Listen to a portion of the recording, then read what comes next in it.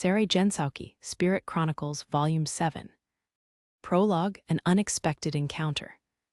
On the western side of the Gallic Kingdom, on a road running through the forest to the west of Amend. After the battle with the army of monsters that had attacked Liselotte's party had ended, Princess Flora was left staring at Rio's face in a daze. Oh dear, a troubled expression fell over Rio's face as he received Flora's gaze. And there was good reason for it. Rio had disappeared before, after he was falsely accused of a crime by the nobility of the Beltram kingdom. It wasn't as though Flora herself had framed Rio for the crime, but he had hoped to never see the royalty and nobility of that kingdom again, including Flora herself. It's been years since I last saw Princess Flora. I've gone through my growth period since then.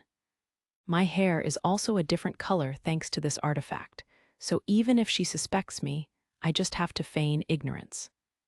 Rio did not lose his cool. He decided to maintain the air of confusion he was putting on in reaction to the staring from a member of royalty, tilting his head in question. "Is something the matter, Princess Flora?" Liselotte asked Flora curiously.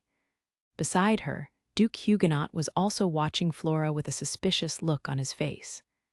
When Flora realized everyone's attention had been focused on her, she shook her head in a fluster. No, it's nothing." Despite this, she continued to look inquiringly in Rio's direction. At this point, even Liselotte and Duke Huguenot started to suspect that her odd behavior must have had something to do with Rio. The two of them looked at him.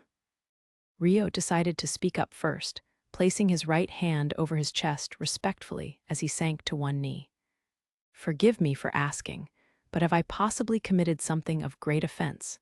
If so, please allow me to offer my most humble apologies." "And no, you haven't, that's not it. It's not like that, no. It's nothing of the sort, just," Flora denied in shock, struggling to find her words as she trailed off. Everyone present waited for her to continue her statement. After a pause, Flora opened her mouth fearfully. I was just wondering if we've met somewhere before." "Me, Your Highness? I cannot say I recall such a moment. Perhaps you have mistaken me for someone else." Rio made a show of surprise and played dumb, sounding as genuine as possible. "Oh, I see." Flora frowned in frustration. "Are you nobility from a kingdom somewhere?" Duke Huguenot suddenly asked, his words directed at Rio. He was curious about Rio's background, having been informed of nothing but his name. Based on Flora's statement, he assumed that Rio was nobility from somewhere, and so he tried to discern more with his question. If that were the case, then it wouldn't be strange for Rio and Flora to have met before. "No, I am merely a traveler, wandering through the lands on a pilgrimage to train my sword hand. I am not someone born high enough to ever dream of being in the presence of royalty." Rio shook his head with a bittersweet smile. "Oh, a swordsman of this skill, living secluded without any affiliation to a kingdom." Duke Huguenot hummed with deep interest. Excuse me. As Liselotte introduced earlier, I am Gustave Huguenot, just another old and useless noble. Even my estranged self has heard word of the great Duke Huguenot family before. It is an honor to be in your presence." I am most humbled to hear that." "And I am too, for your most favorable evaluation of my unworthy skills." Rio and Duke Huguenot exchanged words in a friendly show of humility. "So this is that Stuart Huguenot's father. He sure seems like a typical shrewd noble," Rio analyzed. The Huguenot family was the one he had the deepest connection to out of all the high nobility in Beltram. Several years ago, there was an incident where Flora nearly fell off a cliff during an outdoor drill. Though he hadn't confirmed this for certain, Rio was fairly sure that Duke Huguenot was the one to place the false accusation on his head. Not to mention the fact he was also the main culprit behind Latifa's enslavement. However, for some strange reason, Rio didn't feel any hatred toward his near-fated enemy, who now stood right before him. Of course, that didn't mean he wanted to get involved with him more than necessary. Rio was simply willing to use him if needed, then discard him without a care after. Rio had a different goal elsewhere, after all. But Princess Flora and Duke Huguenot don't matter right now. Liselotte Crescia is what's important. That's right, Rio's true target was Liselotte. There were two reasons for it. First, she was the daughter of Duke Crescia, the widely known Lord of Galark. Second, as president, she was the key figure of the Ricca Guild, famous across all the nearby lands. It was definitely a wise choice to form a favorable relationship with Liselotte, just in case either of Miharu's friends, Sendu Takahisa or Sumeragi Satsuki, had been summoned in the royal castle of Galark as heroes. If things went well, she could be the bridge that connected him to them. In that regard, while saving Celia's old friend Arya during their earlier battle was more of an indirect goal, it had also been a once-in-a-lifetime chance to befriend Liselotte. Although the undesired encounter with certain figures had been a little unexpected. In the end, making contact with noble society would have opened the door to possible encounters with people from Beltram later anyway. It had just happened now instead. With the friendly smile still on his face, Rio repeated those words to himself. He had to reset his feelings and believe that this was his first time meeting Flora and Duke Huguenot. I should have introduced myself earlier. My name is Flora Beltram. Thank you very much for saving us from that dangerous situation earlier. Flora eyed Rio's expression carefully as she thanked him with nervous diffidence. Rio shook his head gently. It was nothing. I'm glad to have been of help. At that point, Hiroki made his belated grand appearance with Rona in tow. Ah, hey, who is this guy exactly? Someone you all know. When Rio spotted Hiroki, his eyes widened faintly. He heard Flora quietly mumble the word hero and immediately knew who this boy was. He's younger than I expected. I believe they said his name was Hiroki Sakata, Rio thought, recalling the name he had found out when he snuck into the estate in Redania. This is Sir Haruto. He is not acquainted with any of us, but he saved us, and now we are in the middle of thanking him. Liselotte said, taking the initiative to introduce Rio to Hiroki. My honor to make your acquaintance. Rio introduced himself, placing his right hand over his chest respectfully with a light bow. In the Strahl region, this was a formal pose that showed more respect than a bow to the other person. It wasn't a gesture that an uneducated person would use naturally. When Liselotte and Duke Huguenot observed this conduct, coupled with Rio's courteous manner of speech, they felt even more certain that Rio was no ordinary commoner. Meanwhile, Hiroki was looking Rio up and down as though to evaluate his worth. I see. Oh, I should introduce myself. I'm Hiroki Sakata, the hero, technically. It's nice to meet you, he said with a small shrug. I had heard rumors that a hero had been summoned, but I never imagined it to be true, Rio said, feigning surprise. Well, it's a little hard to believe, yeah, but I'm the real deal. No, I would never dare deny that. It is quite an honor to be meeting you in person. Really now? Well, there's no need to prostrate yourself in return. You seem to be quite the swordsman yourself. I saw some of your fight just now, Hiroki said cheerfully, apparently satisfied with the self-deprecating attitude Rio was taking on. You are much too kind. However, if the great hero was present, then my assistance may have been unnecessary. I apologize for stepping out of line. Rio bowed his head solemnly. Well, yeah. Honestly, my hero ability is far too powerful for this kind of scuffle. Of course, it's not that I can't cross swords face to face with anyone, Hiroki said vaguely, a somewhat awkward look on his face. Even he was feeling some sense of inferiority at his complete lack of participation in the earlier battle, but it didn't seem like he was willing to admit that honestly. Forgive my forwardness, but Sir Hiroki's power is far too great. On such a small battlefield like earlier, it would have been difficult for him to moderate that power. Rona said, immediately supporting Hiroki's words. Hiroki nodded along. Yeah, that's right. That's exactly right. One strike with all my might is pretty much the equivalent of a map wipeout. Oh, I should introduce you too. This is Rona, the daughter of Duke Fontaine. I'm Rona Fontaine. It's a pleasure to meet you. Rona held the hem of her skirt daintily as she gave a graceful bow. The girl who had been Rio's former classmate didn't show any particular signs of suspicion towards him. It is nice to meet you, Lady Rona. I am Haruto. Deeming his disguise to be effective, Rio placed his right hand over his chest and greeted Rona respectfully, then bowed to Liselotte's party around him with a faint, uncomfortable smile. With everyone being of such high status, I'm starting to feel a little nervous in all your great presences. Oh my, in the earlier battle, you stood against that minotaur with no fear at all, did you not? How could someone so bold before a monster so huge ever be nervous? Liselotte giggled in amusement. Yes, that is true. The way you handled the earlier fight was splendid, Rona agreed with a giggle. Yes, it was like the fight of a hero from legend, Flora said, nodding along. Ha ha ha, even I must admit the fight, just now, had my heart leaping in this old, weary chest of mine. Even Duke Huguenot echoed the opinions of the girls. Hiroki cleared his throat quietly. Ah, ahem, let's not keep standing around idly any longer. Our horse and carriage was blown away somewhere. Should we move to the unharmed carriage instead?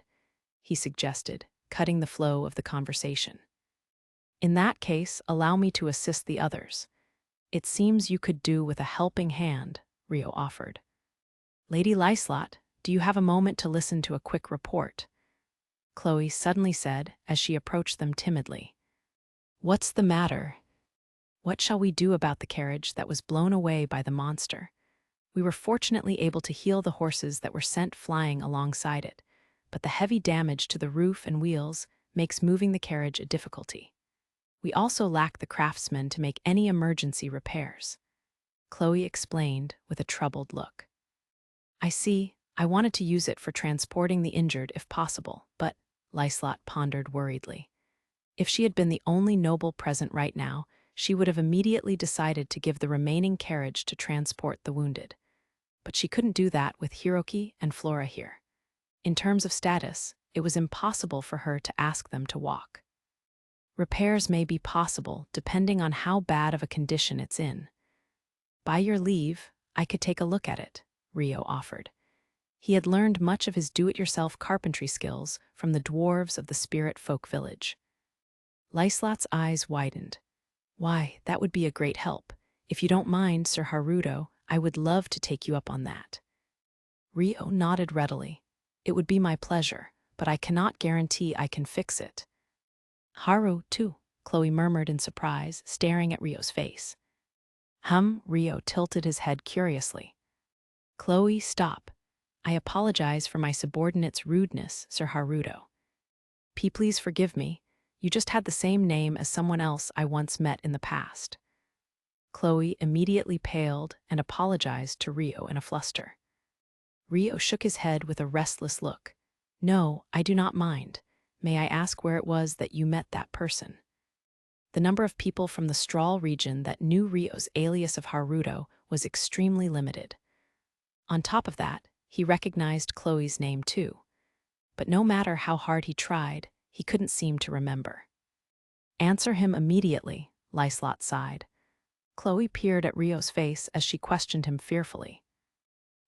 Several years ago at an inn in Amend. Did you, have you ever stayed anywhere near there before? That inn was my family home, and I used to work there.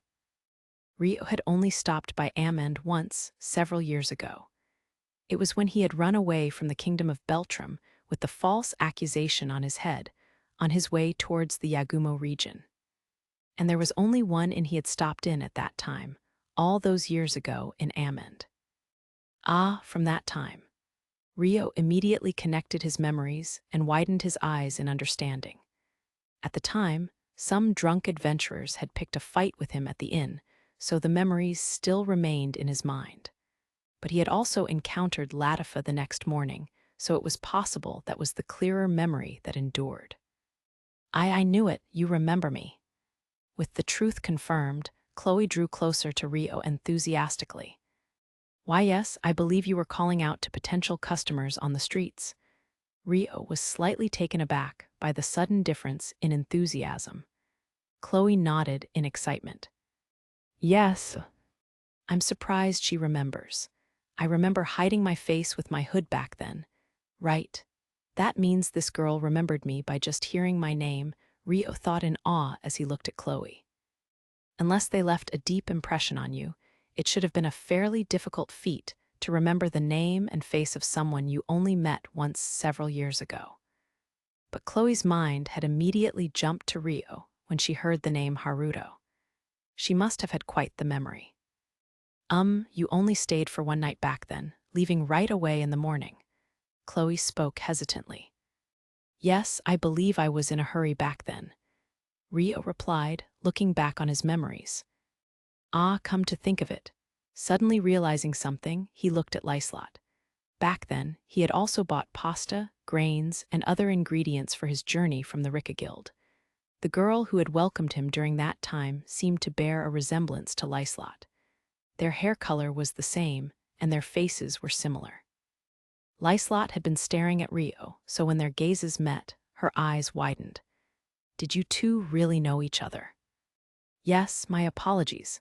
I became too engrossed in the conversation. Rio apologized immediately to Liselotte and the others. Though the conversation had led him that way, it was definitely not a preferable choice to leave royalty and nobility out. No, please don't mind us. Indeed, we have witnessed a very interesting scene thanks to you.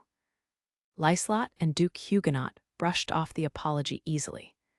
Having gained an information source in the form of Chloe, they were much more willing to set aside their investigation of Rio's background for now. You are all too kind, Rio said, bowing lightly. Am I really mistaken then? Flora muttered to herself as she examined Rio's face. Hiroki noticed Flora's muttering and looked towards her. Did you say something, Flora? And no, it's nothing. She shook her head in a fluster. Then I shall go and confirm the state of the broken carriage now. Rio decided to head towards the carriage before the conversation could drag out any further. I shall accompany you. Hiro, you should relax in the carriage with the others, Liselotte immediately offered. Well, I guess there's nothing I could do anyway. Let's go, Flora, Rona, Hiroki responded right away, walking off without waiting for their reply. Yes, Sir Hiroki. Rona immediately followed Hiroki's retreating figure. Please let me hear more about you later. Flora looked like she wanted to continue talking to Rio, but with a glance at Hiroki walking away, she had no choice but to follow. With a quick bow, she turned on her heel and hurried off. Then I shall check on the status of the knights. I shall leave that side to you. Duke Huguenot left with those words, heading for the Knights of Beltram Kingdom. Then, if you would please, Sir Haruto, Arya, Chloe, we're going. Liselotte bowed at Rio before calling to Arya and Chloe beside her. The two of them responded with a respectful, yes, my lady. Thus, Rio made his way to the broken carriage, accompanied by Liselotte and her attendants. Chapter 1, The Road to Amend. After that, the group made their way to the broken horse carriage. The carriage had been blown into the forests on the side of the road, completely overturned upon itself. Furthermore, the iron plating on the roof had been completely dented by the stone great sword, while several detached parts, including the wheels, lay around the surrounding area. It made the entire scene look like a wreckage. There were 2 horses that had been sent flying along with the carriage, but the attendants had already used healing magic to treat them and had led them back to the main road. Liselotte gazed upon the ruins with an uncomfortable expression. How does it look? She asked Rio. To her amateur eye, it looked damaged beyond repair. I may be able to do something about this, Rio replied as he looked around at the scattered parts of the carriage. Right, of course. Wait, what? Liselotte was already nodding reflexively when she processed Rio's answer in complete shock. Rio chuckled at Liselotte's surprise. While I can't do anything about how terrible the carriage itself looks, fortunately the wheels and axles haven't been damaged irreparably. If I make some temporary repairs, It should be able to hold on until you reach Amend. Arya was pleased to see the rare sight of her master's surprise and was smiling along softly. Chloe was also watching Liselotte's expression as though she was witnessing a rare sight. Liselotte noticed their gazes and cleared her throat in embarrassment. That is most fortunate indeed. Then I shall begin the repairs immediately. However, repairs of the metal roofing will be impossible to perform here, so may I ask for your permission to cut it off? Cut it off? Rio's question made Liselotte tilt her head curiously. The dent is blocking entry into the carriage, and the weight of the steel may cause burden for the carriage itself.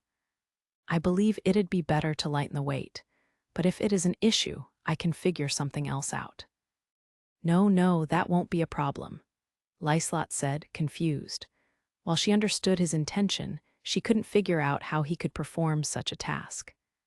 Then please stand back, Rio said, immediately beginning his work. Drawing the sword at his waist out of its sheath, he approached the overturned carriage. A flash. The steel roofing was cleanly sheared off from the body of the carriage, as though it had been sliced like paper. Liselotte and her attendants widened their eyes at the sight. However, the steel plate was too large to cut down all at once, so Rio repeatedly changed locations and swung his sword with skill. Once the steel had been completely detached from the carriage, Liselotte somehow managed to voice her thoughts. Your skill is truly impressive. It's all thanks to this sword, Rio answered, holding the dwarf-made sword out to show them. You were controlling the wind with that sword in the battle earlier. That's an enchanted sword, right?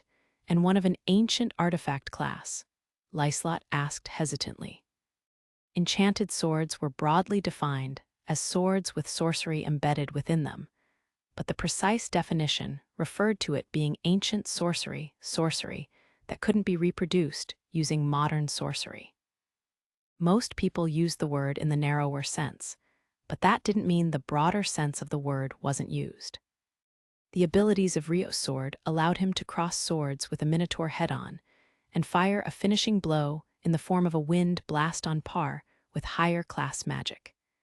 It clearly deviated from what could be made with modern sorcery in the Strahl region. Thus, Liselotte suspected Rio's sword was an enchanted sword in the narrower meaning of the term.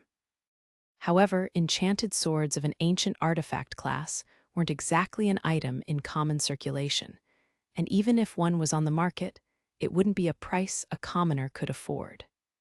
Even Liselotte only had a few to her name, one of which she had equipped on her confidant, Arya. A close friend bestowed it upon me. I have been using it carefully, Rio revealed partially, nodding without hesitation. He wanted Liselotte to misunderstand the strength he had shown in the earlier fight and attribute it all to the sword. While Rio's sword did have sorcery within it, its true effect was to take the user's spirit arts and wrap it around the sword. Incidentally, that effect also increased the power of the spirit arts. Rio had no intention of spreading the knowledge of spirit arts throughout Strahl, so it was more convenient for him to let others believe that he had been fighting with the abilities of the enchanted sword instead. Oh my, is that so? Liselotte's eyes widened. At the very least, that means he's someone who can be entrusted with that sword. What a mysterious person. But he's personable, skilled, and he did save us. It would be rude to pry too deeply into him. I hope we can establish some kind of friendly relationship, though, she thought. All that's left is to reattach the wheels and turn the carriage back up, then perform a final check for any other problems. It is not something you need trouble yourself with, Lady Liselotte, if you wish to return to directing others. They seem to be awaiting your orders over there. Rio looked at the road behind them as he spoke to Liselotte. At the end of his gaze were several curious attendants watching them. When Liselotte noticed the attendants gazing at them from afar, she sighed quietly. Then I shall take my leave. I will leave my attendant Arya here, so please inform her if you need any assistance. Let's go, Chloe. Why, yes, ma'am, Chloe responded in a fluster, following after Liselotte. Just before they left, she shot an interested look at Rio. I'm leaving the rest to you, Arya. If you need any more hands, don't hesitate to ask. Liselotte winked a discreet wink at Arya with those words before she left. It was most likely in order to analyze Rio while the two of them were alone. Arya understood her master's intent with just a look. She nodded respectfully. "Leave it to me." "What are you girls loafing around for?" Once Liselotte and Chloe returned to the main road, Liselotte sighed tiredly as she addressed the attendants gathered there. Cosette took a step forward on behalf of the rest. "We were waiting for your next orders, Lady Liselotte. The knights said they'll be watching our surroundings and gathering the enchanted gems, and we finished healing the wounded people and horses. We've also finished collecting the scattered belongings," she replied with a grin. "I see," Liselotte replied, a sigh mixed into her voice. They had completed all the duties they were to do. She couldn't really find fault with them. Then, a different attendant, Natalie, stepped forth. "Also, regarding the disposal of the great sword stuck in the road, the knights said they would handle that after the collection of enchanted gems, as it seems we lack the hands to move it ourselves." Natalie glanced at the corner of the road as she gave her additional report. There, the Minotaur's stone great sword was stabbed into the ground. It was roughly 3 meters in diameter. "Right, we have to deal with that too." Liselotte recalled the earlier fight as she looked up the stone sword in a daze. In contrast, the attendant girls' gazes were all drawn to the side forest where Rio was repairing the carriage. That really was an impressive fight earlier. Did you manage to find out anything about him?" Natalie asked hesitantly, looking at Rio. Even someone as serious as her couldn't help but feel curious about him. "That's right. Who exactly is that ridiculously strong and handsome young man?" Cosette asked, brimming with curiosity. The other attendant girls also listened intently.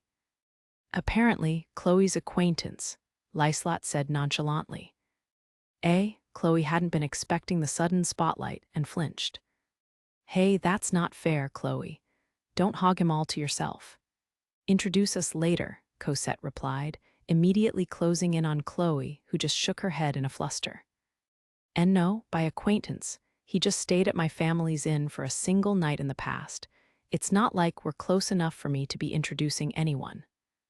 Chloe shook her head in a fluster. "Aw, really? I think that's more than enough of an excuse to get close to him, though. Do you have any stories from back then?" "I want to hear more," Cosette pressed, hounding Chloe for more details. "That's enough, Cosette. You're bothering Chloe," Natalie chided her with an exasperated look. "Honestly, this is why you don't have a single lover, you know," Cosette sighed. "Wah, I don't want to hear that from you. It's not a matter of the more the merrier, you know," Natalie complained with a red face. "Okay, enough of that. No one wants to hear you two bicker all day again." Liselotte put a stop to the two of them tiredly. "Ahaha," the other attendant girls laughed in amusement. Cosette and Natalie exchanged a look before pouting in slight embarrassment. Meanwhile, Chloe's attention was pulled toward Rio as he repaired the carriage in the woods. Her face seemed a little saddened, which made Liselotte notice her gloomy mood. "What's wrong, Chloe?" she asked immediately. "Ah, no, it's nothing, my lady." Chloe shook her head awkwardly. "I know you used to like him. Am I right?" Cosette questioned with a teasing grin. "Why, you're wrong, that's not what it is. And anyway, he doesn't seem to remember me." Chloe objected in a fluster, shoulders slumping dejectedly. Her words seemed to trigger even greater curiosity within Cosette. It looks like you'll have to tell us more about what happened. Before that, you girls will distribute drinking water to the knights retrieving the enchanted gems. Then, do one more check for any more fragmented rubble scattered around the area," Liselotte said, putting a stop to the chatter. "Okay, Grace's group will prepare the water for the knights. That means I'm free to assist Sir Haruto if needed." Cosette replied energetically, looking in Rio's direction as she offered her help. Liselotte shook her head with a smile. "Absolutely not. You'll only be in the way if you go. Now, get to work." Meanwhile, Rio was repairing the carriage with very skilled hands. Since he didn't need any help at the moment, Arya simply watched him work from the side. "You really are most proficient at this," she said, the tone of her voice revealing her complete awe. "I learned simple carpentry skills during my travels around various places," Rio replied as he reattached a wheel to the body of the carriage. "That's wonderful. You also showed incredible sword skills in the fight earlier. I'm just blessed with a brilliant weapon." "You jest. While it is true your enchanted sword is impressive in itself, what I witnessed of the sword user were skills above that. That amount of ability is not something that can be achieved so easily. You must have done some substantial training, no?" Arya asked. "Thank you very much. I have made sure to keep up my training without fail ever since I was young. I saw that you have excellent skills yourself, Arya." "Thank you for the kind words. I was scouted by my lady for my sword skills." "Oh, do excuse me. I must be distracting you from your work with this conversation," Arya apologized with a strained smile. Rio shook his head softly. "No, it makes for a nice change of pace. I do not mind continuing if you are so inclined." Just like how Arya and Liselotte were interested in Rio, Rio was also curious about Liselotte and Celia's old friend Arya. He wanted to talk to her while they were alone. "Of course, it would be my pleasure," Arya agreed readily. "Then, may I ask you something regarding what you said before?" Arya nodded, "Sure. Have you been working for Lady Liselotte for a while?" "You could say that. I believe it's been about 5 years since I officially started working for her," Arya replied as she reflected on the past. 5 years ago. That was before Amond went through its huge growth advancement, right? "Yes, it was shortly before my master took on her position as Amand's governor, right as the Rika Guild was being established. Although we actually became acquainted before that." Rio paused in his work for a moment and smiled pleasantly at her. "Then, it sounds like you really are Lady Liselotte's most trusted confidant." "I would like to think that," Arya said, a somewhat uneasy smile on her face. "Speaking of which, Sir Haruto, you mentioned that you visited Amand several years ago. Perhaps we have passed by each other before," she said with a smile. "That's possible. I only stayed for a single night, but when I visited again recently, I was shocked to see how much the city had developed in only a few years," Rio replied, resuming his work. "It's an honor to hear that. Ever since being appointed as governor, my master has been putting her all into the development of the city. I've traveled through many places, but I do believe Amand is amazing.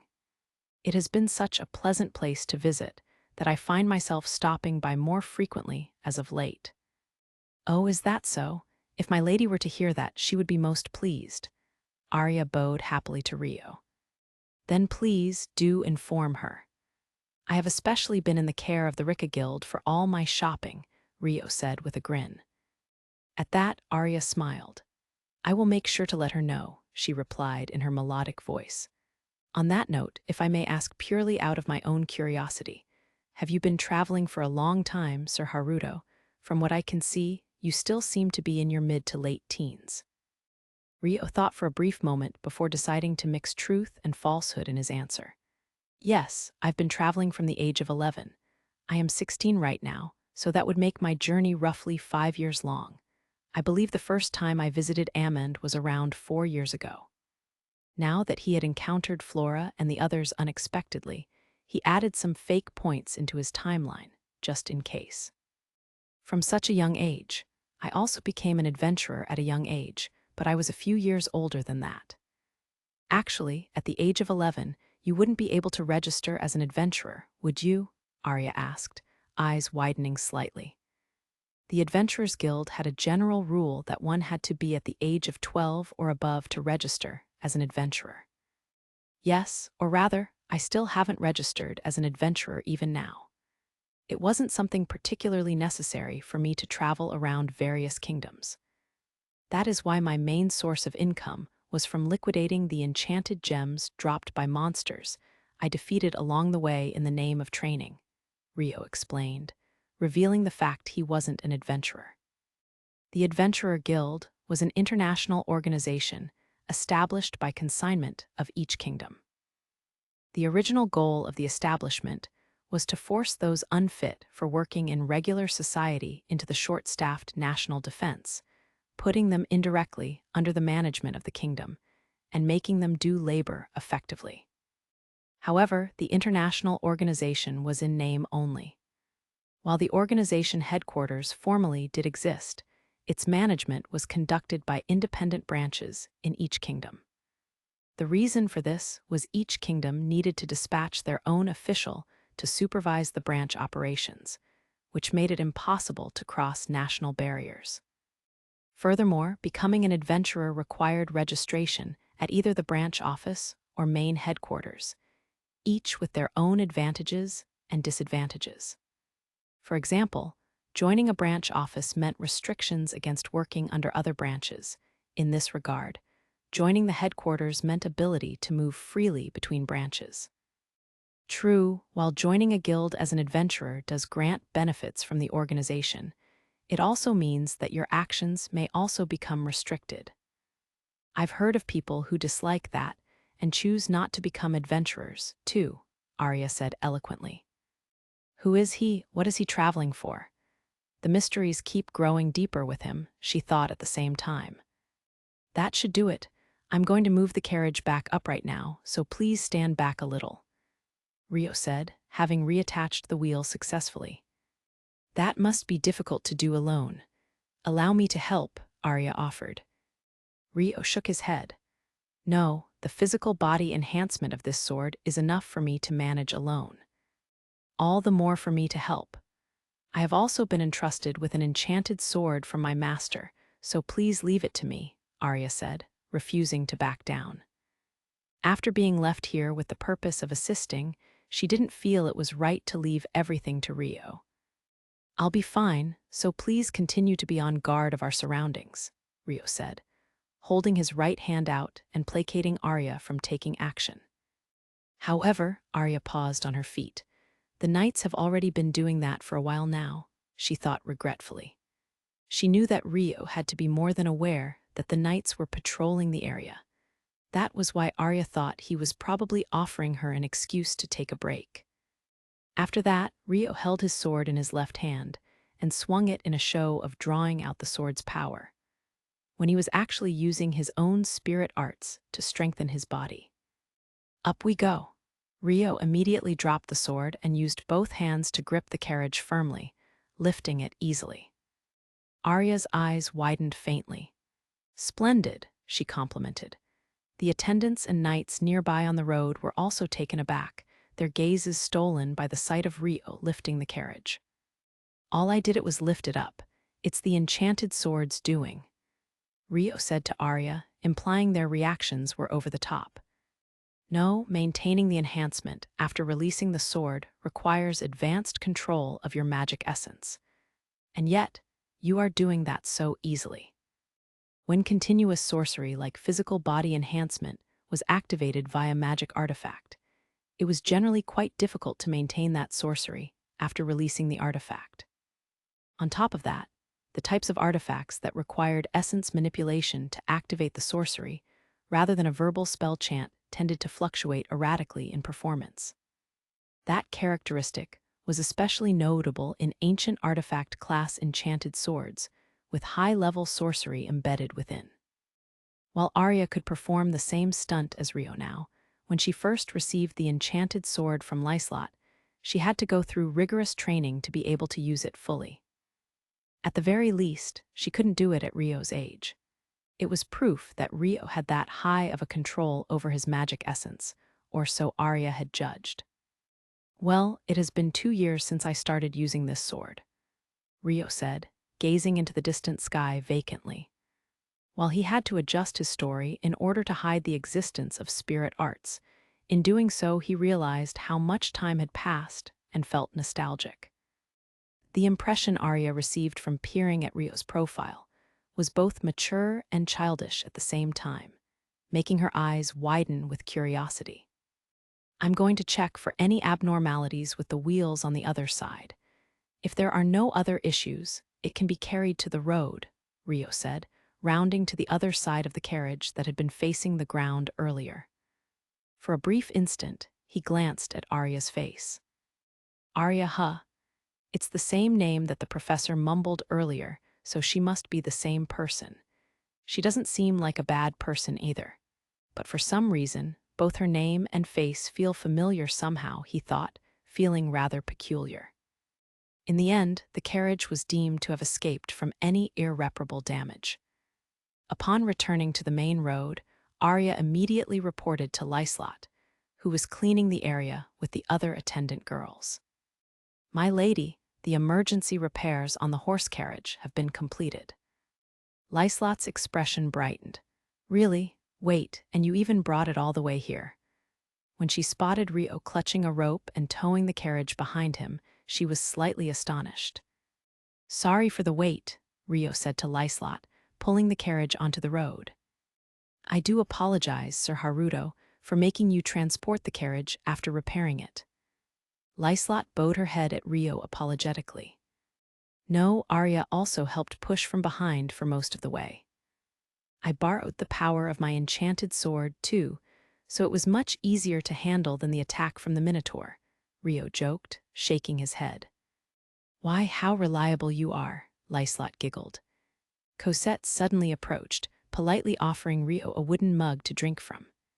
"Sir Haruto, please accept something to drink." It was brimming with a sweet fruit juice inside. "Oh, thank you very much for the offer." Rio bowed, thanking her pleasantly, but finding himself lacking knowledge of her name. "Do forgive me. My name is Cosette. I'm an attendant serving Lady Liselotte." Cosette pinched the hem of her attendant uniform and curtsied in an elegant manner. PFF, Liselotte and Arya, who were familiar with Cosette's true form, were just barely able to hold back their laughter at the sight of her enthusiasm. "Thank you very much, Miss Cosette," Rio said cheerfully, having not noticed the expressions of the other two twitching with laughter. "I would also like to thank you for what you did for us earlier. It may be impudent of me to speak out like this, but I wanted to convey my gratitude." "Please forgive my rudeness," Cosette said, lowering her head deep in a show of respect. Rio tilted his head with a troubled look. "It was nothing, and I am not a noble, so you do not need to act so formally with me." "I cannot accept that. My master owes Sir Haruto her life. Now I shall take my leave from here. Thank you for your time." Cosette shook her head gracefully and bowed her head before turning. With that clear message conveyed, she turned and left with the grace of a swan. Seeing Cosette and Arya, "It seems all your attendants are very well trained, Lady Liselotte," Rio said in awe. "No, well, thank you." Liselotte nodded her head with a frown. Shortly after that, the knights that were on patrol for enchanted gems and possible threats started to return one by one. Once the knights were rehydrated, Duke Huguenot came over as well. They decided they would attempt to move the Minotaur sword that was obstructing passage through the road. "Now, let us move this to the side of the road." "I was the one who threw it at the ground. If you would like, I could retrieve it myself," Rio suggested. Wouldn't that be a little too difficult for you to do alone? I believe catching it in the air and swinging it is a much different burden to lifting it off the ground," Duke Huguenot stated logically. "Allow me to make an attempt first then," Rio said, squeezing the handle of his still-sheathed sword and making a show of swinging it as though to draw out the enchanted power. He walked closer to the great sword, grabbing the stone sword that was several times taller than him. With a small breath, he exerted his strength. The great sword that was pierced into the ground creaked as it started to lift up. After a moment, it was pulled completely free. "Ooh," cheers rose around Rio. "It's dangerous, so please stand back." Unfortunately, the blade was rather long, so Rio warned the knights and attendant girls nearby to be careful.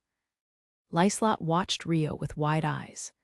"Could you do the same thing?" she asked Arya, who stood beside her. "I won't know until I try it for myself, but I believe it should be possible," Arya replied quietly. "Oi oi, it sure is rowdy out here."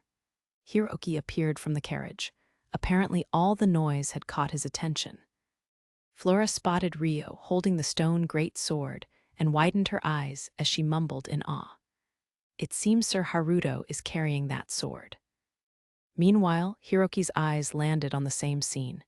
He stared at Rio, gathering the attention with a rather indifferent look in his eyes. Ha, I see.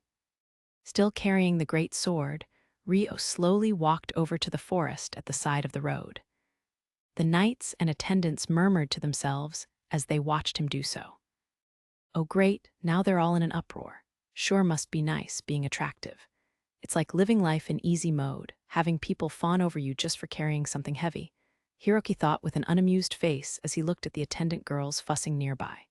Even Liselotte was watching Rio with a look of awe on her face. Hiroki found that fact the most unpleasant of all. In that time, Rio made it to the forest with the stone sword in hand and gently laid it down on its side in the forest. Hiroki sighed exasperatedly. I guess it's time to show them the power of a true hero. He set off, walking towards Rio casually. When Liselotte noticed that Hiroki had alighted from the carriage, she called out to him. Hero. Just watch this, Hiroki said with a smug look, heading towards the side of the road where Rio was. Rio had just stood up after his work was done and was turning on his heel to head back. He noticed Hiroki approaching and tilted his head. Oh, hello, Hiro. Is something the matter? I was just wondering how heavy that stone sword was. Just lend it to me for a sec. Hiroki smirked with a huff, grabbing the sword Rio had laid on the floor with both hands. With an audible grunt, he attempted to lift it up. Then, though he swayed uneasily for a moment, Hiroki managed to hold the stone great sword up perfectly. Ooh, the knights raised their voices in a cheer. Rona immediately got close too. Why, that's splendid, Sir Hiroki. Ah, it's a little hard to carry because of its size, but I guess this should do it. It's no big deal. Hiroki smiled smugly, full of confidence in himself. The way he holds his body is completely amateur, but his enhanced abilities show promise. If he has this much strength, then he's probably stronger than the average knight, so it makes sense that he would be confident in his strength. But, is this spirit arts? Rio analyzed to himself, eyes widening. That is very impressive, hero. He praised Hiroki as he pondered. Ha ha ha, well, you're not so bad yourself. Let's go back. Hiroki lowered the stone great sword back to where it was and patted Rio on the shoulder before heading back to the carriage at a brisk walk. Rona accompanied him. Her chest was puffed up proudly at all the attention gathered on Hiroki. Rio's lips upturned in a smile as he followed the two of them from behind. Hiroki made a beeline for Liselotte and called out to her, obviously in a good mood. Come on, Liselotte, let's go. Get in the carriage. You too, Flora. He included Flora as an immediate afterthought. Ah, yes, Flora replied first. Liselotte nodded respectfully, glancing at Rio. Understood. Then may Sir Haruto accompany us. We'll be heading towards Amend next. I also have business in Amend, so I have no reason to object. But are you sure you want to let me in the carriage with you? Rio asked, watching their party's expression observantly. His social standing wasn't appropriate to be riding with a hero, princess, duke, and two noble ladies. Normally, he wouldn't even be permitted to ride with regular nobles. There's no need to feel any kind of reservation. You did save all of our lives earlier, after all, Duke Huguenot said, smiling merrily. That's right, Sir Haruto. We also wanted to give our formal thanks, so please, you are more than welcome to join us, Liselotte said, bowing her head deeply. Rio tried to stop Liselotte in a fluster. No, no, please raise your head, Lady Liselotte. Yeah, he's right. Someone as great as you shouldn't be bowing your head so easily, Hiroki agreed. Do excuse me for my behavior, then, Liselotte said with a frown, looking at Rio. Now let's get going already. Come on, Hiroki said, heading towards the carriage first. Thus, Rio followed Liselotte and the others to Amend. Liselotte led Rio to the carriage. He hesitantly stepped inside. Excuse me. The interior of the carriage was spacious and could fit 8 people when seated together. There, Hiroki, Flora, Rona, and Duke Huguenot took their seats first. Hiroki looked at Rio entering late. "Well, have a seat," he said with a pompous air. "Sir Haruto, please sit on this side." Liselotte motioned to the highest remaining seat. "Thank you for the hospitality." Rio bowed politely before sitting down. Liselotte chose one seat down from Rio's before sitting down too. It was the furthest from Hiroki, who was seated in the highest position. Hiroki looked a little displeased at being further away from Liselotte, but he crossed his legs calmly. "So who are you, really? A noble from somewhere?" he asked Rio. At that, Flora flinched. "Sir Hiroki, asking such questions like that out of the blue. It's rude to Sir Haruto," she said to Hiroki nervously, looking at Rio. "Oi oi, are you telling me we didn't let him onto the carriage just to ask that? We should just cut to the chase for this kind of thing." Hiroki gave an exaggerated shrug of his shoulders. However, Flora watched Rio's expression worriedly as she stumbled over her words. There was a proper manner and procedure for which such things should be done, so when those of higher status ignored the rules, it made it harder for others to speak up. That was how a society built on status operated, after all. With a faint smile, Rio shook his head to show he wasn't bothered. "Please, there is no need to concern yourselves over me.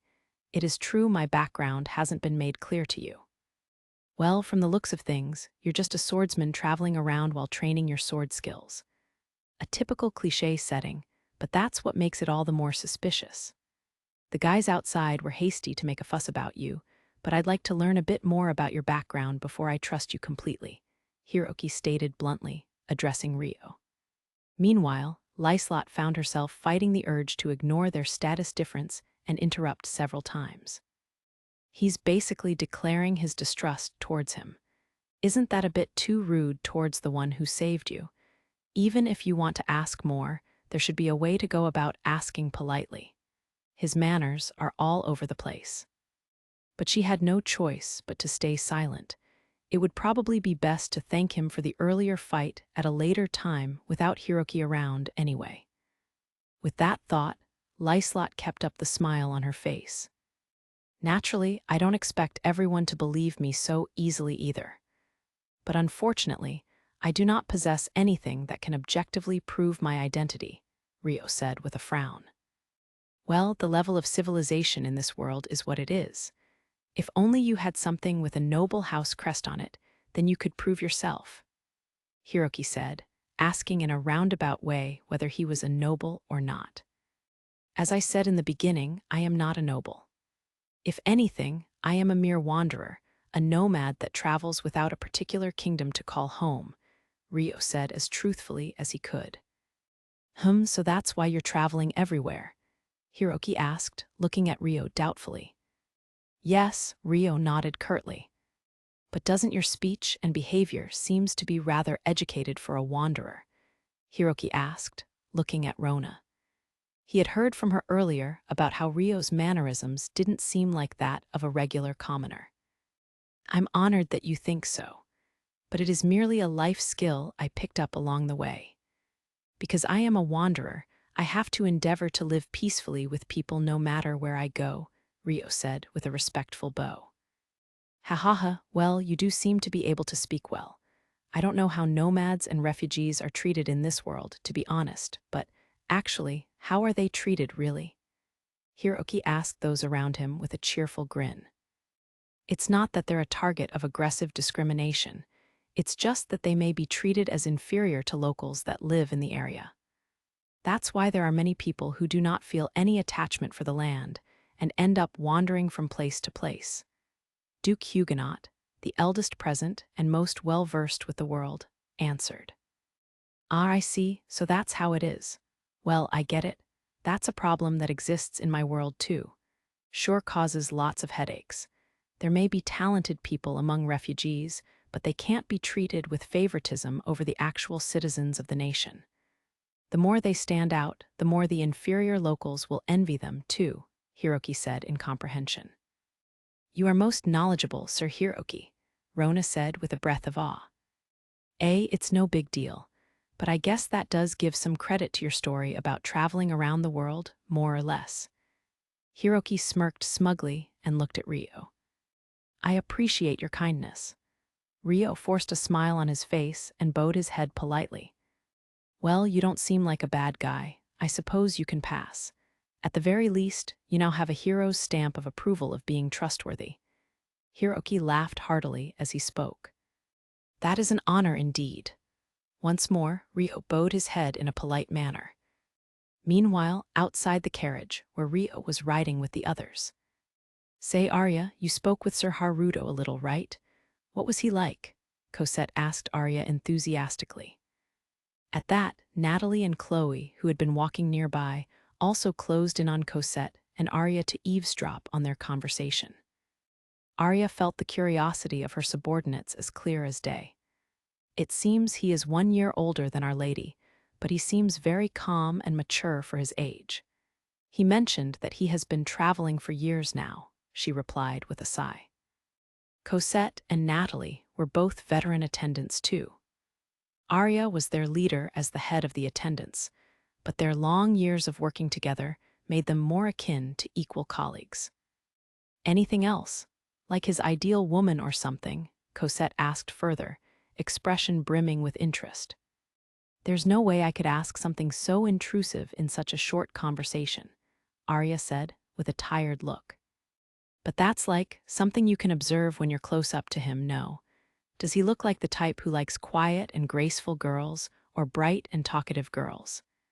Cosette continued with a teasing wink. Unfortunately, I do not possess such observational skills. Arya shook her head curtly. Oh my, I'm not sure I believe that, Cosette objected. For example, doesn't the hero seem like he would prefer girls that are meek and obedient? Of course, they have to be extremely attractive first, but still. Hey, that's disrespectful.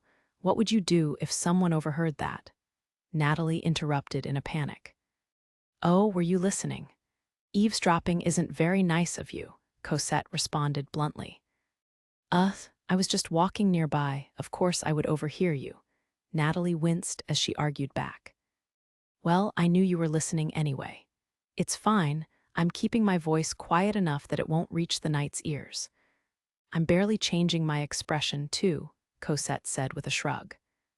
True, that wasn't a rather scathing criticism coming from you.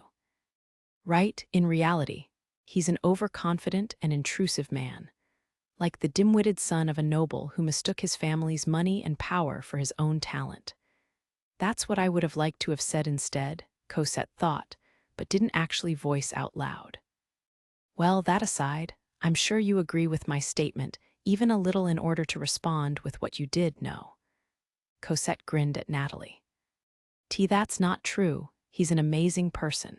He picked up the Minotaur's sword earlier, after all. Natalie answered with a squeak in her voice. That may be true, but was there a need for him to pick it up at that point? Cosette cocked her head doubtfully. The attendant girls had nothing to say in response. Back in the carriage with Rio and the others, nearly an hour had passed since their departure when someone knocked on the window of the carriage. Lady Liselotte, do you have a moment? Arya's voice could be heard calling for Liselotte from outside. Liselotte opened the carriage window. What's the matter? She asked. Amand has come into view. We will be arriving soon, Arya reported, giving Liselotte only the necessary amount of information. We're already here. Liselotte's expression froze over. Is something the matter, my lady?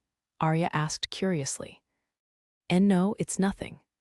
I was so immersed in conversation, I hadn't realized how much time had passed, Liselotte answered brightly, having regained her smile. In the end, I wasn't able to speak to Sir Haruto at all because of the hero, she thought to herself. Hiroki had dominated the entire conversation while they were moving. No matter what she spoke about, Hiroki would immediately latch onto the topic and bring it in his own direction. Thanks for the report, Liselotte said to Arya, quietly closing the window. Are we at Amand already? Hiroki paused the conversation to ask Liselotte. Yes, it should be any moment now, so please get ready. Liselotte repeated what she was told with a smile. Ha ha ha, you say that, but we don't have any belongings. Hiroki laughed cheerily. Liselotte returned his laugh with a forced one of her own before she made her move in the lull of conversation. Incidentally, Sir Haruto, do you have any plans after this? If it is to your convenience, I would love to invite you to my estate. She turned to Rio and asked.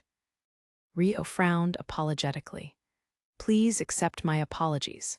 I know it is rude to refuse the invitation of a noble, but unfortunately, I have a rather urgent appointment to get to in Amend, he said humbly. Liselotte also frowned apologetically. And no, it's my fault for inviting you out of the blue. Then, would you be free to visit my estate on another day? She offered instead.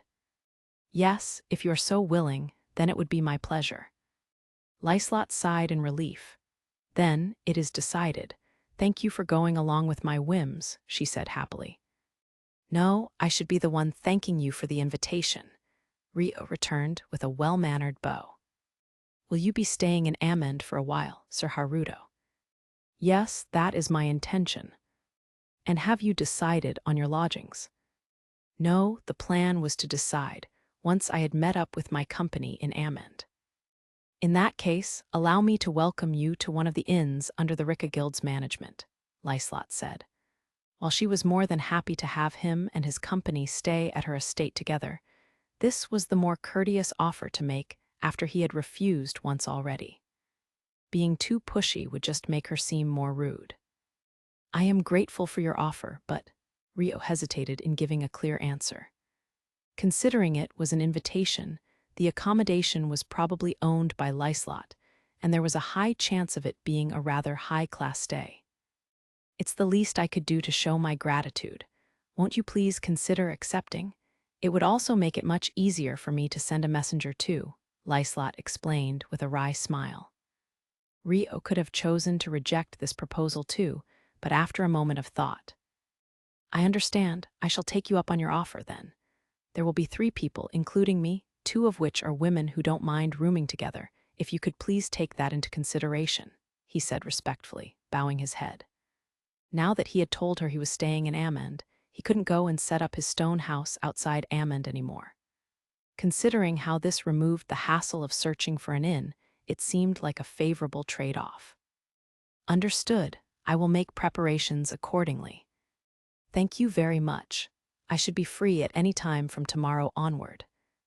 I look forward to it, Liselotte said, lowering her head respectfully. I see you've been playing around too, what with 2 ladies accompanying you. Nice. Hiroki grinned at Rio. After that, Hiroki dominated the conversation once more, monopolizing the topics to his whim. Interlude, let's make uniforms. Meanwhile, far, far away in the village of the spirit folk. It was the middle of the day. Latifa and Sendo Aki were accompanied by their silver werewolf friend, Vera, as they returned to the house they were living together in. There, they found a group of 4 older girls gathered in the living room, Miharu, Sarah, Orphea, and Alma. We're home, Latifa and Aki called out enthusiastically as they returned. Welcome home, the older girls all replied to them warmly. Huh, what are you wearing, Orphea? Latifa spotted Orphea's figure and beamed from ear to ear. Fufu, the clothes from where Miharu lived before she came here, Orphea replied, turning on the spot to show off her entire body. She had a beige blazer, a red ribbon at her chest, a knitted sweater, a plaid skirt, and black knee-high stockings on. Orphea was wearing Miharu's high school uniform from Japan. Yuwa, Latifa's eyes were sparkling with awe. Vera gazed at Orphea's outfit curiously for a moment before brightening up with a friendly smile. Wow, you wouldn't see those clothes anywhere in the village, but it's really cute. Beside her, Aki was also enchanted by the sight of Orphea in a school uniform. After a pause, she offered her opinion with a beaming smile. Yeah, the uniform really suits you, Orphea. Thank you, Orphea thanked her with a smile. Uniform, Vera tilted her head. The clothes that Orphea's wearing. In the country we were from, older kids would go to school wearing the same clothes. Aki immediately explained to Vera. That's nice. Hey, I want to try it too. Can I please wear it, Miharu? The foxtail Latifa was so proud of swayed from side to side as she pleaded at Miharu. Yes, of course. Miharu giggled and agreed readily. But I think that size may be a little too big for Latifa. Sarah stared at Latifa's body and commented her doubts. Fufu, it was loose-fitting around Sarah's chest too, after all. Alma said with a grin. It was perfect height-wise. Unlike you, Alma. Sarah objected in embarrassment, but Alma brushed it off nonchalantly. I am a dwarf, so I know I will be lacking in size in certain areas. Geez, Sarah pouted cutely. Miharu giggled in amusement at the exchange between the two of them. Ah, then how about I lend you my uniform instead, Latifa? Aki suggested. Huh, you have a uniform too, Aki. Latifa's expression brightened at once. Yup, I put it away in my room so you can change there. Let's go, Aki said. I'll wait here in anticipation. Vera remained in the living room with the older girls. Not long after, Latifa and Aki returned, and Latifa was wearing Aki's school uniform. What do you think? She asked with a smile, showing off her figure to the girls in the room. Aki's uniform had a different design from Miharu's, but it was also very cute. Vera's eyes sparkled, and she was the first to speak up. Wah, it suits you so well, Latifa. Thank you, Latifa said happily. She was still a primary school student when she lived in Japan as Endo Suzune, so she may have admired the school uniforms of middle school and high school students. Yes, you look great in it. Make sure you show Haruto too, Miharu said to Latifa with a smile. Latifa nodded happily. Yup, but I'd want Oni-chan to see all of us in uniforms together, if possible. We should make them just like we did with the swimsuits. These uniforms for everyone, but unlike swimsuits, there isn't much use for them. Sarah's eyes widened in surprise. Yes, this was a different case to the swimsuits. While the uniforms were cute, their appearance was rather different to the general clothes of the spirit folk village, so wearing them as everyday wear would make them stand out. However, Orphea was on board with Latifa's suggestion. I think it's a good idea. I'm sure it'll be fun, she said. Yes, I agree. We'll only be showing Haruto, but I don't think it's a bad idea. Alma didn't seem to be against it either. Don't you want to show Oni-chan what you look like in a uniform too, Sarah? I'm sure he'll be surprised, Latifa asked, her smile clearly seeing through Sarah. When Sarah imagined herself wearing a uniform in front of Rio, her cheeks reddened. For some reason, she felt unreasonably embarrassed about it, possibly because it wasn't her usual wear. Orphea giggled teasingly. Fufu, if Sarah isn't into it, we could make it for ourselves and show Haruto without her. Hold it right there. I never said I would. I'll make it too, Sarah said in a fluster. Latifa and Vera exchanged glances before giggling. Phew fufu. What are you two laughing at? Sarah asked the two of them in a voice squeaking with embarrassment. Nothing, they reacted innocently in sync. Miharu and Iki smiled while watching their exchange. Ahaha. So that's how it is, Miharu. Would you be willing to teach us how to sew once more? Orphea asked. Of course, I'd be happy to, Miharu agreed easily. Latifa imagined all of them wearing uniforms, and her face broke out into a happy smile. I wonder if Oni-chan will be happy to see us. Yes, I'm sure he will. Rio really loves you after all, Vera declared firmly. Yup, I know, Latifa smiled with the most carefree smile. It was a face that knew fully that she was beloved by Rio. Latifa sure loves Haruto, Iki thought as she looked at Latifa, feeling a little homesick. She was remembering her stepbrother, Sendo Takahisa. While she didn't express her affection as directly as Latifa, Iki was aware she also had an unnatural attachment to her brother. That was why when she saw Latifa wholeheartedly adoring Rio, she often ended up thinking about Takahisa. Perhaps she felt empathy in the way she also adored her own stepbrother. I wonder if Haruto's noticed Latifa's feelings. No, it wasn't only Latifa. Sarah, Orphea, and Alma had the same feelings too. They were strongly aware of Rio's presence as a person of the opposite sex. But Haruto's surprisingly dull about these things. He seems like a very serious person, but does he have anyone he likes? Maybe someone from this group, or perhaps Asia.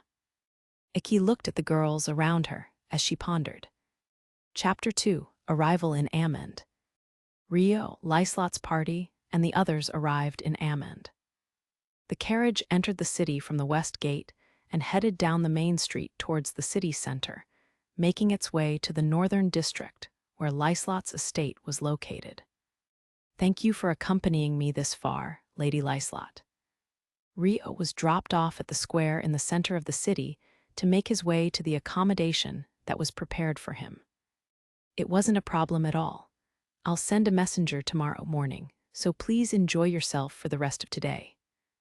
Arya, make sure you take care of Sir Haruto, Liselotte said from where she was seeing Rio off outside the carriage. Understood, Arya replied, nodding her head respectfully. Liselotte boarded the carriage once more and headed for her estate, and Arya began her task of leading Rio. Allow me to show you the way, Sir Haruto. Please follow me. Of course, Rio started walking after Arya. A moment later, they arrived at the inn. It's over here. The inn was located right in the square where the carriage had dropped them off. Being in the square at the center of the city, it was relatively close to Liselotte's estate and was a highly desirable location. Why, this is a most spectacular inn. Rio looked up at the inn he was led to with wide eyes. The three-story building was made of elegant stone and seemed to be newly constructed, as it still appeared as such.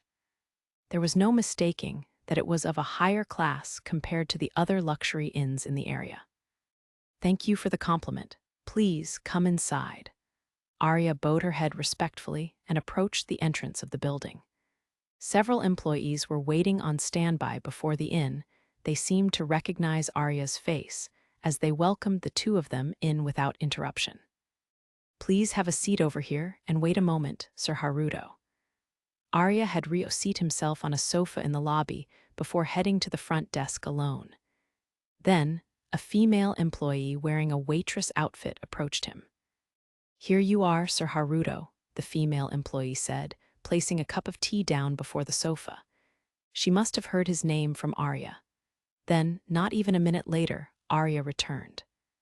Sir Haruto, preparations of your room have been completed.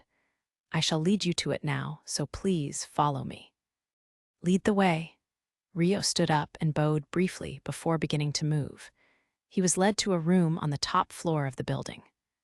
Would this room suit your liking? It has multiple bedrooms, so your company may stay in separate rooms from you if they so wish, Arya explained once they arrived. Rio looked around the spacious room in awe. Naturally, I would never find a fault with a room as wonderful as this. The space allocated to the living room easily surpassed 15 square meters, and there were multiple bedrooms on top of that. It was a pinch smaller than the stone house Rio owned, but it was undoubtedly the suite room. If you are satisfied with this space, then you are free to stay here as long as you wish. It has been reserved for your use without limit, and there will be no need to worry about fees. Arya bowed and spoke reverently. It was all rather lavish. I am much obliged, Rio said apologetically, accepting Liselotte's goodwill. After Arya left the room, Rio sat down on the living room sofa and called out to Asia through their telepathic connection. Asia, can you hear me? For contract spirits like Asia, it was possible to communicate with each other within a half-kilometer radius. Yup, I hear you, Asia responded immediately, making Rio smile. Thank goodness. Where are you right now? Since everything had happened so quickly, they had barely been able to communicate before parting, so Rio had feared he may have caused the two to worry. Having tea with Celia at a nearby cafe. Ahaha, I'm glad to hear that. They seemed to be having a more relaxing time than he expected, filling him with a sense of relief. However, that didn't seem to be the case. Celia's worried, so come here quickly. Got it, there are things I want to tell you too, so I'll be right there. Rio quietly stood up from the sofa. Rio left the key to his room with the front desk and headed outside to meet up with Asia and Celia. Just keep going straight like that. We're in a cafe named Seal. We're on the balcony on the second floor. Following Asia's directions, Rio arrived at the aforementioned cafe. Welcome, a pretty worker girl stood out front, welcoming Rio energetically. My companions have arrived already. May I head inside? Of course, go right ahead, the girl agreed readily, leaving Rio to head up the staircase and towards the balcony. The balcony itself wasn't very wide, having only enough room for one round table. Rio spotted Celia and Asia sitting there right away. He's here, Asia said, immediately noticing Rio's arrival. Haruto, Celia jumped up, running towards Rio worriedly. Sorry for the wait, Cecilia. Rio smiled awkwardly, addressing Celia by her alias. Was everything okay? Are you hurt anywhere? Celia asked worriedly, feeling all over Rio's body with searching hands. The two of them were standing at the entrance to the balcony, in plain view of the customers inside. What's this? The girl who was on the balcony is clinging to a man. Isn't he handsome? The two that were sitting on the balcony seats were really cute, too. And so on.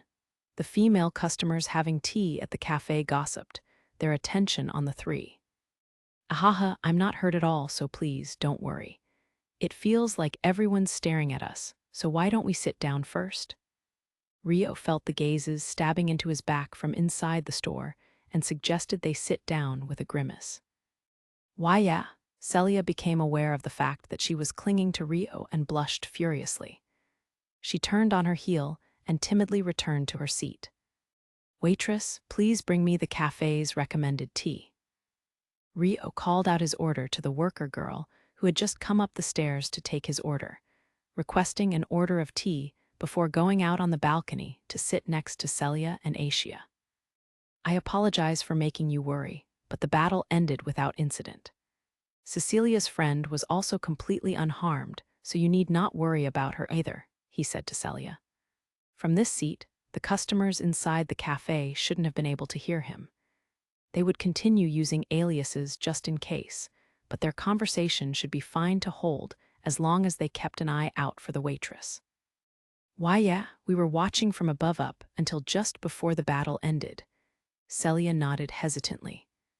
Then you should know that I am not injured, no. Rio chuckled in amusement. Watching you was nerve-wracking. You may have been overwhelmingly strong, but the monsters you were facing were huge too, Celia said, pouting her lips. Rio may have been overwhelming, but the sight of him crossing swords from head-on with such gigantic monsters was heart-stopping. It was enough to make her worry that Rio was being hurt somewhere she couldn't see with her naked eye. Ahaha, maybe if I was still a kid, but I'm strong enough to go against those monsters head-to-head now. Rio laughed blankly, shaking his head as though it was nothing at all. Head-to-head, those were minotaurs, the absolute strongest of the monsters that haven't been seen since the Divine War, Celia said in half-exasperation, face twitching.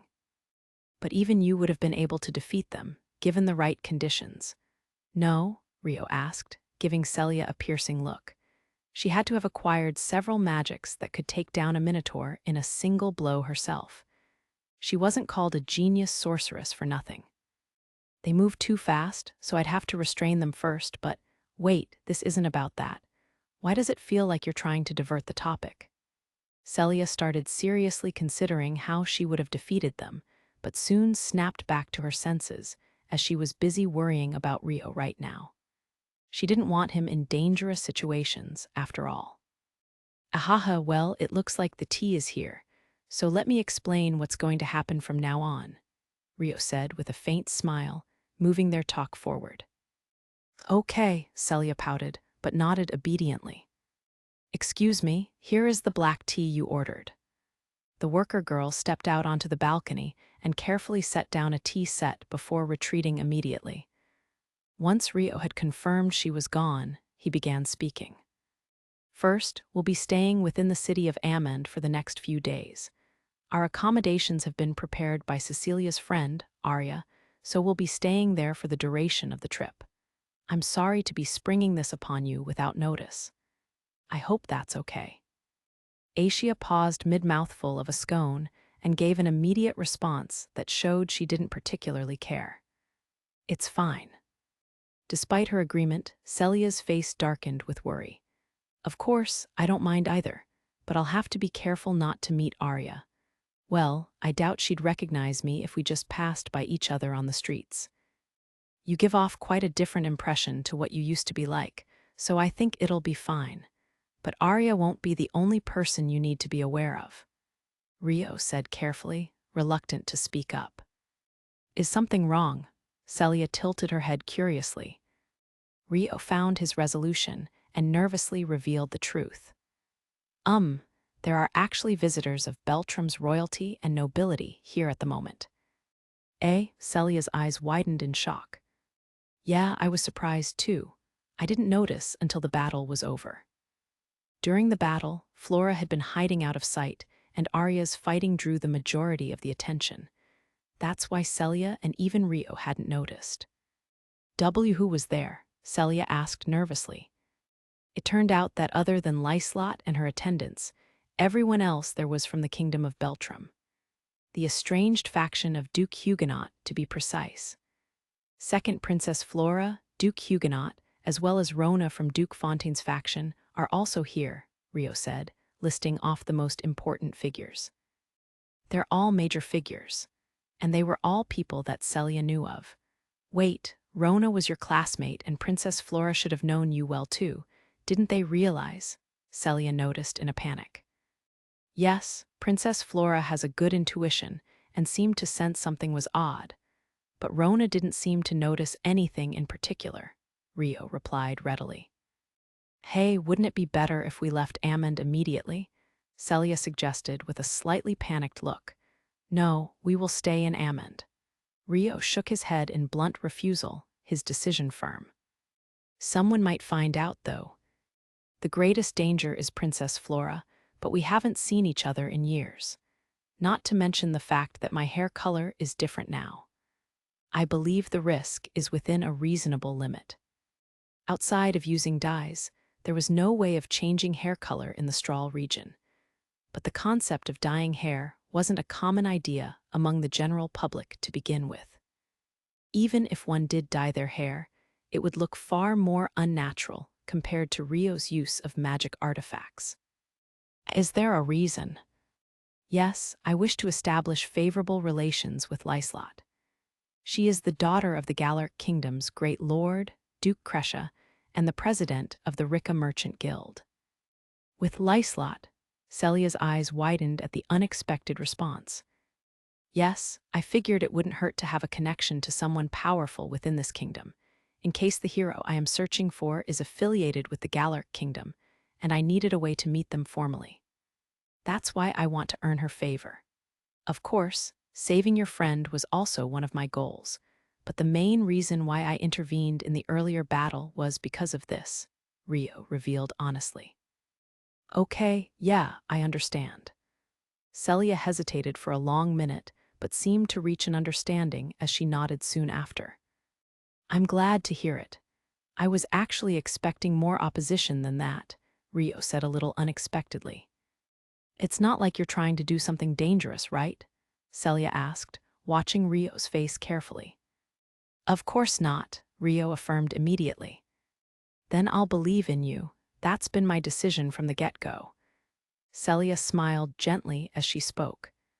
Cecilia, Rio felt strangely embarrassed, but at the same time, happiness surged within him. But you mustn't let your guard down, understood? She may seem like a girl close to your age, but Liselotte is well known for being a more than capable big-shot noble, Celia warned. She was still Rio's professor in areas like this. Yes, Rio nodded his head happily. What are you so happy for? Well, whatever. I'm happy to answer any questions you might have, so feel free to ask me more, okay? Celia offered shyly. Thank you very much. Actually, I had plans to meet Liselotte once again tomorrow, Could you teach me some of the etiquette involved in visiting the estate of a noble? Rio smiled softly, immediately taking Celia up on her offer. She nodded happily. Yup, leave it to me. Celia nodded happily. After that, Rio, Celia, and Asia chatted at the cafe for a while before heading to the inn. Asia seemed to have acquired a taste for scones ever since the one she ate in Clea, and was more satisfied than usual. By the way, what kind of person is Liselotte?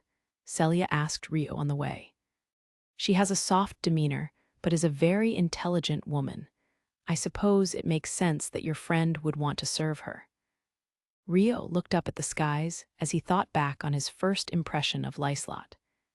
I see, Celia smiled somewhat shyly. She must have been proud to hear her friend being praised. Speaking of which, is your friend, Arya, also from the kingdom of Beltrum? Rio asked. Yup, she used to be my classmate at the Royal Academy of Beltrum, but well, her house fell into ruin. She ended up dropping out of the academy, but she was an outstanding person, so she found employment at the castle easily. Though the harassment got too much for her to bear, so she quit pretty shortly after that, Celia explained. Rio recalled the way Arya fought in the earlier battle and spoke in awe. True, she did have a splendid sword arm from what I witnessed. Yeah, back at the academy, her marks in swordcraft could hold down the boys. She always came out on top. Celia boasted proudly. I see, as a young and skilled female knight, it must have been hard for her to deal with the biased views of those around her. Rio imagined the circumstances of Arya at the time with a bitter smile. The harassment was strong against Rio, who was an orphan on the streets, so it must have been tough on a fallen noble. Celia made a confused face. Did I say something strange? She was a knight, was she? Rio also cocked his head curiously. Oh, no, that wasn't it. Ah, I see. It would have been more natural for her to have been a knight, huh? Anyway, she was actually working as the head servant of the castle. Celia giggled as she corrected Rio's misunderstanding. The head servant was in charge of welcoming guests and ensuring they were comfortable. One had to be of the proper origins in order to do so. I see, I jumped to conclusions. Forgive me, Rio apologized with a faint smile. Wait, come to think of it, you should have met Arya once before too, Celia suddenly said. Really? Rio was taken aback, questions on his tongue. Yup, when you were 7 years old and had been first summoned to the royal castle. Do you remember the girl who was in charge of looking after you just before your audience with His Majesty? Rio finally remembered. Ah, the girl from back then, I had no idea at all. His eyes widened to round circles as he recalled the fateful encounter. Fufu, I don't blame you for forgetting. It's been 9 years after all. Celia smiled in amusement. Right, Rio agreed with a huff. She actually quit her castle duties shortly after that. Then, she picked up the sword and became an adventurer, which is where Liselotte scouted her. I've met her several times since then, but it seems like she's having the time of her life now, Celia said, looking into the distance with a smile. At the Amman governor's estate, Liselotte was seeing to a one-on-one meeting with Duke Huguenot after allocating a guest room for Hiroki, Flora, and Rona. My goodness, have things taken a turn for the terrible ever since that dragon-like creature appeared? Duke Huguenot lowered himself onto the sofa and began to speak with tired finality. My apologies, I have caused you a fair amount of trouble. There were even people from your side who were injured. Liselotte frowned apologetically. No, we were the ones who insisted on accompanying you. Just because we were met with an unexpected enemy attack does not mean you bear the responsibility. There were serious injuries, but at least no one was killed. As long as we fulfilled our role as guards, then all is well. Duke Huguenot shook his head warmly. I am most grateful for that. It was most fortunate that the knights had a very sturdy defense. If I were traveling alone with only my followers, I do not believe we would have made it out without any deaths, Liselotte replied respectfully. No, I heard your attendant ladies played quite an impressive part of the battle, too, especially Arya. Raymond, the leader of the elite guards, was insisting that her strength could even reach that of the king's sword. Why did he really? I'll be sure to pass that on to her later, then. Liselotte smiled happily. It appears our kingdom really did release a wonderful talent, regretful as it may be. But I am in awe of your abilities in having selected someone of her worth. Duke Huguenot chuckled, shrugging his shoulders with exasperation. But Arya alone would not have been able to overcome that crisis. Minotaurs and unknown humanoid monsters. The battlefield immediately took a turn for the worse when they appeared. Liselotte recalled the events with a dark grimace. Of the 4 minotaurs that appeared, your Arya defeated one, right? I heard the humanoid monsters that spawned at the same time were fairly powerful opponents too.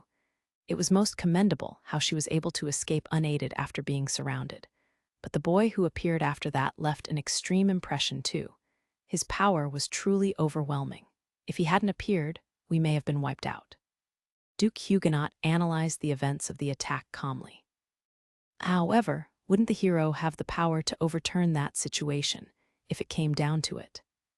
Ha, perhaps, but the hero lacks real experience in battles. Even you should be aware of that, I am sure. Duke Huguenot laughed inappropriately, questioning her in return. I suspected as much, but to be honest, I still have not been able to adequately measure how much power the hero has within him. He does not appear to have any substantial practical training, but he was able to pick up the Minotaur's sword. Was he only able to accomplish that because he brought out the power of the divine arms? Liselotte asked, speaking honestly of her impressions of Hiroki. Yes, you can consider divine arms to be in the same category as enchanted swords. It's similar to how compatibility with the weapon brings out more power, but in the case of divine arms, that compatibility is limited to the hero alone. Although there are irregular cases where the power of a divine arms can be drawn freely or without any training. There are many mysteries surrounding the topic, but heroes and divine arms are certainly special, Duke Huguenot said, nodding his head deeply. Which means what your hero is lacking is real battle experience after all. Liselotte asked with a serious expression. Indeed, he does. Well, it appears he never had any combat training to begin with, and we do not wish for our precious hero to be placed in danger either. Thinking it premature for him to experience real battle, we had limited his training to casual mock battles with the knights. Recently, he's building his confidence through consecutive wins, so we were considering moving him onto low-level monsters and experience the air of a real battle, but it appeared as though the air of a real battle was different. Regardless of the fact Hiroki held such a mighty power as a hero, when he felt his life was in danger, he became nervous and useless. His first battle turned out to be a rather heavy experience. Liselotte let a bitter smile show. That it did, but real battles never go according to plan anyway. At least it became a valuable experience if we were to think of it optimistically, Duke Huguenot said with a hint of a bitter smile. Based on their conversation until now, Liselotte formed her guess of Duke Huguenot's thoughts. So it seems that Duke Huguenot really isn't using him for anything other than a symbol of divine will, for now. His use in battle comes secondary, which is exactly what I expected. Similarly, Liselotte agreed with Duke Huguenot's perception of political balance. It would be a different case if a large-scale war was on the horizon, but at present, there was no need for the hero to flaunt his power and leave a legend. At worst, it could be perceived as a threat to the neighboring kingdoms, after all. And unlikely as it may be, if the hero became so absorbed with his own power he separated from the kingdom, that power would be pointed towards them instead. Because of that, this was the time to be ascertaining the hero's personality and building trust in their relationship. By the way, on a slightly different note, could we discuss the boy a little? Duke Huguenot's tone changed as he spoke solemnly. You mean Sir Haruto, yes. He defeated 3 of the 4 minotaurs that appeared. He also eliminated several of the mysterious but powerful humanoid monsters. An impossible feat had he not had full control over his enchanted sword. Honestly speaking, What do you think of that extremely powerful enchanted swordsman, Liselotte? Based on his speech and conduct, and of course, his sword mastery, I felt a sense of elegance and refinement. While I can understand why someone of nomad origins would need such behavior, there are still many unexplained points there. Although the possibility of him being a secret agent shouldn't be dismissed either, I find it more likely that he is a noble in hiding due to some circumstance or another, or perhaps someone from a fallen noble family. Yes, there are cases like Arya's too. If he was from a fallen noble family, I can understand why he wouldn't want to speak of his own background. As for the other possibility, I have nothing to offer there, Liselotte agreed, speaking eloquently. I figured, as we continue building our relationship with him, I would like to learn more about his background. However, it would be a bad move to show any signs of our suspicions. It would be most improper to be discourteous to the one who saved us, and for someone of his skill, I wish to treat him carefully and build a relationship of trust. If they interacted while using a heavy-handed approach, it could result in antagonizing themselves foolishly. I feel the same. It seems we really are on the same page, Duke Huguenot said with a chuckle. What do you mean? The normally sharp Liselotte seemed to feign ignorance. Ha ha ha, how harsh of you. I mean in our desire to build trust with him. With our eyes set on the same person, it would be best to have our first step planned in advance. Wouldn't you agree? Duke Huguenot laughed heartily, coaxing Liselotte to respond. Do you wish to sit in on our meeting tomorrow? Liselotte asked with a small sigh. I'm glad you're quick on the uptake. I wish to meet him more for the sake of the future, too. Duke Huguenot nodded firmly. I understand. Then I shall set up such a meeting for you, Liselotte agreed easily. At any rate, the hero will probably demand to sit in as well. If I have to do this either way, at least giving permission beforehand counts as doing a small favor, she thought. As a token of my gratitude, feel free to use my nights as you wish. Naturally, you will be conducting investigations into the mass spawning of monsters, no? If you are to search the forests, the more hands on deck, the better, Duke Huguenot suggested as compensation. Liselotte gave a radiant smile. Why, that would be a great help. I was thinking of sending only the best people. Abnormal situations have been occurring continuously, including the appearance of that dragon-like creature. I'm sure it has been a source of many headaches, what with all the incidents being caused by matters not of mankind. Yes, actually, there were reports of adventurers going missing some time ago, which could possibly be related to the mass spawns of monsters. Liselotte frowned bitterly. I understand how you must feel, Duke Huguenot murmured, sighing quietly. I have no words for all the trouble we must have caused you, having you come here at such troubling times. Ha ha ha, no, we were the ones who chose to visit you unannounced. I should be the one apologizing for visiting uninvited at such a busy time. That is no trouble at all, but did you come here with some business in mind, Duke Huguenot? Oh yes, now that you mention it, all the events up until now have completely distracted me from our original goal. Duke Huguenot shrugged with a faint smile. Which is, Liselotte cocked her head, inquiring after his intentions. It's about Charles Arbor's wedding ceremony. We received information that due to certain circumstances, the bride Celia was abducted. I wanted to hear your story, as someone who was present. Is that so? Information travels fast, Liselotte said, impressed. I had assumed the mastermind behind the incident was Duke Huguenot, but could I be wrong? Contrary to her outward attitude, she analyzed his words calmly. I would like you to tell me more about it. To be honest, I am not sure which force would be behind it. I'd be happy to. Thus, the two began their discussion about Celia's abduction. Interlude, meanwhile, in the Proxia Empire. The Proxia Empire was a military superpower located north of the Strahl region. It boasted a large land size and bordered the Beltram Kingdom to the south, which was shaped longer horizontally, whereas the Gallic kingdom to the southeast was shaped longer vertically. However, while its land size was comparable to its vast military prowess, the Praxia Empire was, in actuality, an extremely young country established merely 40 years ago. The founding emperor, Nidal, was a former orphan born to a small and impoverished kingdom. Once he grew up and started working as a mercenary, he made a name for himself with his unparalleled fighting ability. After seizing sovereignty of the small kingdom he belonged to, he formed the Praxia Empire.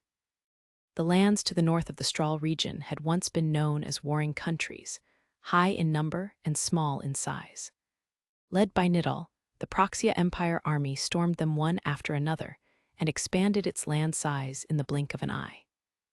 At the center of their military force were the elite demi-dragon knights, a squad formed of low-ranked demi-dragons, including winged lizards and lizard runners. However, the strongest warrior that supported the Praxia Empire was not in the demi-dragon knights. The strongest person in the empire, both past and present, was the founding emperor, Nidal Praxia. Even in his 60s, Nidal's physical body showed no sign of old age. His enormous frame was still as hard as a boulder, and fighting prowess as tremendous as ever, leaving both his own country and other countries in fear. Word of Nidal's military exploits had traveled wide and far throughout Strahl, making him undoubtedly the strongest in the entire region. At present, somewhere in the imperial capital of the Praxia Empire, Nidgard, Nidal stood on the wide balcony of the towering imperial castle, idly looking down at the cityscape of the capital below. While the area would normally be forbidden to even the nobles of the imperial court, from behind Nidal spoke a friendly male voice. "Yo, Nidal, how's it going?" Bored, Nidal replied listlessly. He didn't bother to turn around, showing no interest in the man talking to him. The young man was wearing the outfit of a soldier. His body was clad in high-quality combat clothes, and there was a sword hanging from his waist, but he showed none of the proper mannerisms of a knight. You're always looking so damn depressed. Are you that restless for war?" "Actually, I've just been preparing an interesting stage for you to take part in," the man said with a sneer. "HMPH, my tastes don't match yours. I'm not interested," Nidal answered with a huff. The man shrugged his shoulders with a sigh. Yeah, stubborn as usual, I see. That aside, what are you gonna do? What about Beltrum, though I'm not involved over there?" "I couldn't care less about that kingdom," Nidal stated bluntly. Now, you shouldn't be like that. It wouldn't be fun if the Arbor faction fell now." "Don't worry about that. As a sign of friendship and reassurance, I've sent an official goodwill ambassador. Nothing will come of their internal conflicts." You sure went out of your way for a kingdom that'll fall sooner or later." Contrary to his words, the man gave a pleasant smile. "I suppose we do agree there," Nidal said, huffing with a grin. "Right, I guess I'll be making my way back to the kingdom of Palladia now." With nothing more to say, the man made to turn on his heel and leave, when another man's voice rang through the terrace. "Please wait a moment." Well, if it ain't Reiss," the man turned back and said. There, standing before him, was the man in question. "I've been searching for you, Mr. Lucius," Reiss said, grinning with an emotionless smile. And you always seem to show up at the most convenient time for yourself," Lucius said with a sneer. "Now, don't say that. You and I know each other quite well, do we not?" Reiss retorted with a hollow smile. "Stop that, it's disgusting.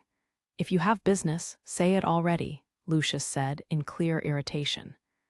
Nidal didn't seem to be particularly interested in their exchange, as he observed with a blank face. "I actually wanted to ask you for assistance," Reiss said. "Let's hear the deets," Lucius said with a grin. "As you may have heard already, the kingdom of Beltrum has been shaken by the incident involving Charles Arbor's wedding ceremony. I am thinking of attacking the Rickagild in order to correct that balance, but I lack the military strength to do so," Reiss said regrettably. "You're saying your collection isn't enough?" Yes, the Rika Guild's closest confidant was stronger than expected, along with No, on top of another rather irregular case. In terms of combatability, even a significant number of minotaurs and revenants weren't enough to put up a fight. Oh, Lucius, eyes widened in interest. This irregular case has been quite the thorn in my side, which is why I wanted to ask for your cooperation. Oh, and your help won't be needed, Nidal. You stand out too much, Reiss said, turning to Nidal to state the last few sentences with emphasis. HMPH, I am aware. Nidal snorted disinterestedly. So you want me to take care of that irregular case, is that it? Lucius asked jokingly, but Reiss bluntly shook his head. No, I'll have my monsters create a distraction, while you'll be in charge of conducting a kidnapping. What a boring role. Lucius was clearly disappointed. As it should be, if the kidnapping is successful, the goal of the attack will be achieved. Purposefully putting our best against a formidable opponent would be the most foolish of moves to make. Reiss sighed in exasperation. He knew that Lucius must be aware of this himself, but he also knew that Lucius liked to prioritize his own pleasure over logic at times. I know. Well, I'll still make sure to have fun in my own way. So who do you want me to abduct? If you're an Amend, then it'd be that list-something brat who's been making a name for herself everywhere recently, no? Lucius asked casually. Reiss shook his head faintly.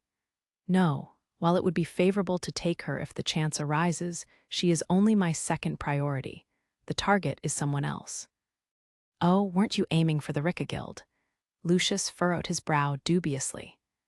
Yes, attacking Amend and destroying the city would create quite the issue for the Rika Guild. Or rather the Galar kingdom in general, Reiss replied in a roundabout way. Cut the crap, tell me who the target is already, Lucius urged Reiss with annoyance. The second princess of Beltrum, Princess Flora. Reiss revealed the name of their attack target, and the plan to raid Amend quietly progressed. Chapter 3, Intruders. Back in the kingdom of Galark, in the city of Amend, the night after Rio had defeated the Minotaurs and saved the day.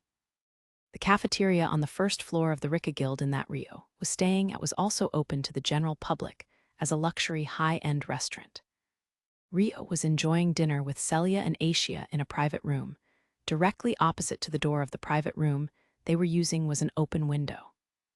It allowed them to look over the spacious back courtyard as they enjoyed the finest food and liquor. And on days with good weather, the terrace was open for seating, too. Having such a wide garden at the back of an inn is wonderful. It's been well maintained. Celia gazed at the garden in an uplifted mood as she waited for the next dish to be carried out. It's an inn. Would be perfect if it had a bathtub deep enough to submerge in, Asia uttered simply.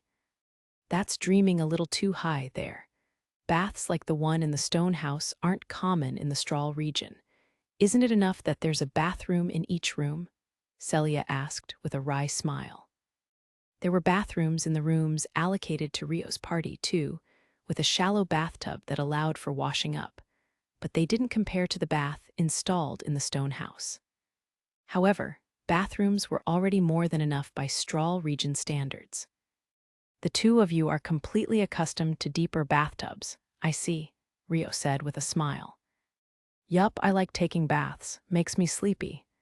Asia nodded, speaking softly. This girl really falls asleep, you know.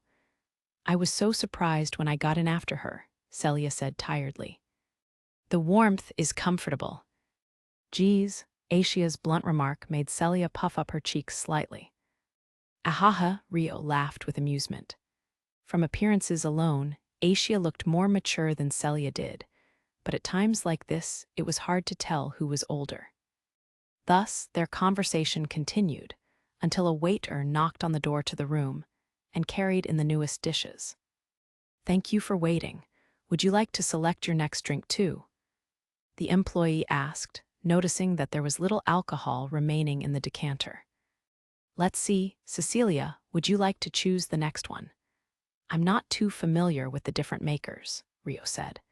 Having been raised as a noble, Celia should have been more familiar with brands and makers than Rio.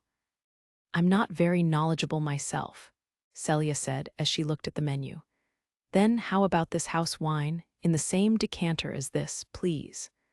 The wine on the front sign of the store seemed to have attracted her attention as she pointed it out for their order.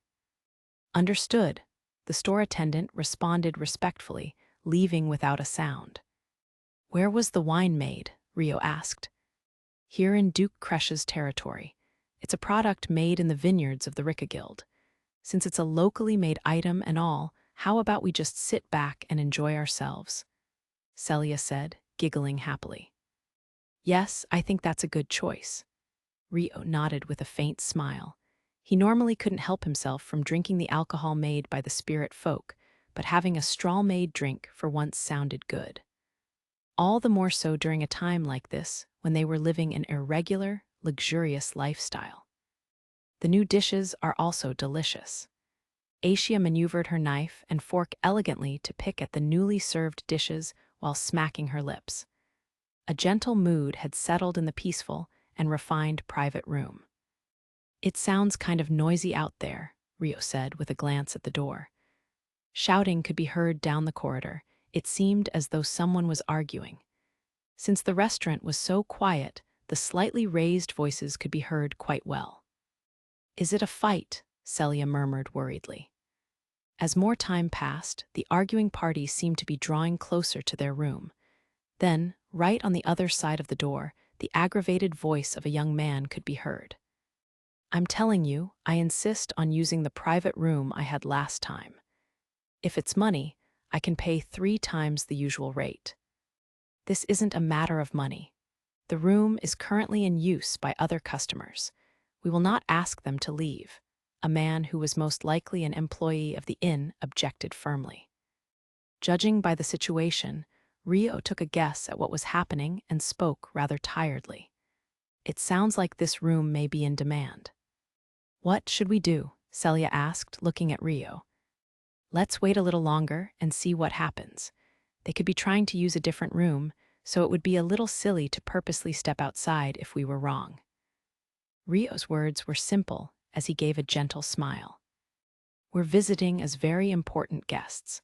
The upper class of this city will hear of this," a different male voice to the aggravated man said, speaking carefully.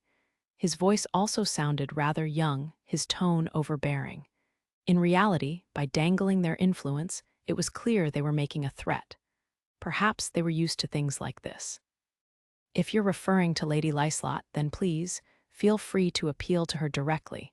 We are simply following our instructions." The inn's employee did not back down. "What a stubborn fool. Enough, it's no use speaking with you. You'd better watch your back later," the second male said as a final warning. "As you wish," the employee replied bluntly. The aggravated man must have run out of patience as he spoke up in irritation. "That's enough, steward. We'll settle this with the other customers ourselves." "You may not," the employee protested, but the angry man's voice rose loudly. "Move it, you're in the way." "Yes, sir, you cannot do this," the employee yelled. Perhaps he had been pushed out of the way. The quarrel was occurring right outside the room Rio and the others were in. It was almost certain that their room was the one in question. "I'll deal with this. The two of you should ignore them." Rio sighed with annoyance from the bottom of his heart as he addressed Celia and Asia. Immediately after that, the door to their room flew open without even a knock. Stuart Huguenot was Duke Huguenot's eldest son. With his father, the most prominent great lord in the kingdom, he was the prodigal son that had been raised with everything he could ever want. While he was satisfied with the minimum amount of time his busy father spent with him during his childhood, those around him would praise him endlessly. Even if he caused a little trouble here and there, no one would scold him. But even for someone like Stuart, there were 2 turning points of his life.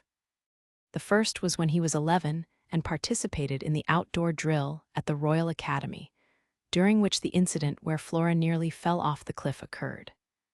The blame had been falsely shifted to the orphan, Rio, but it was the first time Stuart had provoked the fierce rage of Duke Huguenot since he was born. However, contrary to the intense emotions of rage, Duke Huguenot was exceedingly cold. Instead of verbally abusing his son for the failure, he listened to Stuart directly explain the events that happened. "There will be no next time." He deconcluded with those menacing words, his cold gaze mixed with disappointment and contempt. "Why, yes, sir." It was the first time Stuart felt fear toward his father. At the same time, he realized that he would never be a subject of his father's familial love, because Duke Huguenot had not felt anger towards his son, but anger at prioritizing himself over his family. When he had said, "There will be no next time," the Duke was declaring that the next time Stuart made a fatal mistake, he would be mercilessly discarded as nothing more than a defective item. Perhaps it was from then onwards that Stuart became more aware of his status in society. While his outward attitude did not change, he was constantly aware of whether he was dealing with people higher or lower than him, constantly checking and clarifying his own status. As a result, Stuart discriminated more against those he believed were below him, while interacting carefully with those he was unsure of or above him. The second turning point of Stuart's life was when his father, Duke Huguenot, lost his position. He learned that even his terrifying father could fall. Perhaps he had misjudged their status, or maybe there were other complicated factors that had contributed. Still, when he considered that, Stuart suddenly felt fed up with the life of a noble. There was no way he could change his lifestyle at the age of 15, and he had already been raised as a noble accustomed to a certain standard of living. However, Stuart had no confidence in his ability to behave as Duke Huguenot's successor well in the future. If there was a successor, it would be his little brother. Some people even believed Duke Huguenot had raised his brother as the main succession candidate. What a pain in the ass. When Stuart firmly started to believe that, he appealed to Duke Huguenot to become a knight instead. As a result, his request was accepted readily, and he was placed in the elite guard tasked with protecting Flora. It was awkward being with Flora due to their history at the Royal Academy's outdoor drill, but he wasn't about to object to any orders from his father. Thus began Stuart's life as a knight, but there were rarely any dangerous missions to go around when following royalty like Flora. At most, he would go and exterminate monsters in the name of practical training and complete escort mission trainings. However, even then, Stuart's life was fulfilling. He didn't need to think about anything when he was swinging his sword at monsters, and it was a good form of stress relief. On top of that, he had a partner in crime in the form of his upperclassmen from their academy days, his now colleague Alphonse Rodin. Alphonse was the second son of Marquis Rodin, and another stereotypical example of a prodigal son. He was similar to Stuart in the way that he liked to use his status to the maximum degree, doing as he liked. Ever since being appointed into the same elite guard for Flora, Stuart and Alphonse hung out more than ever before. They would eliminate monsters together, eat meals from the same pot, and drink together while grumbling. As time progressed, Sakata Hiroki had become their charge after he'd been summoned, but that had made no significant impacts on Stuart's life. If he had to pick a bone with something, then it was probably the fact he secretly considered Hiroki to be intolerable, and detested him, thanks to Hiroki's clearly condescending attitude. Today's events changed nothing. The boy named Haruto had suddenly appeared at the scene, slaughtering the powerful minotaurs in front of Liselotte's attendants, who lavished him with attention, which was understandable. While they weren't happy having the best part taken away from them, most of the knights present, including Stuart, had shuddered in awe at the sight of how he'd fought. It was the reason why Stuart and Alphonse decided to use that as a topic to approach the beautiful ladies that served Liselotte. Ah well, intruding on another party's battle and stealing all the limelight isn't really something to praise. Right beside him were Flora and Rona. The friendly air that Stuart and Alphonse had built up dispersed in an instant. "Forgive me for asking, great hero, but what do you mean by that?"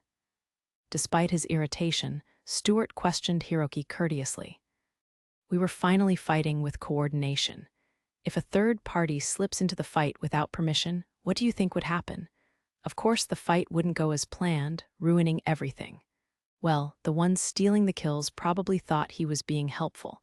If you ask me, it's bad manners. Hiroki sighed in exasperation.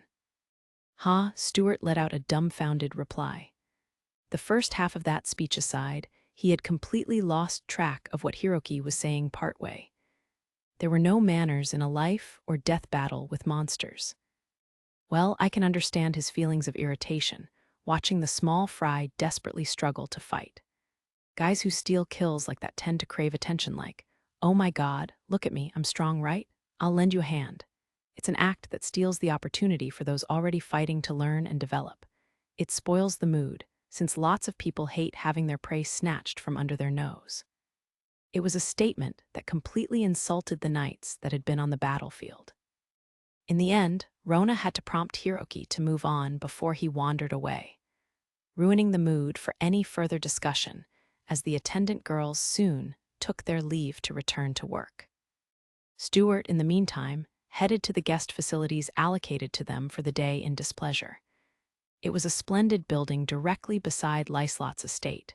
However, even though there was good food and drink, there were no women. Liselotte's servants were present, but they weren't about to make the servants pour their drinks for them. And so, on this visit to Ammon too, Stuart headed out to the city with Alphonse to clear their gloomy moods. While part of the reason was due to his irritation at Hiroki's earlier ignorant remark, he had also just gone through a battle of life and death with more monsters than he had ever faced before, leaving his mind and body helplessly worked up. They headed to a bar targeted towards the wealthy and had a drink and snacks before happily moving on to another bar that specialized in entertainment from women. Having previously visited this store and paid good money, they were remembered as important customers and welcomed warmly, and chose two of the prettier girls among the staff to serve them. Well, he's all talk and attitude. There's nothing much else to him, really. They spoke their complaints about someone in particular whilst drinking heartily. Eventually, the name of a famous restaurant in Ammon was brought up. "Yeah, we've been to that store before. I can take you there now, if you'd like," Stuart said, showing off.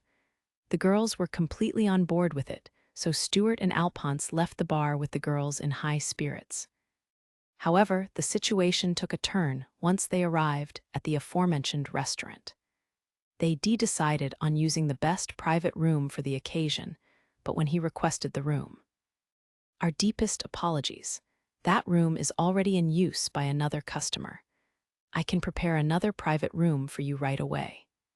The room Stuart was after was already in use. It was like someone had dumped cold water on him after he'd finally recovered his mood. "Well, why don't you show us the other options first?" Alphonse said high-handedly. With that, the male employee leads Stuart's party inside the shop. "I think I want the room I requested after all. Can't you prepare that instead?" Alphonse insisted unreasonably. "I'm sorry, that private room is already in use by another customer. Just get them to change rooms. I'll pay you 3 times as much." "I'm sorry, I cannot do that." Alphonse picked a fight, but the employee shook his head quietly. "Is the room really in use?" Alphonse said, doubting the employee's words. "Of course it is," the man replied, nodding his head curtly. It was at this point that the girls accompanying them started looking concerned. They could tell that the scene was gradually worsening. "Then I want to see with my own eyes whether it's actually in use or not." Perhaps the alcohol in Alphonse's system gave him a confidence boost, or perhaps he was starting to get irritated at the employee's resolute attitude, as he started walking with a sullen look. Hold on a minute, sir." Naturally, the employee tried to stop him, but Alphonse didn't waver. He continued his brisk walk forwards to the private room they had used before. Alphonse's bad habit is showing again, Stuart thought calmly when Alphonse started bickering with the employee, sobering up a little.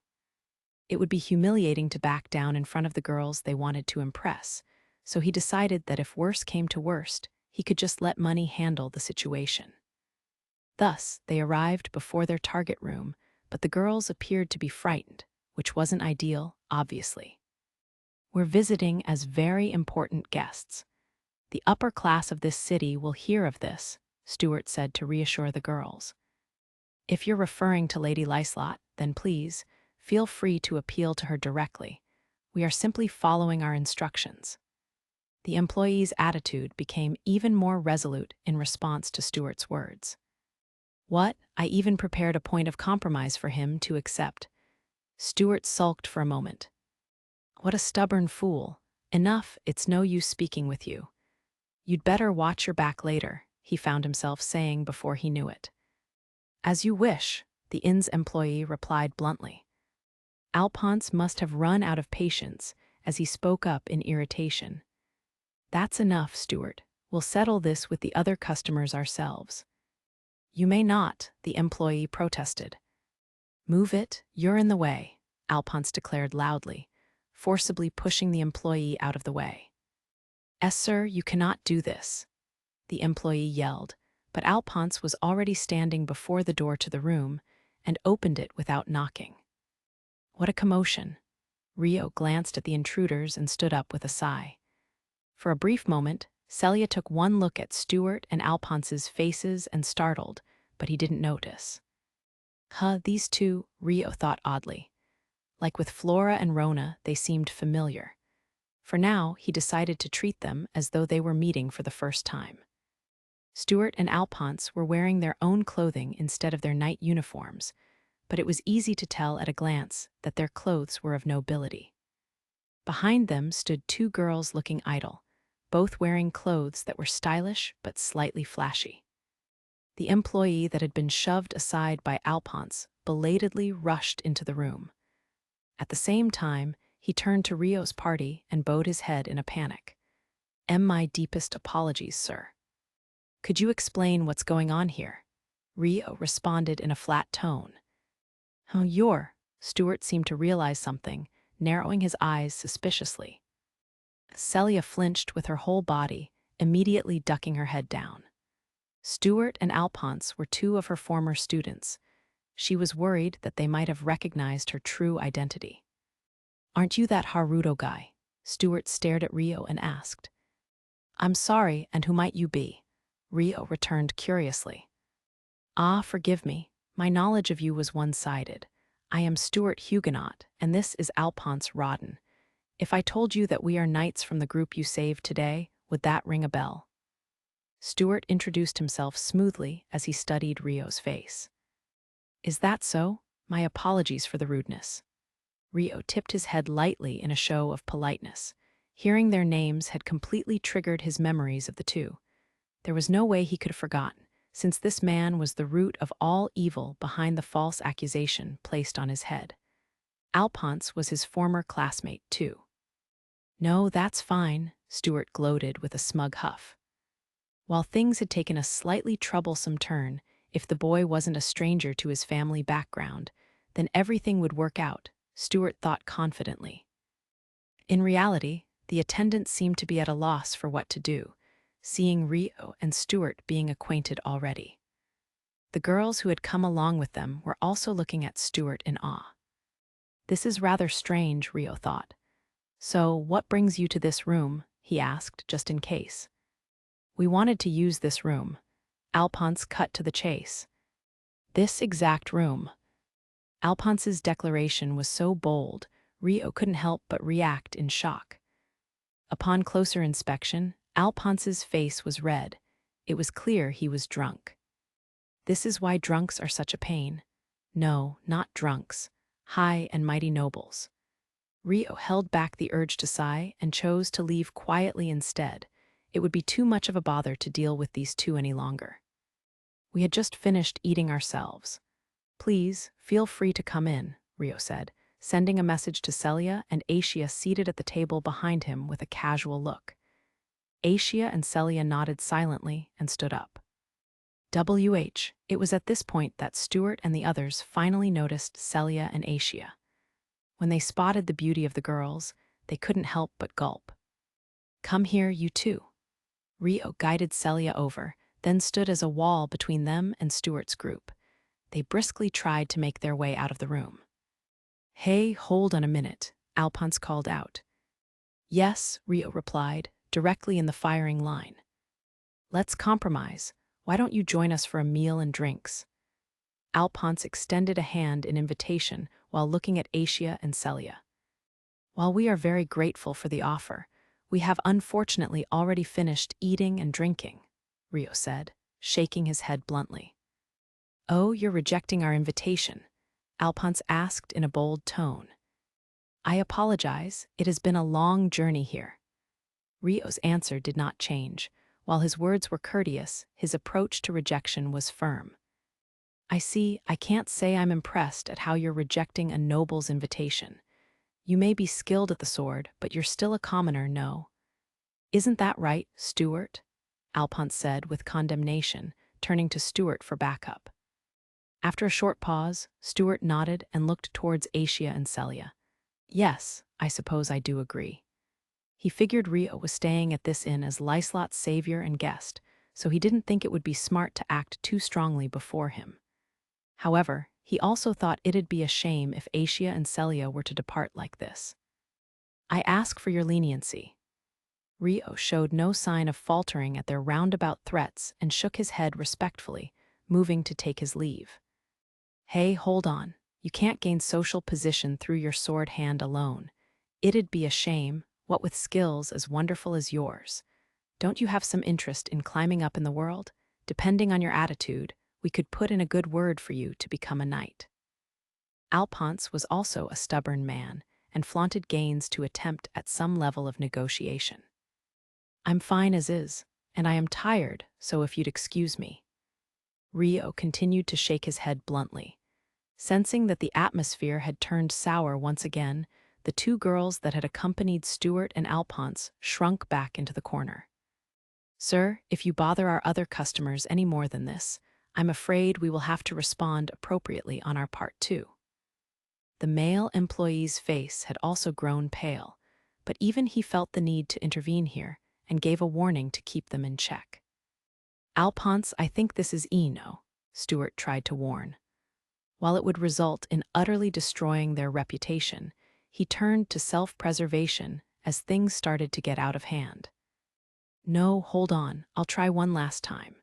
At the very least, how about those two stay with us instead? How about it, girls?"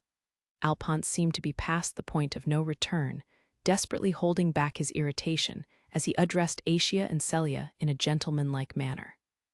However, both Asia and Celia held their silence and ignored him like Rio had told them to. Alphonse must have considered this a great humiliation, as his face twisted greatly. "Now, if that was all you needed, we shall take our leave," Rio sighed flatly, giving Celia and Asia a gentle nudge in the back to move them out of the room. On their way past the male employee, he leaned in to whisper, "I'm sorry for the commotion. Oh, and there is no need to report this to Lady Liselotte either, if you so wish." It was the least he could offer in gratitude for the employee's attempts at protecting them. He didn't want him to feel responsible over such a ridiculous matter. "My deepest apologies."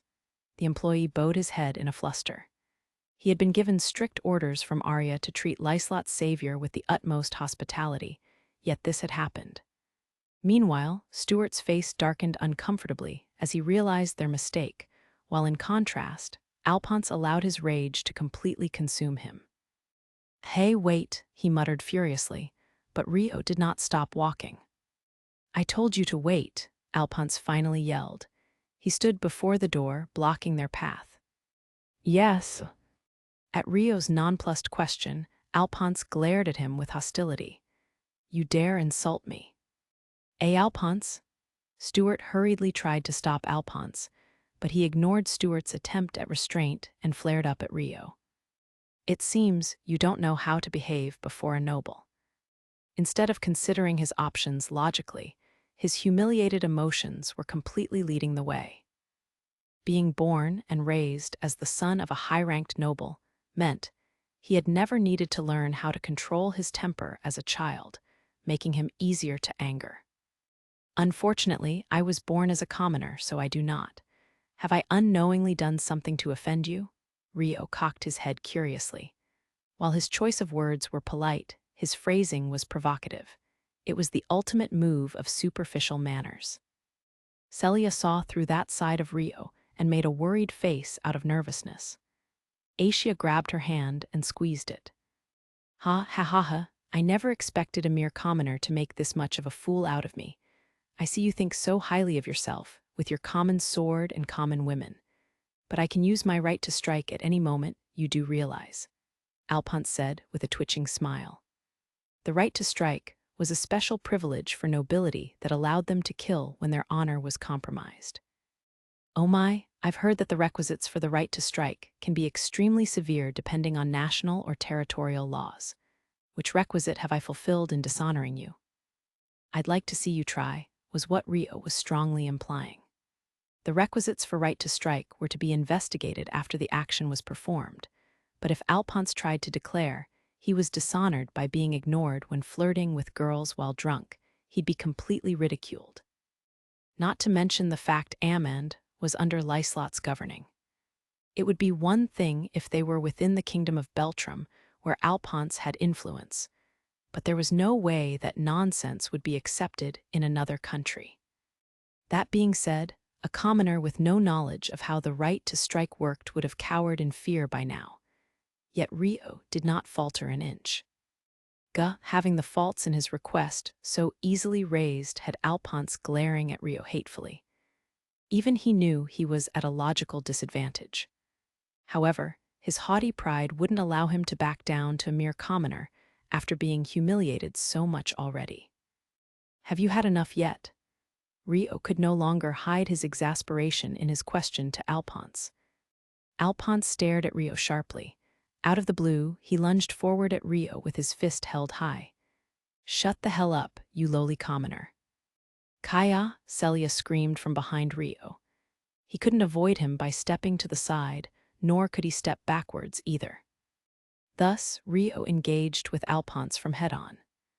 After grasping the arm that had been raised in a punch, he gracefully pinned Alphonse down to the ground. Ow, Alphonse cried out, the pain unbearable. Wah, Stuart's gaze was stolen by how skillful Rio's restraint techniques were. He had no idea what movement was taken just now to restrain Alphonse so well.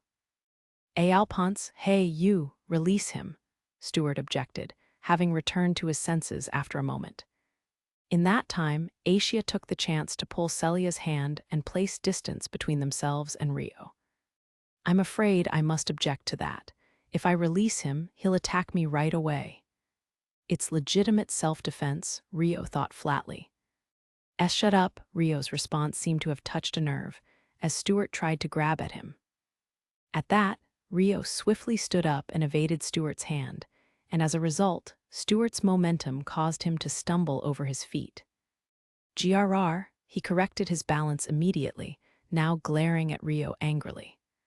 The now-released Alphonse also struggled to his feet. You've done it now, you bastard, Alphonse yelled, lunging again to punch him. However, Rio evaded his fist lightly, all while barely moving from his spot. Alphonse completely snapped, continuing to swing his fist. Rio finally had enough and sighed in exasperation, slapping away Alphonse's fist. Then, he grabbed Alphonse's arm and twisted it while standing up. Alphonse's face twisted. Alphonse, wah! Stuart tried to jump to his rescue, hurriedly grabbing Rio. However, Rio shoved Alphonse's body away, sending the two of them falling over each other dramatically. Everyone other than Aisha averted their eyes at the pitiful scene. As a result, silence fell over the room. During that time, Rio silently moved his body, approaching where Stuart and Alphonse had fallen over each other. He pushed them both down from above, easily restraining them. Hey. What do you think you're doing? Let go, damn it. Stuart and Alphonse complained in an unsightly way, but Rio paid them no heed. He continued to restrain them without letting his guard down. However, he couldn't remain in this position forever. Rio sighed in annoyance before addressing the employee, who was standing still in a daze. Unfortunately, It doesn't seem like this can be settled peacefully after all. Could you please call someone here who can deal with these two appropriately? Chapter 4, Apology. Later that night, in an office inside Liselotte's estate in Amend. And that is what happened. The employee inside the room and staff outside the room were all present for the whole ordeal, and their testimonies match each other. So it is safe to presume these as the facts. Arya reported to Liselotte and Duke Huguenot in a flat voice. She had just finished explaining the trouble Stuart and Alphonse had caused. The guest chairs in the room were occupied by Liselotte and Duke Huguenot, who each had a pained expression on their faces. An uncomfortable air flowed throughout the room.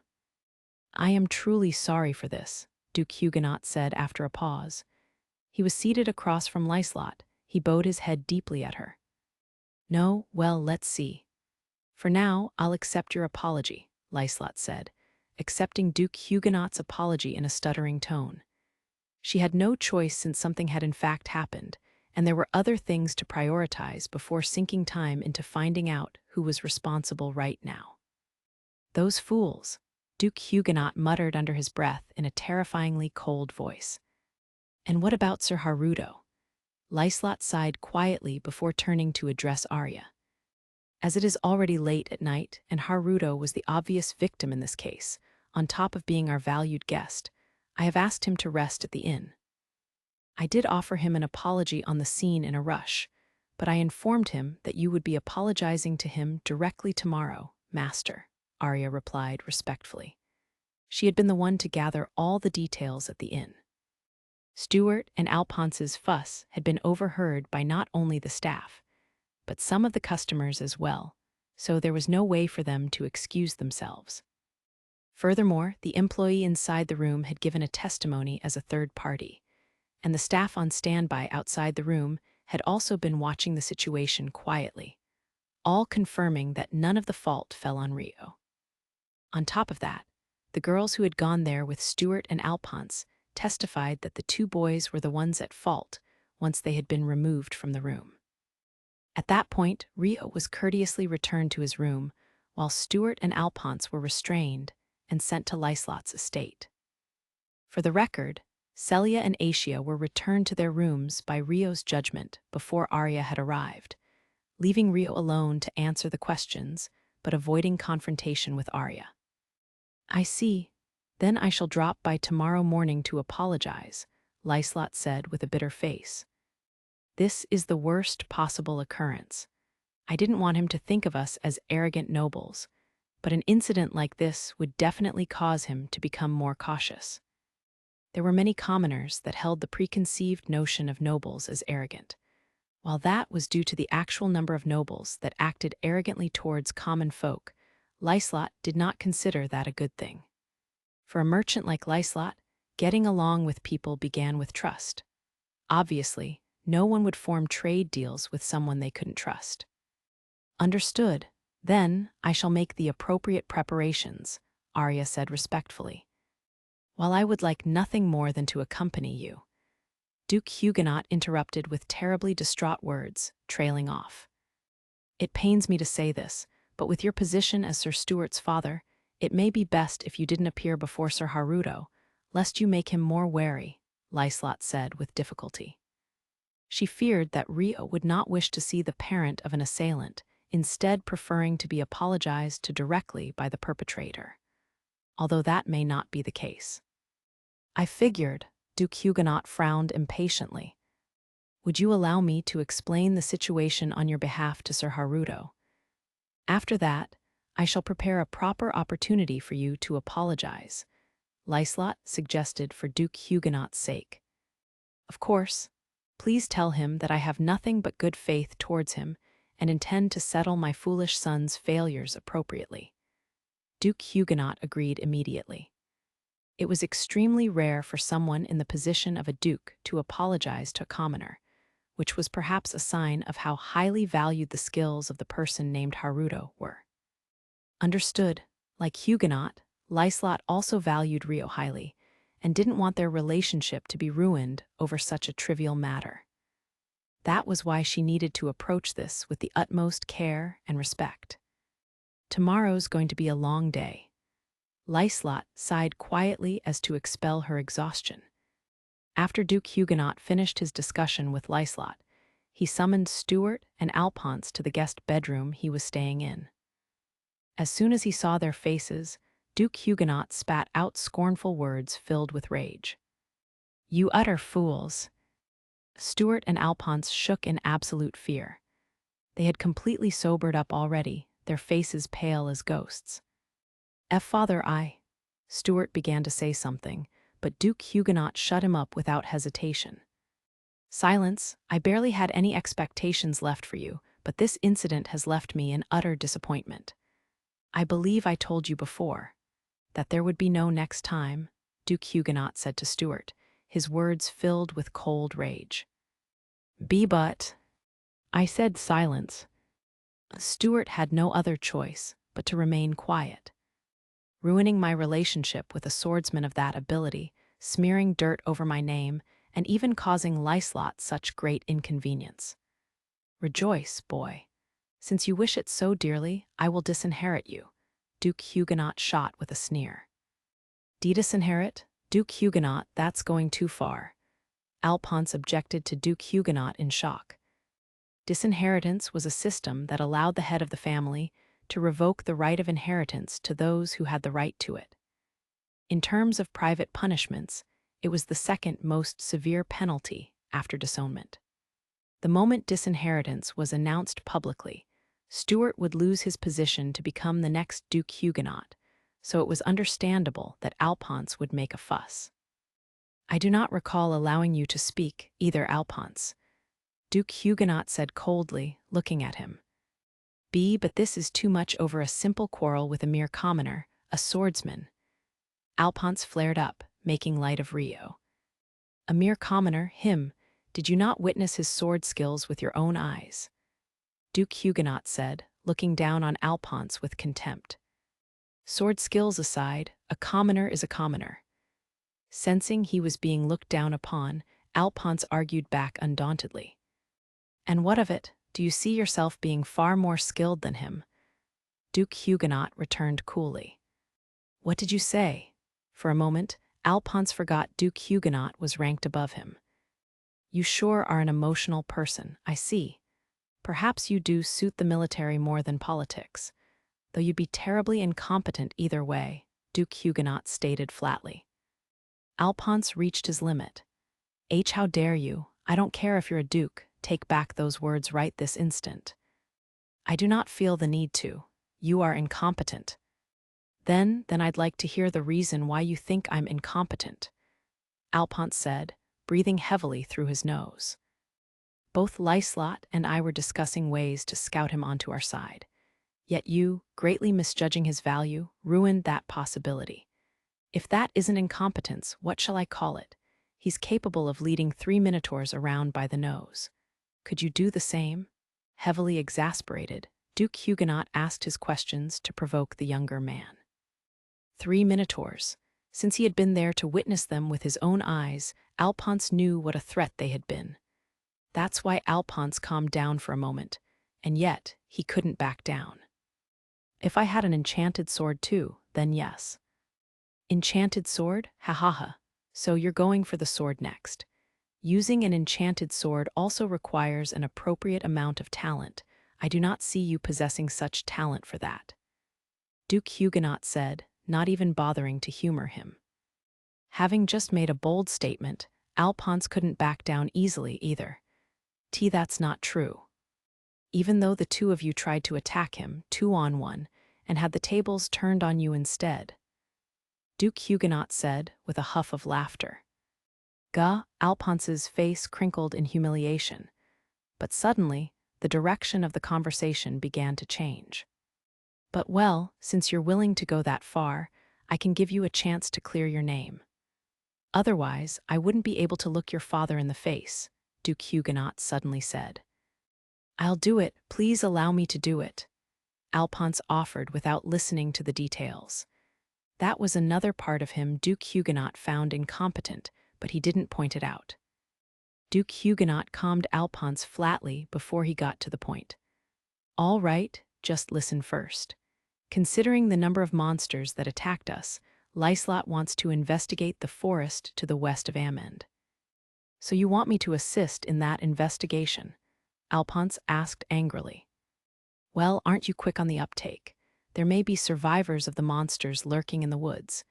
If you do well as an advance party, I can put in a good word for you to your father. Of course, if you fail, you'll be sent back to Redania and placed on house arrest. Please let me do this. Very well.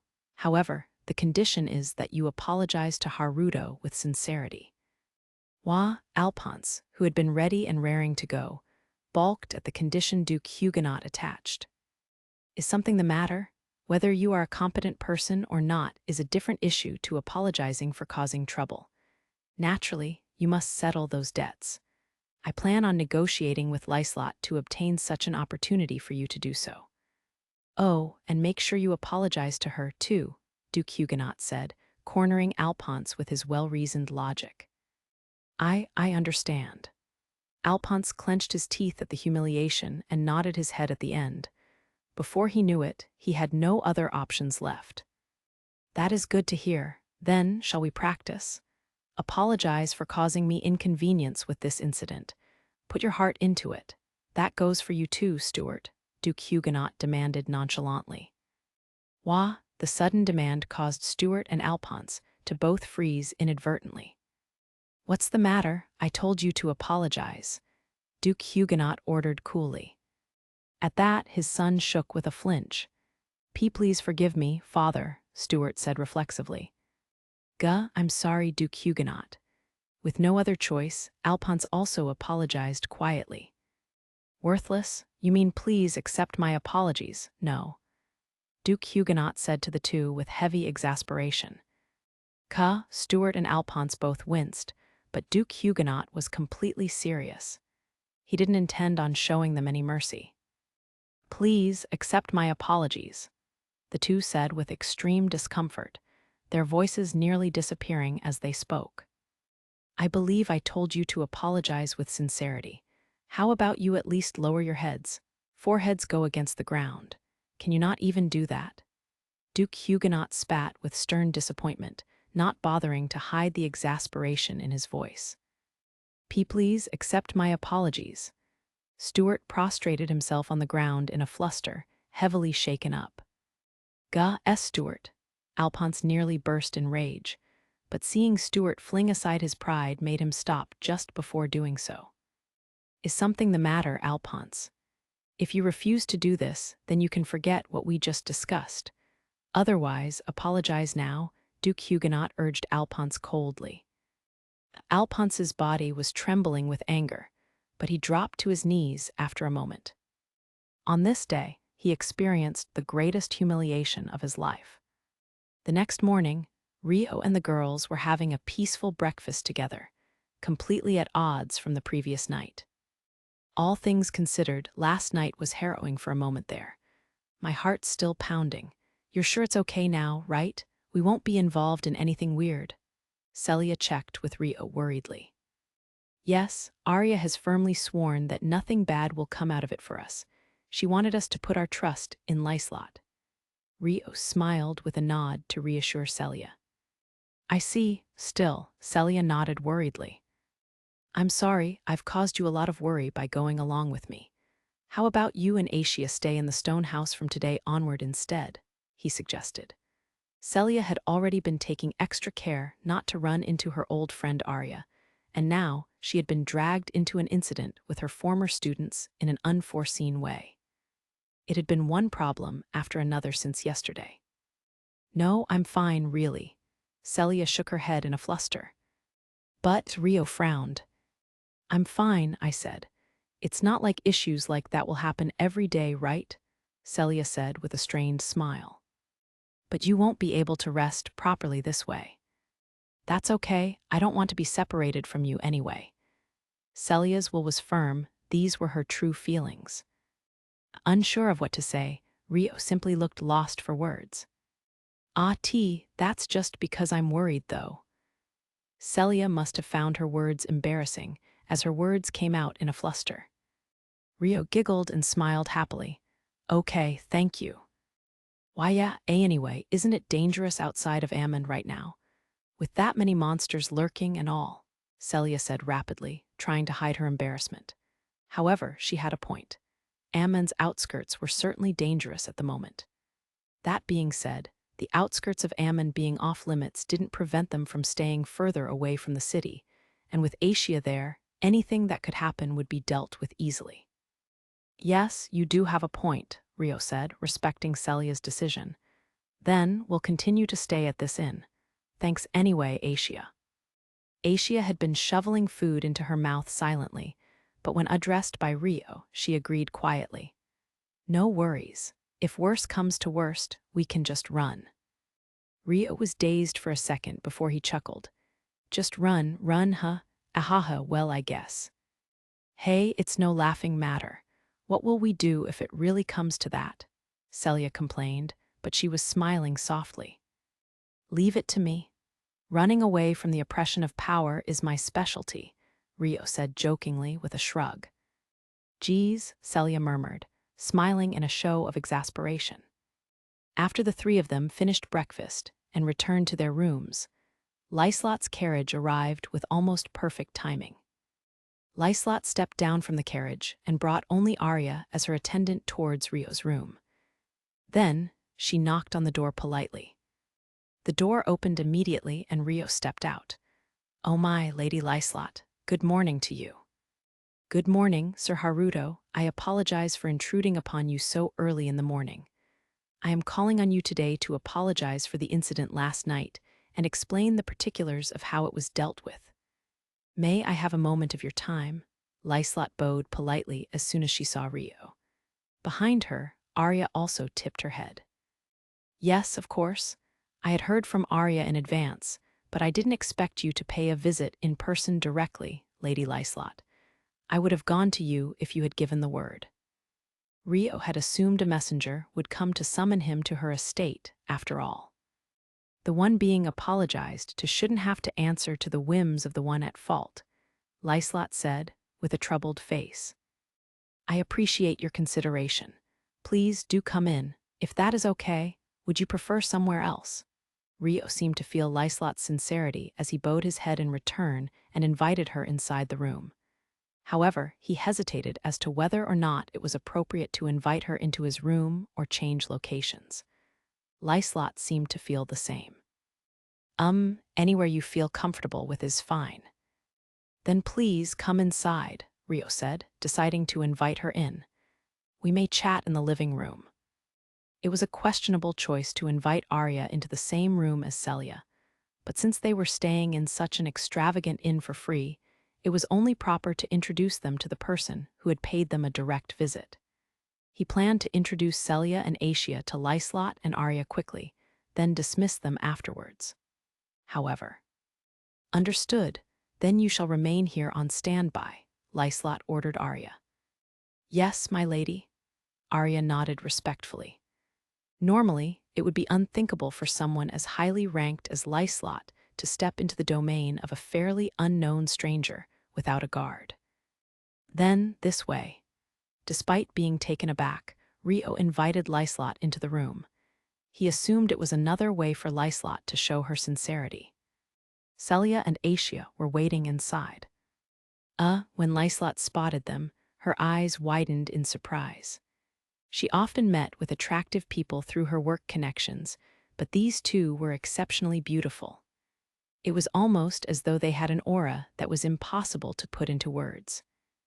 Wow, who are they? They're so cute. Both of them are too beautiful to be real, she thought to herself, surprised. However, she didn't let it show on her face at all. I've been staying in this room with the two you see over there. The blonde-haired girl is Cecilia, while the peach-haired girl is Asia, Rio said. Nice to meet you, I'm Cecilia, Celia greeted first with refinement. Asia also gave a formal greeting and bowed once. I'm Asia, pleased to meet you. I'm Liselotte Kresha, it's nice to meet you. The two of you are both very beautiful. Liselotte returned the greetings in a slight daze, voicing her thoughts directly out loud. Why, thank you very much, Celia said with a sociable smile. The professor sure is used to this. Rio thought in awe at Celia's friendliness. Then, can the two of you wait in the room at the back? I have things to discuss with Lady Liselotte about last night. Yup, we know. Acia nodded in agreement, heading for the back room. Celia lowered her head respectfully before following Acia. Please excuse us.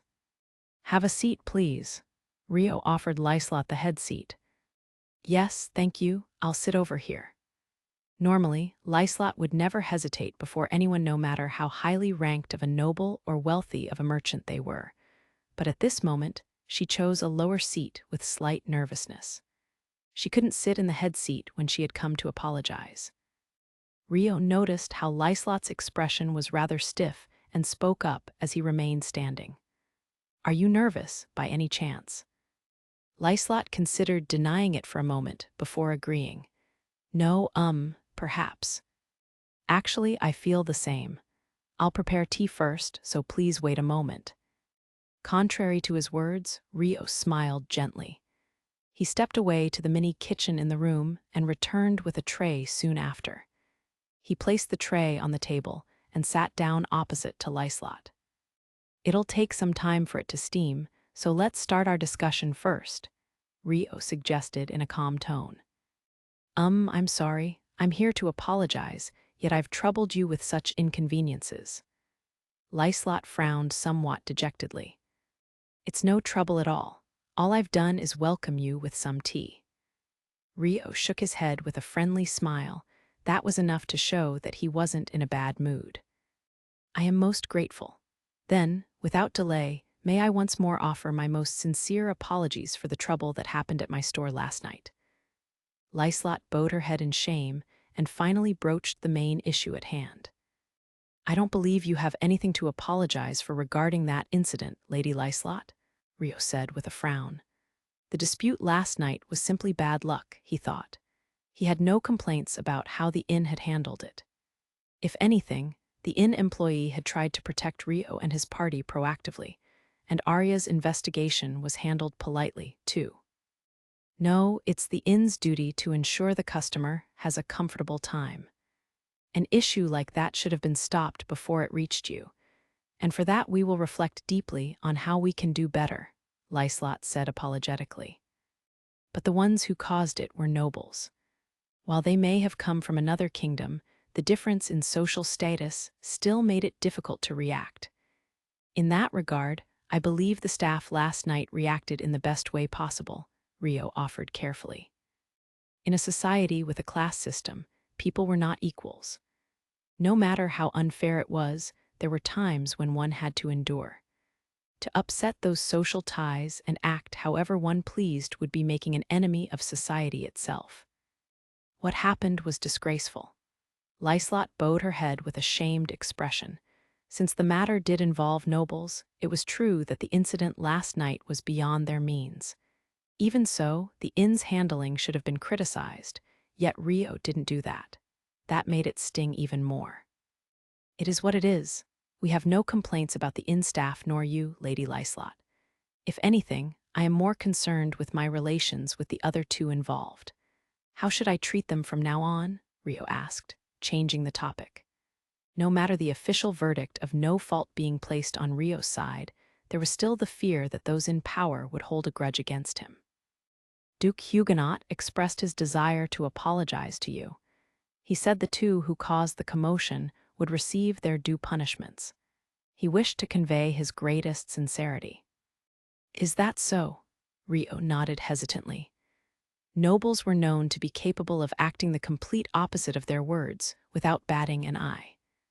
If Duke Huguenot or the other two who caused the problem last night ever seek more trouble from you, I promise to stand on your side, Liselotte said, reading Rio's apprehensions. Thank you very much. As for our side, in order to prove that this incident has been settled peacefully, it would be reassuring to receive a contract or documentation with compensation or a settlement. I understand. Then, allow me to assist in the documentation as the mediator. Liselotte immediately agreed. He seems used to this, she thought in awe at Rio's quick thinking. A contract would have the ability to deter recurrences. Experienced merchants would write one up whenever conflict arose, but writing contracts wasn't a thought process that most commoners would have. If Rio hadn't been the one to bring it up, Liselotte would have suggested it herself. "Thank you very much." Rio smiled, reaching for the tea set on the table.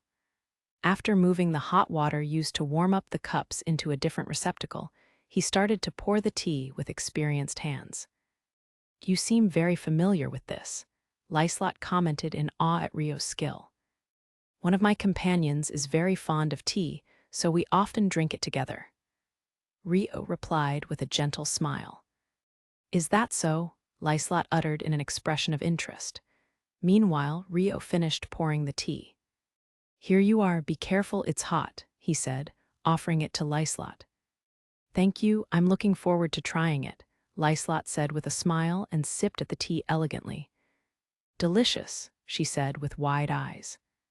The temperature, the time it was steamed, and the strength of the flavor was perfect. The tea leaves used were the highest quality Liselotte had hand-selected for the guest rooms, but the careful way each step was completed was what brought out the taste. "It's an honor to hear that." Rio inclined his head as he took a sip of his own tea. "This is wonderful, on par with the tea Arya pours." Liselotte keenly savored the taste before letting out a small sigh of all her pent-up stress. These last few days had just been a series of one problem after another, accumulating quite a bit of mental exhaustion. "I'm sure you must be very busy, so I shouldn't keep you here for too long. Now that we've had a breather, shall we resume our previous discussion?" "Yes, then, in regards to the settlement contract, I shall first inform Duke Huguenot of the decision. Afterwards, I'll prepare a meeting between you and Duke Huguenot so that the details may be discussed." "I understand. I'm sorry to be a burden on you, but I thank you for your assistance." Rio bowed his head deeply. "I'm sorry for all the trouble that has been caused for you, too." "No, please don't let it bother you." Rio shook his head kindly at Liselotte, who had bowed her head in return. "Much obliged. Also, if it is to your convenience, I'd like to invite you to lunch at my place today, as we promised earlier yesterday."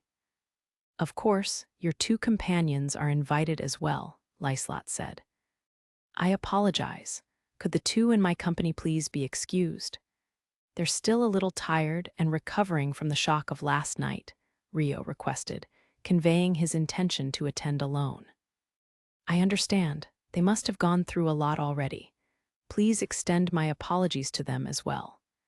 If there is a chance in the future, I shall apologize to them directly, too," Liselotte agreed immediately, frowning in discomfort. "Yes, I will pass the message on." After that, Rio and Liselotte went to her estate. It was still morning, so they decided to work on drafting the contract before their meal. Rio was first led into a waiting room, where he didn't wait long before he was showed into a drawing room that Liselotte used on a daily basis. There, Duke Huguenot was waiting, opening his mouth to apologize to Rio before anything else. Liselotte must have caught Duke Huguenot up to speed, while Rio was in the waiting room, as they immediately began drafting the contract.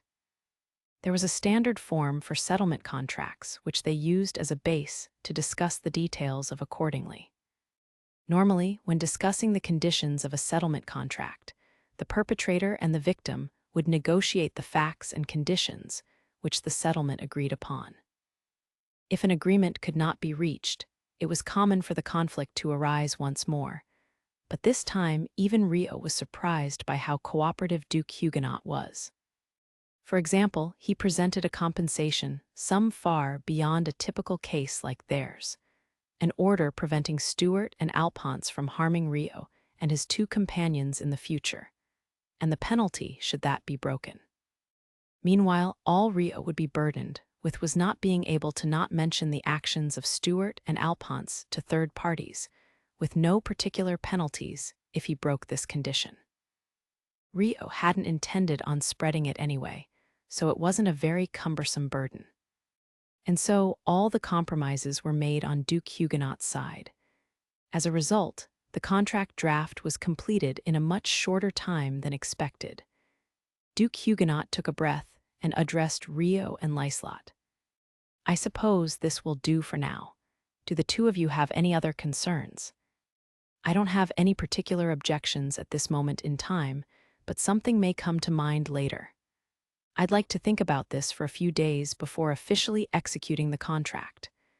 Would that suit you, Sir Haruto? Liselotte said, looking at Rio. Yes, I do feel that it is a little one-sided in favor of me, but if you don't have a problem with that. Rio nodded in slight confusion. Of course it would be, seeing as none of the fault was yours, Duke Huguenot said with a sociable smile. It was hard to believe he was the same man who once placed a false accusation on an innocent Rio's head and turned Latifa into an assassin. Thank you for your consideration. Despite finding the whole thing rather uncanny, Rio bowed his head respectfully. Then for the detailed wording and creation of the original contract, can that be left to you as a third party, Liselotte? Duke Huguenot requested. Yes, leave it to me. Liselotte nodded readily. Duke Huguenot bowed his head at Liselotte, then turned to face Rio and apologized once more. Sorry for the trouble, and Haruto, I apologize again for everything. My foolish son's actions have caused you great pain, and for that I am sincerely regretful for. No, if the matter is settled completely, then I have no more concerns about this issue. Rio shook his head. It pains me to admit, but I didn't have much time with my son when he was younger, being occupied with my duties. Unfortunately, he grew up into an indulgent son. However, I swear as his parent to have him atone for his sins properly. In order to do so, I have one request to ask of you, Duke Huguenot said, watching Rio's expression. What is it? Rio tilted his head rather warily. If you would so allow it, could you give them the opportunity to apologize in person? They have deeply reflected on their actions since then. It may be for their own egos, but they wish to apologize to you. Duke Huguenot said with a strained smile. Sure, I don't mind. Rio nodded hesitantly. Thank you, then, Arya. Could you bring them here? Duke Huguenot called out to Arya, who was waiting in the corner of the room silently. Understood, Arya nodded, opened the door and stepped outside. They've actually been ready in the room next door. It shouldn't take long, Duke Huguenot admitted. Sure enough, Arya returned not even a minute later, opening the door. Excuse me, go ahead. After opening the door, Arya invited Stuart and Alphonse inside. The two of them were giving off an extremely gloomy air. Excuse me. The two entered the room, greeting in rather dispirited voices. They sure did a 180. Rio's eyes widened at the sudden change in Stuart and Alphonse. It was hard to think of them as the same people who had been harassing girls and messing around in high spirits the night before. Come here. Yes, sir. As ordered, they approached Duke Huguenot. Good for you, Haruto here has agreed to give you the chance to apologize. Make sure you give a proper apology and express your gratitude for his generosity, Duke Huguenot stated to Stuart and Alphonse in a calm and low voice. Stuart took the lead in kneeling down on the ground before Rio. Please accept my apologies. I am deeply repentant of last night, where I became drunk and let things get out of hand. Stuart said his words of apology towards Rio. Please accept my apologies, Alphonse said shortly, kneeling on the floor with his forehead to the ground. His voice and body were both trembling. Just what emotion was running through him? For Rio, who knew them from his school days, it was an absolutely shocking scene to witness. That being said, no matter how hard they had butted heads during their school days, Rio felt no satisfaction in watching them prostrate themselves forever. Rather, they were people Rio no longer cared about at all. It wasn't even a matter of forgiving them or not. It's fine, please raise your heads, Rio said in a rather blunt voice, accepting their apologies at once. Liselotte watched Rio's face from the side as he did so. After that display, Stuart and Alphonse immediately left the room. The remaining members exchanged pleasant talk until Natalie arrived, and informed them that lunch had been prepared. Led by Arya and Natalie, Rio and the others entered the dining hall of the mansion. Inside the room was a long, rectangular dining table where Flora, Rona, and Sakata Hiroki were seated. There, Hiroki was chatting away talkatively. "Ah, Sir Haruto." When Flora noticed them entering the room, she called out to Rio with a friendly smile. Rio was taken aback by the fact that his name was the one called out, rather than Liselotte or Duke Huguenot with him, but he didn't let it show on his face. "It's a pleasure to be in your presence once again, Princess Flora. Lady Rona and Sir Hiroki, too." Rio placed his right hand over his chest and bowed his head respectfully. "Yo, I heard about the mess you had to deal with," Hiroki said to Rio. "Not at all. Everything was resolved without any issues in particular," Rio replied with a strained smile. "Really? Well, sit down then." Hiroki invited Rio to sit as though it was his own house. "Yes, please have a seat. Sir Haruto, Duke Huguenot," Liselotte urged. "Then I shall intrude on your table." Duke Huguenot showed no sign of hesitation as he calmly lowered himself into a seat. "This way, Sir Haruto." Arya selected a seat for Rio and pulled it out quietly in invitation. "Then, excuse me." Rio sat down nervously. Flora was seated right next to him. I know we're all seated already, but is it okay for us to join you too?" Flora asked, peering up at Rio's face beside her. "I believe that, if anything, I should be the one asking if I may be here with everyone else." Rio thought he'd be having lunch with only Liselotte and Duke Huguenot, so he was taken aback. Incidentally, Liselotte hadn't known Flora, and the others were inside the room until she entered herself, but had arranged for her attendants to prepare in advance either way, so she wasn't particularly surprised. "I'm sure it's fine. This is a gathering of appreciation for you, after all. Having a meal with a hero and princess is a rare experience. Feel privileged, yeah," Hiroki huffed with a smug look. Despite Rio being the main focus of the gathering, Hiroki was acting like he was the master of the house. That being said, he was the hero on par with a servant of God, so it was endearing in a way. "Yes, it's an honor," Rio agreed amicably. "It isn't meant to be a formal event, so please relax and enjoy yourself. The highest quality foods have been prepared for today," Liselotte said somewhat apologetically.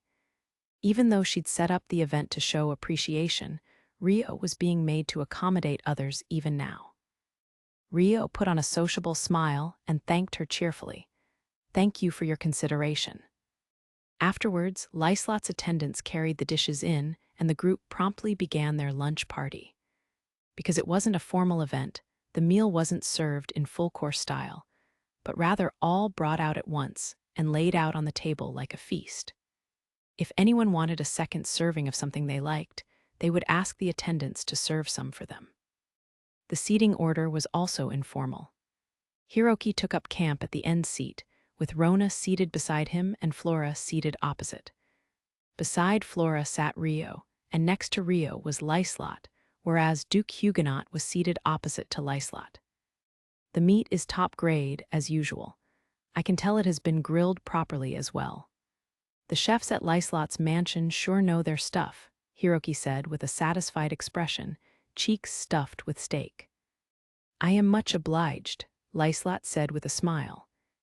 "But eating good meat always makes me want rice too," Hiroki sighed quietly. "I've actually used my connections with the Rika Guild to prepare some rice," Liselotte said, her expression somehow not looking too pleasant. "What really?" Hiroki asked, showing a strong interest. "Yes, you previously expressed your desire to eat rice, so I had some prepared exactly as the hero described." "Arya," Liselotte said, calling out to Arya, who was waiting in the room. "Yes, my lady." Arya nodded quietly, moving to stand before a small pot left on the waiter's table. She served a small amount of rice onto a plate and carried it over to Hiroki. "This rice is supposed to be eaten as porridge, like threshed wheat. It's only cultivated in certain parts of Strahl and not particularly favored by royalty or nobility, So I'm sure it must be the first time some of you may be seeing it, Liselotte said, addressing everyone seated at the table. In Strahl, it was common for grains other than rice to be used for porridge, but porridge itself was looked down upon by the noble class as something for the lower classes to eat. It would normally be impolite to bring that ingredient to the dining table of royalty and nobility, but it was a different story if Hiroki, the hero, desired it. So this is the rice that Sir Hiroki often spoke of. Flora looked at the plate before gazing at Hiroki with curiosity. There was rice in Strahl, too. Ryo's eyes widened at that fact. Haha, I see. Well, I guess I could give it a try. Hiroki picked up his fork and scooped some rice, staring at it with a grin on his face before carrying it to his mouth. Is it to your liking? Liselotte asked quietly. Ah, this is definitely rice. It's rice, but not the rice I want. Hiroki shook his head in disappointment. So it isn't satisfactory after all, Liselotte said with a wry smile, as though she expected that reaction. What do you mean? Flora asked curiously, cocking her head. It's dry and the rice grains don't stick to each other at all. To put it simply, it's bad. It's not the type of grain that should be cooked and eaten in this way to begin with, though it probably tastes good if you make it into porridge and season it. Hiroki explained in Liselotte's place. I agree. That's why I had my chefs experiment and make something delicious to eat. Would you like to give their cooking a try? Liselotte immediately suggested to Hiroki. Interest piqued, Hiroki nodded heartily. Oh, you sure are well prepared, as expected of you. Sure, bring it out. Then, Arya, please prepare enough for everyone. Yes, my lady, Arya agreed respectfully and began serving with the other attendant girls. Before long, 2 plates appeared before Rio. One had regular white rice, while the other one had the risotto. Everyone, please feel free to try and compare the differences between 2 types of cooked rice, Liselotte stated cheerfully. What an interesting idea. I shall give it a try. Duke Huguenot said, starting with the white rice. Meanwhile, Hiroki had already eaten the risotto. It's great. It's just like cheese risotto, he said happily. Thank you. I see Sir Hiroki knows about this dish then. As you can see, it uses cheese. Did you say it was called risotto? Liselotte asked curiously while smiling. Yeah, it's the name of a similar food in my world. It was prepared in a different way compared to porridge, right? Hiroki nodded, confirming with a knowing look. Yes, it is as you discerned. The name of the food hasn't been decided yet, so we will take this chance to name it after your risotto, Liselotte said with a grin. Sure, I don't mind. Hiroki nodded contently. This hero, does he not realize that Liselotte could have recreated this risotto using earth knowledge? Rio doubted in his head. However, at present, he had no reason to interrupt and ask, and was content to observe quietly without overstepping. Flora also took a bite of the risotto and offered her thoughts with a beaming smile. This risotto, was it? It's very delicious. Yes, I'm surprised. It seemed like Rona was also pleased with the taste. Duke Huguenot was also smacking his lips in awe. My compliments to the chef. To think a grain food could taste this good. I am pleased to see it was to your liking. Liselotte accepted their reactions happily before turning to ask Rio, who had just taken a bite of his risotto too. What did you think, Sir Haruto? It's wonderful. I never imagined I'd be eating rice again, Rio said with a smile. Liselotte looked at him, surprised. Is it possible that you've eaten rice before, Sir Haruto? Yes, actually, during my travels across various lands. Rio disclosed just enough information that was within the truth. In actuality, he ate rice on a daily basis and often made risotto to eat too, but decided against saying that out loud. How old were you when you started your journey, Sir Haruto? Flora asked nervously, interested in Rio's travels. I was 11 years old. Rio answered with the same number he gave Arya before, staggering the year he began his journey by 1 year. Rio had fled from the kingdom of Beltram when he was in his 6th year of the Royal Academy, so he was actually 12. 11, Flora muttered quietly, seemingly frustrated. Hiroki narrowed his eyes at Flora's expression. Come to think of it, how old are you? He asked Rio. I am 16. Oh, so the same age as Rona, and 1 year older than Flora and Liselotte. But how did you travel from such a young age? In this world, you have to walk everywhere if you're not a noble. Well, I guess it's possible this has something to do with your parents. No, both my parents died before I started my journey. I mostly traveled alone, but I did travel with others for part of the way. Ah, I see. So your parents have passed already. Sorry for asking about that.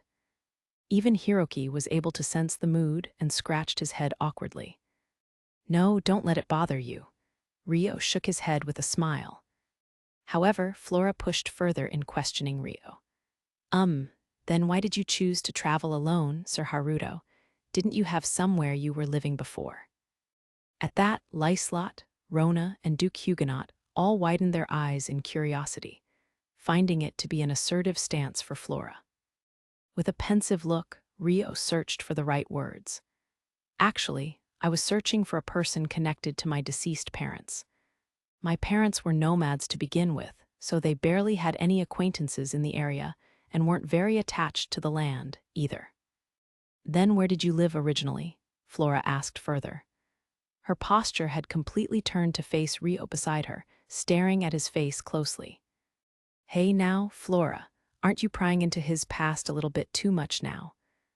Unable to continue to simply watch, Hiroki admonished Flora.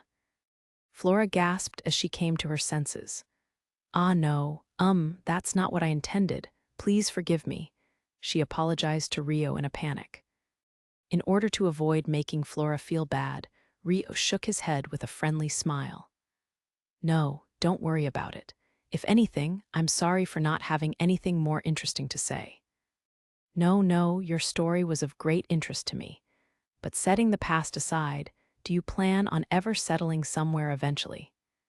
Duke Huguenot shifted the focus of the questions from Rio's past to his future. That's a good point. I'm still in the middle of my journey, so I'm not sure yet.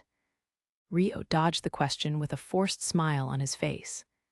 Ha, in that case, feel free to place the kingdom of Beltram in your sights as a place of permanent residency. With your sword skills, I'd hire you on good terms. Duke Huguenot tried to scout Rio with determination, all while wearing a bright smile. Oh my, if we're talking about a swordsman of Sir Haruto's level, I'd like to put my name out there too. Liselotte kept Duke Huguenot in check immediately. My, it seems a rival has appeared already. Foo, but of course, I won't let you get the lead right in front of my eyes. Ha, we cannot remain in Amend forever after all. We're always in need of talented people, so being able to meet someone like this is a valuable opportunity. I must make the most of it, Duke Huguenot said pleasantly, looking at Rio. I am grateful for the offer. If fate ever leads me there, I will rely on you at that time, Rio said, giving a diplomatic and safe reply. Seriously speaking, we would be able to provide somewhere for you to use your sword skills as much as you want. And a career path upwards, too. Feel free to consider it as one of your options in life. Duke Huguenot didn't seem to have any intentions of allowing the conversation to end with lip service, appealing rather enthusiastically. However, he didn't try to step forward too forcefully, wary of the trouble that Stuart and Alphonse had caused earlier. I will also be willing to welcome you at any time, Liselotte reminded Rio casually. Wow, look who's the talk of the town. Is this the birth of a new hero? Hiroki said, putting a damper on things. No, that would be out of the question. I would be no match for a real hero like you. The legend speaks of the ability to wipe out armies of monsters in a single blow, after all. If that were true, taking out a mere handful of minotaurs would be laughable in comparison, Rio denied rather exaggeratedly, while also flattering Hiroki for being a hero in the process. Ah well, no matter how much effort you put in, real heroes have a status and power limited to only them. the wall that a fake could never surpass, or so they say. But if you're aware of that, then maybe you might make it somewhere too. Hiroki smiled, now in a good mood. That's very kind of you to say. Ryo bowed his head respectfully. Meanwhile, Liselotte was watching Hiroki with a worried face. Oh, speaking of heroes, how much have you heard about the heroes being summoned all over the land, Sir Haruto? Let me think. I've heard that the areas where pillars of light appeared were where the heroes were summoned. The rumors said that a hero appeared in the kingdom of Galark too. Ryo took the opportunity to ask about the Galark Kingdom hero. Finding more information about the Galark Kingdom hero was one of his goals for getting close to Liselotte, so he was quite grateful for the topic at hand being brought up. The castle technically hasn't released any information to the townspeople yet, but it's hard to hide pillars that rose up so conspicuously, Liselotte said with a strained smile. Ah, they said they would introduce her officially at the evening party, didn't they? The female hero of Galark. Hiroki said, sighing tiredly. An evening party, and a lady? Ryo asked hesitantly, stifling his overeager emotions. Yes, Lady Satsuki Sumeragi. That's the name of the hero summoned in our kingdom. Sure enough, the woman was of the same name and gender as the person Ryo was searching for. Lady Satsuki Sumeragi. It couldn't possibly be a coincidence. Ryo was certain that the hero summoned in the Galark Kingdom was Miharu's upperclassman. Obtaining this information alone had made getting so close to Liselotte worth it. Actually, Sir Hiroki is also set to attend that party. We also plan on unveiling him there, Duke Huguenot said while looking at Hiroki. Well, I'm not a big fan of being put on stage, but I guess this is another part of being a hero. Contrary to his words, Hiroki shrugged with a smile that didn't seem all that displeased. It sounds like quite the high-class event, Ryo said, eyes wide. Actually, there are rumors the hero summoned in the kingdom of Centistella will also be in attendance. It's not confirmed, though, and the hero's name is also hidden still, Duke Huguenot said. Oh my, Ryo uttered in interest. Finally, a big leap in progress. I can tell Miharu and the others the good news, too. He sighed in relief at the situation, finally taking a turn for the better. Interlude, a day in the life of Miharu. Meanwhile, in the Spirit Folk Village, Miharu was working hard at spirit art drills with Iki, under the guidance of Orphea. HMPH, Iki groaned as she held her hand out in the empty space before her. Miharu also had her hand out before her, a water bubble several centimeters in diameter floating on her palm. That's amazing, Miharu. Both your spirit art activation time and the size of the bubble has visibly developed in these last few days, Orphea said, her eyes widening when she saw Miharu's improvement. Thank you, I think I'm starting to get the hang of it. It's all thanks to you, Orphea, Miharu replied bashfully. She concentrated once again, turning her focus back to the use of spirit arts. Iki stared at Miharu closely. I wonder what the difference is between Miharu and me. Is it really talent after all? She murmured, frowning in disappointment. The more days went by, the greater the gap between her and Miharu grew, which probably made her feel impatient. While Iki's murmurs didn't reach Miharu in her concentration, they definitely reached Orphea's ears. Miharu's talent is wonderful, of course, but Orphea looked at Iki's face before staring at Miharu's serious side profile. While Orphea had no experience teaching spirit arts to a human outside of her experience with Ryo, it was obvious that Miharu's talent in spirit arts was clearly at an abnormal level. That being said, Ryo was a particularly unique exception for a human, and there was still the question of whether to group Miharu and the others as humans of this world when they had come from Earth. The only thing that was certain was that not only Miharu, but Iki and Masato too, were acquiring spirit arts at an incredible speed compared to the humans of this world. It was why Orphea repeatedly reminded Iki that there was no need for her to feel dejected.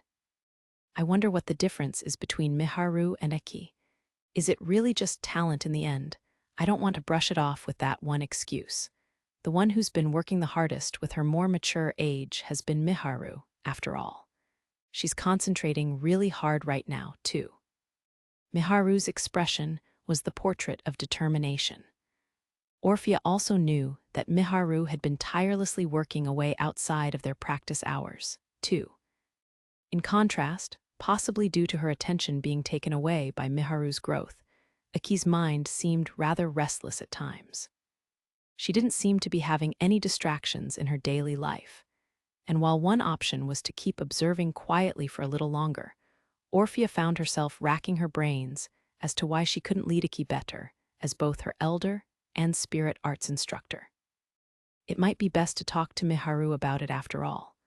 I have things I want to discuss with her anyway, and she should know Aki best. Orphea may have been her instructor in spirit arts training, but Miharu was actually 1 year older than Orphea, so she felt like she could rely on her at a time like this. Okay, I'll do it tonight right away, and I'll have to call Sarah and Alma over too. With that decided, Orphea giggled to herself. That night, in the village house where they all lived together. After the younger group of Latifa, Aki, and Masato had gone to sleep, Orphea brought Sarah and Alma along to Miharu's bedroom and knocked quietly on the door. Yes, what's wrong, everyone? Miharu was still awake, so she opened the door immediately. When she saw the older group of girls gathered outside, her eyes widened slightly. Fufufu, could the 4 of us have a little talk? Orphea suggested to Miharu with a smile. It was basically an invitation for an otherworld version of a pajama party, and Miharu and the spirit folk girls were already in their sleepwear.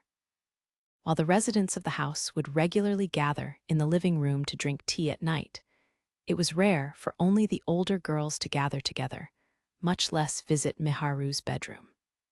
Sure, come in. Miharu readily welcomed the 3 girls inside. Thank you. Orphea and the others entered the bedroom happily. Miharu's room was roughly 15 square meters large, with a small table in the corner of the room. Orphea placed the tray on that table. Were you practicing spirit arts just now? Sarah asked, looking around the room. Miharu nodded hesitantly. Yes, how did you know? There are remnants of ode and mana waves flowing through your room. The ode density was greater than what the light artifacts give off, so I guessed you were practicing in secret, Sarah deduced with a giggle. I see, Miharu mumbled quietly at Sarah's observational skills. The spirit art she had been using was an extremely minor one, but constantly repeating, it had caused a significant amount of magic essence to be released without her realization. It seems like you were practicing a fair bit. You're such a hard worker, Miharu. Alma giggled. That's not true. Miharu shook her head in discomfort. It wasn't as though practicing in private had been forbidden, but overworking would cause exhaustion and wasn't recommended. She had been practicing spirit arts for nearly an hour before the girls had arrived, but she didn't want to worry them. However, Miharu couldn't fool the eyes of Sarah and the others, who were known as the leading talents in spirit arts in all the village. I can tell even if you try to hide it. It's good that you're hardworking, but when you're a beginner, you have to be careful not to practice too much. Sarah warned Miharu with an exasperated tone. That's right. I've told you many times already, but if you release too much ode from your body while you're still inexperienced, you could ruin your health, you know, Orphea noted, emphasizing Sarah's words with her own. I agree, Alma nodded along. Ahaha, I don't feel particularly bad or anything, so I'm sure it's fine. I won't practice anymore today. Now, have a seat. Miharu laughed a little awkwardly, urging Sarah and the others to sit. Okay, excuse me. Sarah gave a helplessly strained smile before sitting down on a chair. Alma and Orphea followed her, and Orphea immediately began pouring tea. We normally gather in the living room, so meeting up in someone's bedroom is a new feeling, Alma said as she looked around the room. I agree. If we're the only ones gathered, does that mean you have something important to talk about? Miharu asked somewhat curiously, nodding while she gazed at their expressions. How about it, Orphea? Sarah must have been summoned by Orphea without knowing what the matter at hand was, as she tilted her head in question. Fufu, I suppose you could call it important. I wanted us to have a talk about Miharu, Iki, and Masato once more, just between the four of us, Orphea said with a bright smile. Well, it's true that we haven't had the opportunity to discuss this. Sarah looked back on their living together until now with a thoughtful face. While she accepted Orphea's reason more or less, she suspected that there was another motive behind it. Right, Orphea clapped her hands together in front of her chest. And so, Miharu, how has life been in the village? Do you have any worries, any woes, anything that makes you anxious? Not really, I guess. Miharu was taken aback by the sudden interrogation, cocking her head as she replied. Really? Orphea asked once more, peering at Miharu's face. Yeah, that's the truth, Miharu confirmed hesitantly. Do you suspect otherwise, Orphea? Sarah asked, cutting straight to the point. It's just the fact that they're living in an unfamiliar village. I was wondering if they had any anxieties or problems outside of our knowledge. Not only for Miharu, but Aki and Masato too, Orphea explained. I see, how about it, Miharu? Sarah asked. I haven't had a problem with life at the village. We're treated so well, I can't be grateful enough to Haruto and everyone here, Miharu answered with a cheerful laugh. Sarah resolutely asked what she had feared bringing up. But aren't you lonely? You've been separated from your family too. In order to prevent that, Sarah and the others had put their utmost effort into welcoming them warmly, but there was a limit. I'd be lying if I said I wasn't lonely, I think. As far as Aki, who at times doesn't seem as energetic.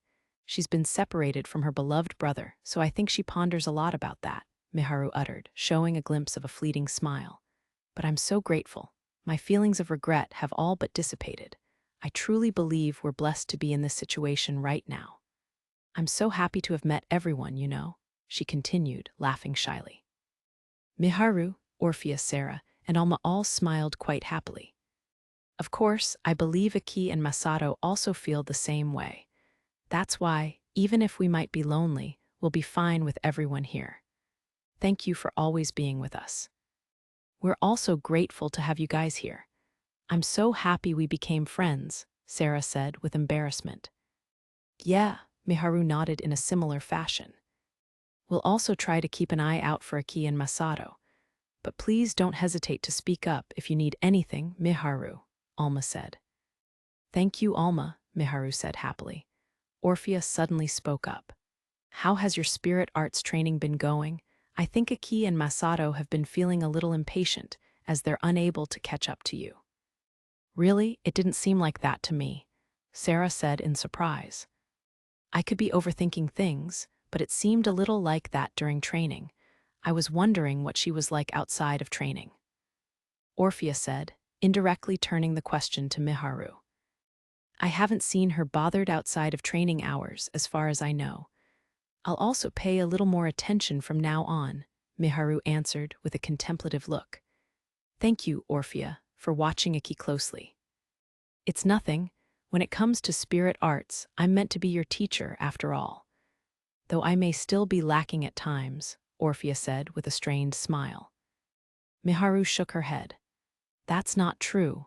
The way you teach is so good, I can definitely tell I'm improving bit by bit, she said, advocating for Orphea as the secret to her rapid growth. That's because you're so talented. Not only that, the fact you're the hardest working when it comes to spirit arts training also plays a large part. No matter how much talent she had, it would have been wasted if she hadn't been motivated. And it seems like you've been practicing secretly too, Sarah said with a laugh. It wasn't that much. Miharu defended herself in embarrassment. You seem really ambitious about it, but is there a reason why? Alma giggled, wondering why Miharu worked so hard at it. Part of it is because it's fun, but Miharu trailed off halfway, causing Sarah and the others to all urge her to continue in unison. But even while we're living peacefully, Haruto must be working hard out there, right? I feel bad leaving everything for him to deal with like this. Miharu replied bashfully, feeling everyone's attention gathered on her. I see, so it's for Rio's sake. Alma seemingly emphasized Rio's name and understanding. Yufufu, I see. So that's how it is, Orphea said happily. Meanwhile, Sarah was glancing at Miharu's expression silently. Is everyone misunderstanding something? Realizing she was on the receiving end of the three meaningful gazes made Miharu blush. Misunderstanding what? Alma asked back innocently. No, I just don't want to be a hindrance to Haruto like this. He saved us, so I want to increase the number of things I can do as much as possible. So the next time something happens, I can't be left behind. Miharu defended herself in a fluster, blushing all the more. Yes, it goes without saying that everyone understands your reason for working so seriously now. Alma said, a gentle smile tugging at her lips. So you want to be with Rio? Orphea said, nodding along. That's not it. I mean, you're not wrong, but, Miharu objected in vexation. She was extremely frustrated at how she was unable to do anything in return for the person who had done so much for her, a stranger. She refused to be content at remaining a hindrance to him. That was why Miharu worked so hard. If she at least became strong enough to protect herself, she could stay by Rio's side. If she didn't work hard while she could, it somehow felt like Rio would one day go somewhere far away. She didn't want that to happen. She didn't want Rio to leave her behind. It was hard to describe using words, but she was utterly terrified of that happening. Well, if that's why your spirit arts learning is going so fast, then it's fine, right? Being able to reach activation in such a short time is an impressive feat, no? Sarah giggled, supporting Miharu with all she had. Right, it's a result obtained by combining Miharu's talent and hard work, Orphea agreed with a grin. But even for that, I feel it's a little too fast. Honestly, the speed is on par with the higher ranks of the village, although there are barely any people who start learning at Miharu's age, so it simply may be a case of having nothing to compare with. Alma said with a contemplative look. While I'd certainly understand if she had been contracted to some kind of spirit, that isn't the case for Miharu. Although she is a citizen of another world, I suppose. Sarah pondered out loud. Contracted to a spirit? Huh, Miharu uttered, blinking as though she had realized something. Is something the matter, Miharu? Orphea cocked her head and asked. This was before we came to the village, but I remember when Rio came here without us to explain the circumstances. Ai-chan formed a temporary pact with me in order to replenish her magic essence. Miharu explained, the memory suddenly resurfacing from the back of her mind. That's it, Orphea said with wide eyes.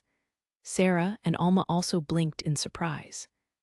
It's the reason why I can learn spirit arts so fast, right?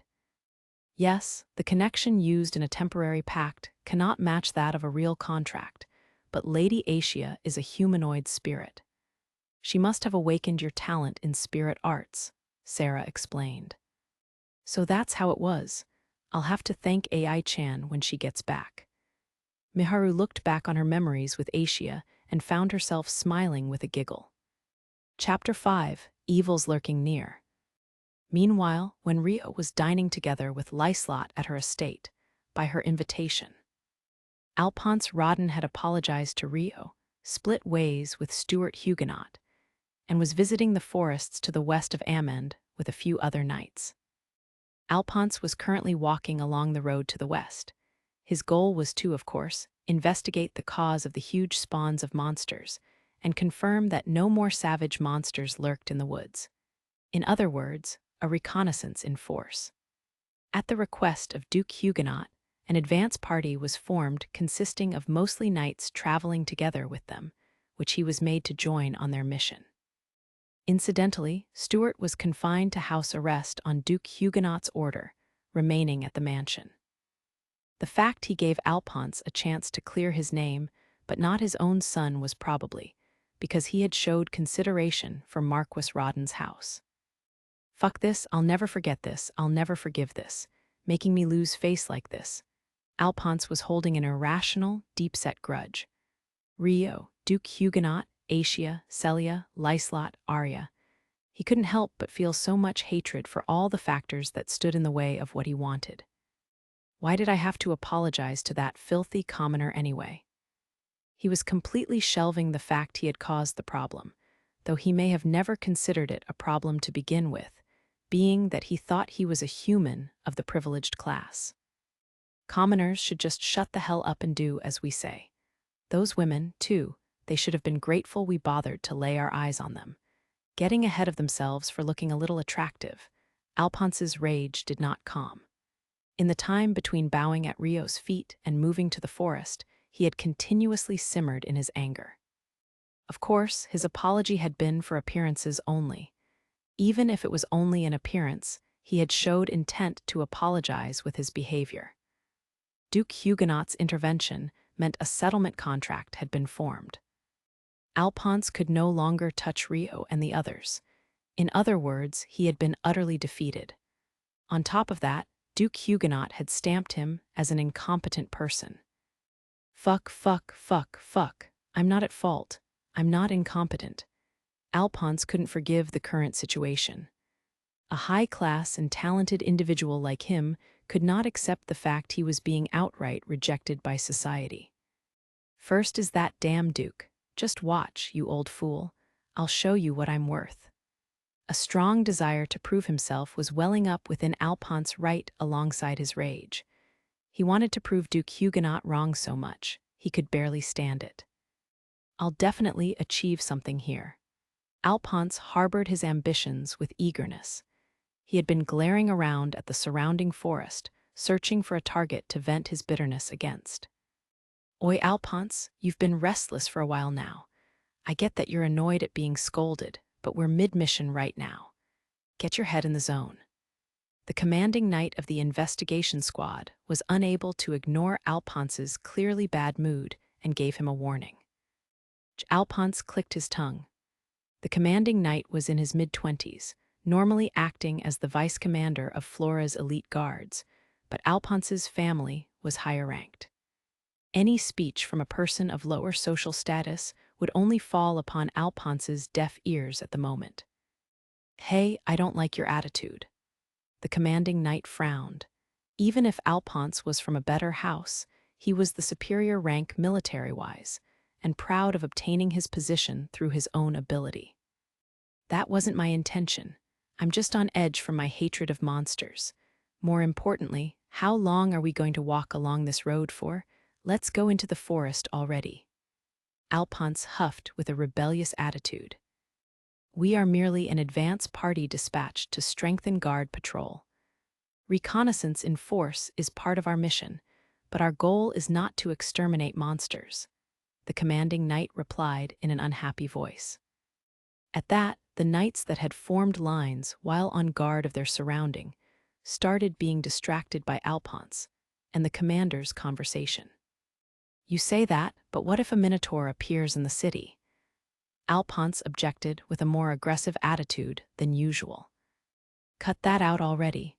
That's why we're currently strengthening the city's security. It's not something for a mere foot soldier like you to worry about. You just follow your orders, the commanding knight scolded Alphonse a bit harshly. HMPH, what a coward, Alphonse muttered quietly. The commanding knight finally seemed to snap, arguing back aggressively. And here I was being considerate, since you're clearly still a child. Would you like to head into the forest alone instead? You may be able to encounter a minotaur, as you seem to wish. Alphonse frowned deeply. No matter how hot-headed he was getting because of anger, he wasn't foolish enough to think he could defeat a minotaur alone. That will be unnecessary. From out of nowhere, an unfamiliar man's voice echoed loudly. Who's there? The knights looked around them in a hurry. Two men appeared from the forest, stepping onto the road. One was Reiss, wearing a black hood to cover his appearance, and the other boldly had his face on full display. The man with his face revealed looked to be in his prime adult years, a sword hanging from his waist and in an outfit fitting for a mercenary. His name was Lucius. While his facial features were refined, he emitted a wild aura filled with confidence and spirit. There are no monsters in the forest right now, Lucius said, approaching the knights without hesitation. Once he was within 10 meters of the knights, the commanding knight shouted an order in a stern voice. Freeze! Yeah, Lucius did as he was told. Are you an adventurer of Amend? The commanding knight asked. Nope, that I am not. Lucius shook his head casually. How suspicious. Then what were you doing in the forest? The knights fixed their dubious gazes on Reiss, who was standing behind Lucius. Why, being suspicious people, of course. And would you lot be the knights from the kingdom of Beltrum? How do you know that? Lucius' question made the knights all the more wary at once. Well, there is only one group of knights staying in Amend right now, after all. The elite knights escorting Princess Flora, that is. When Flora's name came up, the knights' expressions became even more grim. Who the hell are you? I have a little business with you lot. Seems like there's about 20 of you, and all youths at that. Lucius smiled with extreme cheerfulness, looking around at the knights. Come to think of it, you were a former noble of Beltrum, weren't you? Are there any faces you recognize? Reiss asked from behind Lucius. Nope, but it wouldn't change a thing if there was. That's good to hear. Their bodies will be satisfactory, so I'm counting on you, Reiss said in a flat voice. What a pain. Should we just mess them up a bit and restrain them? Alphonse drew his sword. It was the perfect opponent to take his irritation out on. Wait, I want to talk to them some more. The commanding knight tried to continue with his interrogation. But, there's a lively one among them. How nice. Lucius looked at Alphonse's face and laughed joyfully. Make sure you don't kill them. Healing is troublesome, so don't detach their limbs either, Reiss said tiredly to Lucius. I'm helping you out. At least let me have a little fun. You just make sure no one runs away, Lucius replied apathetically, drawing a sinister, jet-black sword from its sheath at his waist. The other side seems ready to go. Let me take him on. Alphonse grinned smugly, stepping forth to fight. No, surround and capture them. If he resists, I don't mind if you counterattack, but the commanding officer chose to respond with only rationality. Since they knew about the knights and Flora, he wanted to talk to them a little more. Suddenly, Lucius broke into a run. His unbelievable speed left the knights wide-eyed in surprise. Brace, the commanding officer tried to give his order in a fluster. However, Lucius had snuck into the midst of the knights in an instant. Too slow. You should have strengthened yourselves with magic the moment I drew my sword. One of the knights went flying through the air, kicked away by Lucius. The knights around them looked upon that scene with their jaws dropped. Alphonse roared in anger, charging straight to slash Lucius. His mouth was turned upwards in a savage smile, the opportunity perfect for him to expend his stress. You sure are an interesting one. Lucius blocked Alphonse's sword and laughed heartily. Die agendi corporis. Alphonse used physical ability in chanting magic as he put more strength into his sword. The spell circle appeared just a moment later, making strength swell within him and helping him push his sword forward with force. However, Lucius took a graceful step backwards and retreated. I'll leave you until last. Come on now, how about you lot activate your enhancement magic too? Lucius said to Alphonse, before provoking the other knights into action. Agendi corporis. The knights, in anger, each enhanced their physical abilities with magic one by one. Fine, kill that one. Just leave the hooded man instead. The commanding knight said, having finally considered Lucius' killing intent. Yeah, give it your best shot, Lucius shouted, jumping into the group of knights himself.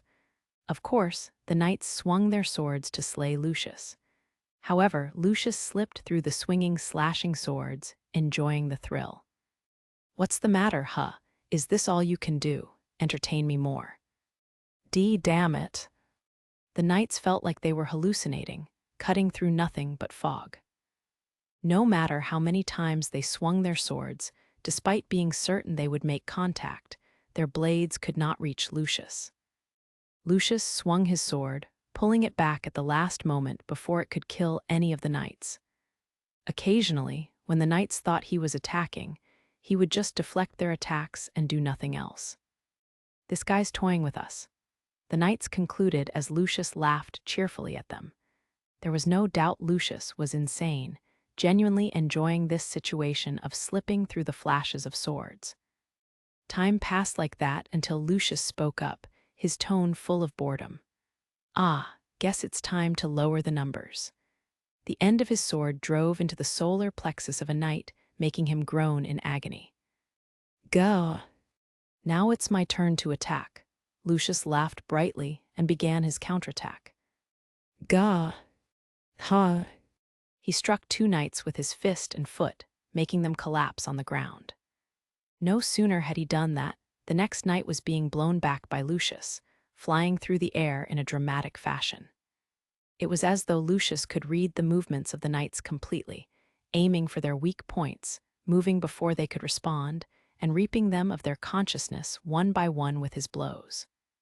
"And no way?" Alphonse watched his colleagues get taken down helplessly and found himself frozen in shock before he suddenly returned to his senses and looked around.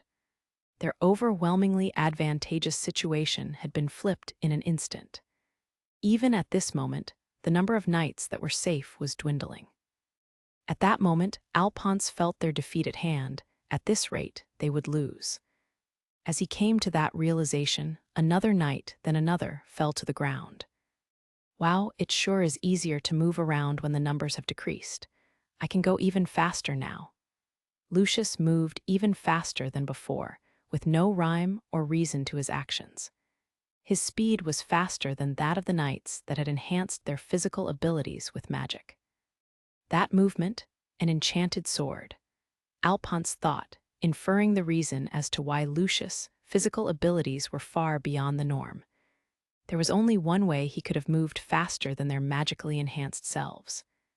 "Enchanted swords this, enchanted swords that. It's unfair. If I had one too, I could have." As someone without one, Alphonse felt deep envy, as unproductive and meaningless an emotion as it was to have at the moment. The likelihood of him escaping was growing smaller by the minute. Gah, struck by a knee blow, another knight fell to the ground. "Ah, 4 more left," Lucius said, looking over the cleared view of the road. Over 20 experienced knights had been reduced to 4 in less than a minute. "I am possible," Alphonse thought in a daze. When he looked around, the only people who were still conscious and on their feet were the 4 knights, including him and the commanding officer, as well as Lucius and Reiss.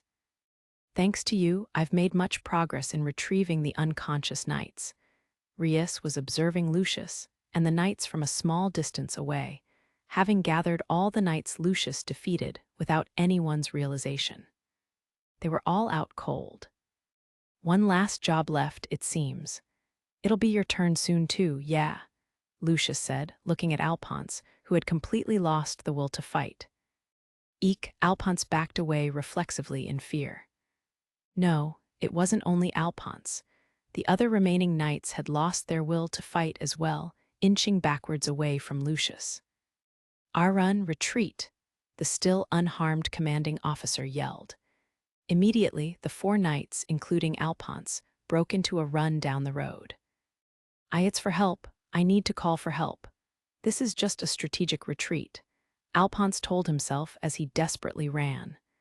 There was no trace of the enthusiastic spirit he had when he wanted to take down a minotaur to clear his name. "Did none of you see our difference in physical abilities when I was fighting? Hey, even if you run, I'll just catch up to you," Lucius said in a voice filled with scorn before kicking off from the ground and chasing the knights. The distance between them closed in an instant, but the desperate knights didn't realize it. "Ha ha," Alphonse panted, focusing solely on moving his feet. Eventually, a sword reached out from behind him, passing a hair's breadth away from his cheek. Wah. Unable to press on any further, Alphonse stepped to the side and haphazardly swung his sword at Lucius, but his sword slashed through the air in vain. Wah. Alphonse's eyes widened in shock. Lucius was standing 10 meters behind Alphonse, a wicked grin on his face. He watched Alphonse as he kicked the commanding officer. Impossible, his sword was right there. Did he fall back to that position in an instant?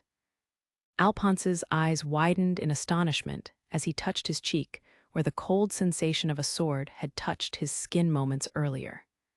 "You're the last, as promised. Don't give me too much trouble," Lucius quipped tiredly. Jiga, unable to say anything in return, Alphonse backed away slowly. He glared at Lucius with deep hatred, as though he was looking upon something that spooked him. "You really do have quite the look in your eyes." Lucius stared back into Alphonse's eyes and swiftly walked over to close the distance between them. Alphonse shrunk back, unable to move. What? There was nowhere to run anymore. Even as Alphonse replied to Lucius, he was groping for a path of survival. "It's those eyes of yours that show sly cunning. You may or may not be the one," Lucius grinned, his words full of meaning. "Acha," Alphonse mumbled, having no idea what he meant. "Well, in any case, I've become bored. Let's end this, shall we?" When Lucius closed the distance further, Alphonse yelled out in a fluster. "Wait, if it's money you want, I'll pay you. I'll even stay quiet about you guys." "Ah, money." Alphonse seemed to pique Lucius' interest, as he stopped moving forward and grinned in delight. All right, it looks like I can negotiate with money." Seeing the space for negotiation made Alphonse grin in response. "You really are an interesting guy." Lucius huffed through his nose, approaching Alphonse once more. Meanwhile, at the governor of Aman's estate, Rio had just finished his meal with Liselotte and was about to leave. Liselotte and the others had come to the garden to say goodbye. "It's an honor to be seen off by everyone. Thank you very much for everything today." Rio drew his right hand over his chest and bowed his head at those present in respect. "Thank you for coming over today. I'll send a messenger on another day in the future, so it would be lovely if you could stay in Amand a little longer. Of course, if you need anything, you are free to visit my estate at any time," Liselotte offered respectfully. Rio gave a friendly smile as he nodded. "Yes, I appreciate your offer." Unexpected events had happened one after another, but all's well that ends well after all. Thanks to everything, he had been able to form a close friendship with Liselotte. For the record, defeating the Minotaurs to save Liselotte and Flora was considered such a meritorious deed. They had yet to decide what to reward Rio with, requiring more time to examine the case. It was decided that he would visit Liselotte's mansion again in the future about the matter. In other words, they would continue to be friends from here on out. Flora took a step forward nervously, calling out to Rio. "Yes," Rio replied, tilting his head.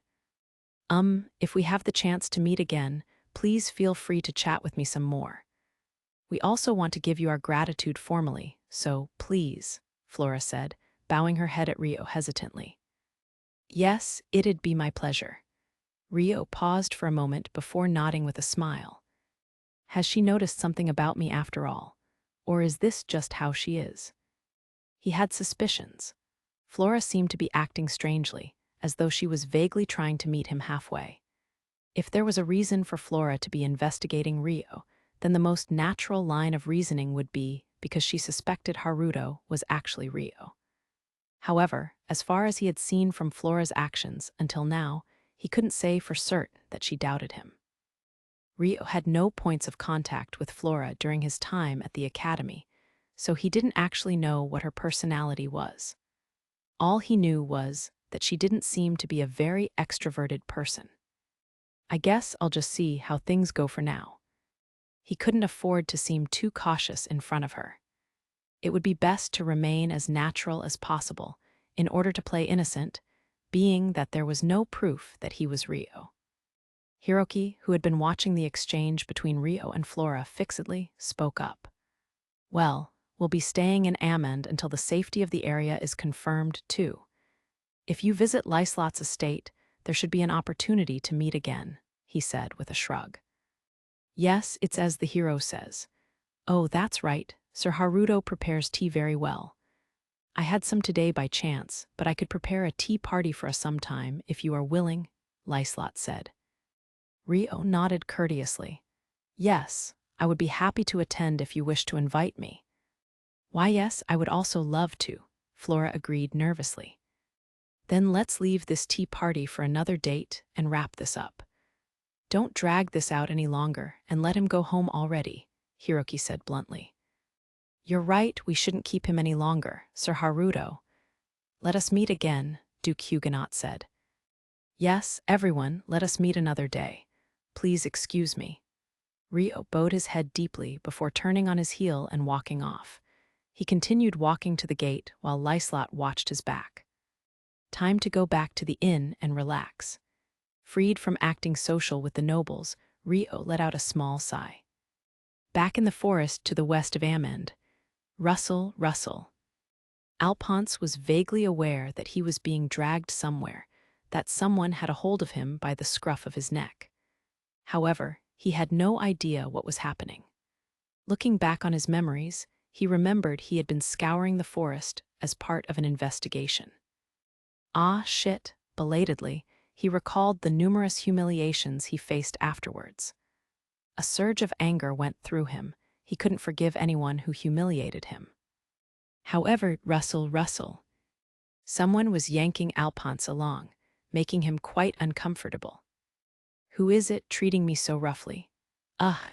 Alphonse found it most unpleasant, but a dull pain in the back of his head made him frown. My head hurts. Did he hit it hard somewhere? He didn't know. Yo, I'm done, a man's voice echoed happily. Immediately after, Alphonse felt the sensation of soaring through the air before falling to the ground with a heavy thump. It seemed he had been thrown. Alphonse groaned. Good work, there were so many of them, so I've already started, a vacant male voice echoed. At that point, Alphonse's mind finally snapped to, and he opened his eyes faintly. He noticed they were inside the forest, having left the road. Alphonse finally remembered the identities of the men beside him, the ones that had attacked them, Lucius and Reiss. Reiss was crouched on the ground, working away at something. Beside him stood Lucius. They sure are a creepy bunch, as always, Lucius said, looking to the side. Contrary to his words, a delighted smile was on his face. Alphonse followed Lucius' gaze. Wah, the scene that met Alphonse's eyes was so shocking, his body trembled. He could feel his mind reeling instantly. Those are the humanoid monsters that attacked us on the road yesterday. Why are they wearing the elite knights' uniforms? Dark-skinned revenants wearing the same knight uniform as Alphonse stood around in swarms. All the revenants were hairless, their facial structures lacking individuality. However, there was no sign of the savagery witnessed in the ones from yesterday, all of them staring into space with vacant eyes. What's the meaning of this? Alphonse's mind couldn't keep up. Oh, it looks like someone's awake. Reiss looked at Alphonse with a truly wicked smile. Alphonse trembled with a flinch. I held back a little on this one. Here, have a look. Lucius chuckled with a grin, grabbing Alphonse's head and lifting it up. His gaze was led to where Reiss was crouched and beyond. Zalhi. Alphonse's fellow knight was lying there. Seeing him made Alphonse's face twist. There was something wrong with him. The knight was giving small, soundless screams as his body gave abrupt, twitching jerks. Reiss was holding down the knight from above, his mouth curved into a creepy grin.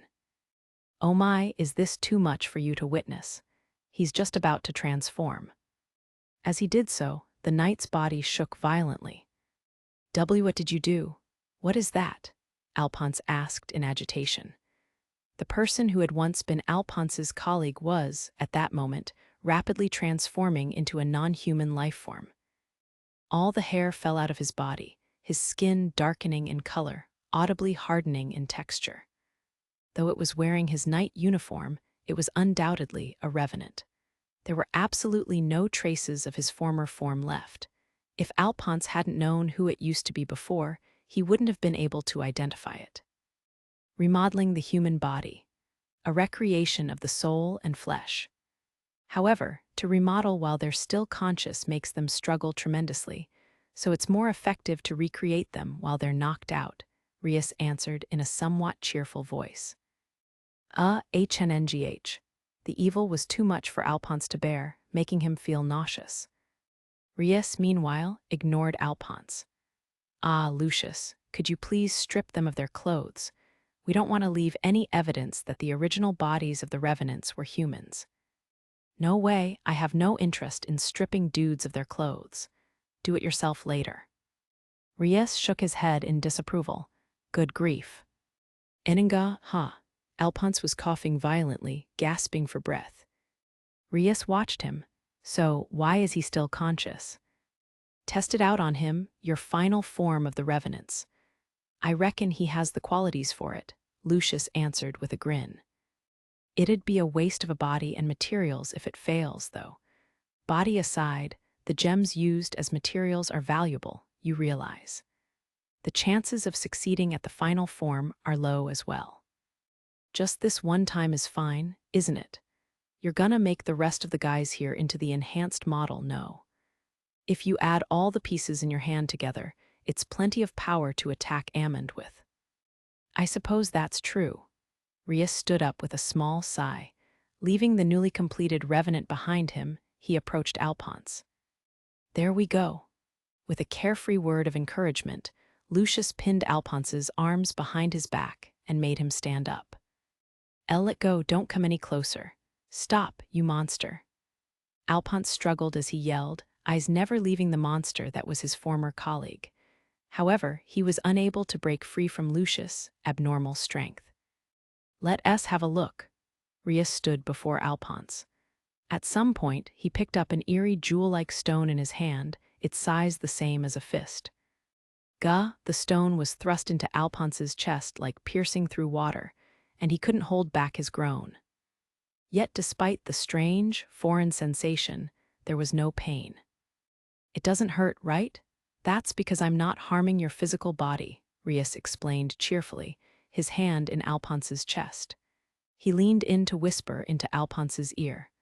Both your body and soul will start to hurt from here. Alphonse gasped in agony. His heart was hot, his body was hot, and it felt like he was going to melt. He was hit with the urge to spit out everything inside his body, but he wasn't able to. This will take some time. They were crueler than the verdict of a demon declaring death. Chapter 6, Their Respective Nights. Just past evening that same day, in a guest room of Liselotte's mansion in Amond. Duke Huguenot had finished his dinner and was listening to the captain of the elite guard, Raymond Brandt, give his report. The investigation squad didn't return. Duke Huguenot asked with a furrowed brow. Yes, I believe something unforeseen must have happened, Raymond reported with a pale face. Something unforeseen. Did we not discuss forming an advance squad with our knights with a focus on fighting ability and mobility in order to deal with that? Duke Huguenot asked detachedly. It would mean that the dispatched squad encountered a difficulty, not even they could deal with. Do you mean to say a higher number of monsters were lurking than expected? It is also possible that they simply had an accident, Raymond said with difficulty. While the probability wasn't zero, they were still knights that had undergone training. There was nothing more shameful than to have run into such trouble in the forest beside the city. Very well, you may leave. I will send a directive shortly, Duke Huguenot ordered, sighing deeply. Understood, Raymond nodded with a stiff voice, then turned around. After a moment, the door swung shut. It seems we really are lacking soldiers with military capability.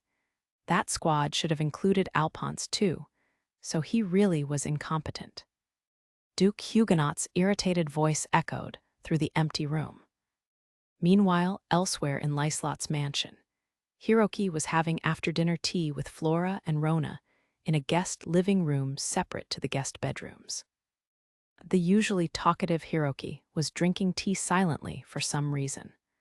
Flora also seemed a little dazed, but she was never very chatty to begin with. It's quiet. Rona quietly watched Hiroki's face, observing his vastly different behavior. With his teacup in hand, Hiroki let out a long-suffering sigh. He seemed to be clearly exhibiting the signs of worrying about something. However, Flora remained in her dazed state, unresponsive to how oddly Hiroki was behaving. Princess Flora also seems listless. I wonder what's gotten into her and Sir Hiroki. Rona was unable to stand the strange air in the room any longer. Sir Hiroki, is something the matter? She asked nervously. What? Hiroki replied in a rather curt voice. Rona mustered her courage to speak up. You don't seem to be very happy. If there's anything bothering you. At that, even Flora finally noticed their conversation, turning her ear towards them. Nah, it's not that anything's the matter, Hiroki said, shaking his head exaggeratedly. Contrary to his words, his attitude clearly showed something was wrong, so Rona quietly waited for him to continue speaking. Don't you think Flora is acting weirder than me? Hiroki suddenly said, turning to Flora. Taken aback, Flora's body shook. Hiroki watched her silently. Did I do something strange? Flora cocked her head in confusion. So you're not aware of it. Ever since we were attacked by the monsters, you've been restless, like your heart isn't really in it, Hiroki said with slight displeasure. Rona made a face of realization as something sprung to mind. I don't believe that's true. Flora shook her head with a frown. Well, if that's what you insist, then fine. It just seemed like that was the case to me, but what you say is probably right, Hiroki said sharply. The way he phrased it was enough for Flora to feel the need to confirm. What did I look like to you? Well, as an example, you seem to be rather interested in that man. You were always watching his face, you know, Hiroki said, watching Flora's reaction with a sidelong glance. By that man you mean. Do you mean Sir Haruto? She said hesitantly. Yeah, so you're aware that the man I'm talking about is Haruto, Hiraki said in an ill-tempered tone. No, that's. Flora had no idea why Hiroki would say such a thing. Being that she was raised as a princess, she was hardly pressed by others as it concerned her speech or actions. When combined with her natural disposition, she had no idea how to deal with it. Princess Flora represents all of us, so she is probably troubled by how to properly express gratitude towards him for saving us from our predicament. There's also the fact Duke Huguenot seems to be trying to scout him, Rona said immediately, supporting Flora. I see. Is that true? Hiroki asked somewhat dubiously. Why, yes, Flora said, nodding awkwardly. Well, I suppose I can understand that much. But still, that Haruto, don't you think you're all acting a little too excited about him? Hiroki said with skepticism. That's because you are so powerful. When your own position is so far above, it makes those surrounding you appear lower. For us regular people, he seems plenty amazing. Rona explained, complimenting Hiroki in the same breath. If it were Flora, she probably wouldn't have been able to make something up on the spot as cleverly. I see, so that's how it is. Well, in that case, I guess it can't be helped. Hiroki's pride was pleased to receive the praise, making him smirk. For Rona's sake, I'll quietly accept that for today, he thought. However, he was still disappointed in Flora. Honestly, I can always count on Rona to have a lively conversation. Flora's cute, but there's nothing beyond that. Hiroki spent time with Flora and Rona on a daily basis, so he already knew what their personalities were like. Flora could be summarized in one word, shy. To put it nicely, she was reserved. But if one chose to be harsh, you could say she was gloomy. She didn't seem to be used to socializing with men, so she barely spoke when she was in the presence of the opposite gender. Even when she was with Hiroki, who she knew fairly well by now, there were awkward silences at times. At the very least, she wasn't the type of girl to aggressively pursue men. The fact that she assertively tried to talk to Haruto, despite that, didn't sit right. He couldn't help but feel unsatisfied that she was acting proactive towards the wrong person. He was thinking selfishly. Hiroki didn't seem to be aware of it himself, but contrary to his aspirations, he didn't have the guts to go about forming human relations all that well by himself. That's what made him both easy and difficult to handle at the same time. He was a spoiled and troublesome man. Flora bid farewell to Hiroki and Rona once the conversation died down and returned to the guest bedroom she had been allocated. Liselotte's attendants helped her prepare a bath and change of clothes, leaving her to flop onto the bed afterwards. Was I really that strange today? She was bothered by what Hiroki had pointed out earlier. He had said she was showing too much interest in Haruto and seemed rather unhappy about it. However, it was an undeniable fact that she was interested in Haruto. Haruto, their names are different, their hair colors are different. He had acquaintances that he had been with for a long time. That's why he should be a different person, and yet. She couldn't help but overlap the sight of Haruto fighting the Minotaur from behind and of Ryo, who had fought the Minotaur during the Academy's outdoor drill in order to save Flora. It was why she couldn't help but stare at Haruto all day today. If the others around her found it strange, then it was possible that Haruto thought the same. I'm so hopeless. Flora felt a strong sense of self-hatred. Her head was spinning, unable to keep up with her thoughts, but she continued to question herself. What do I even want to do about it anyway?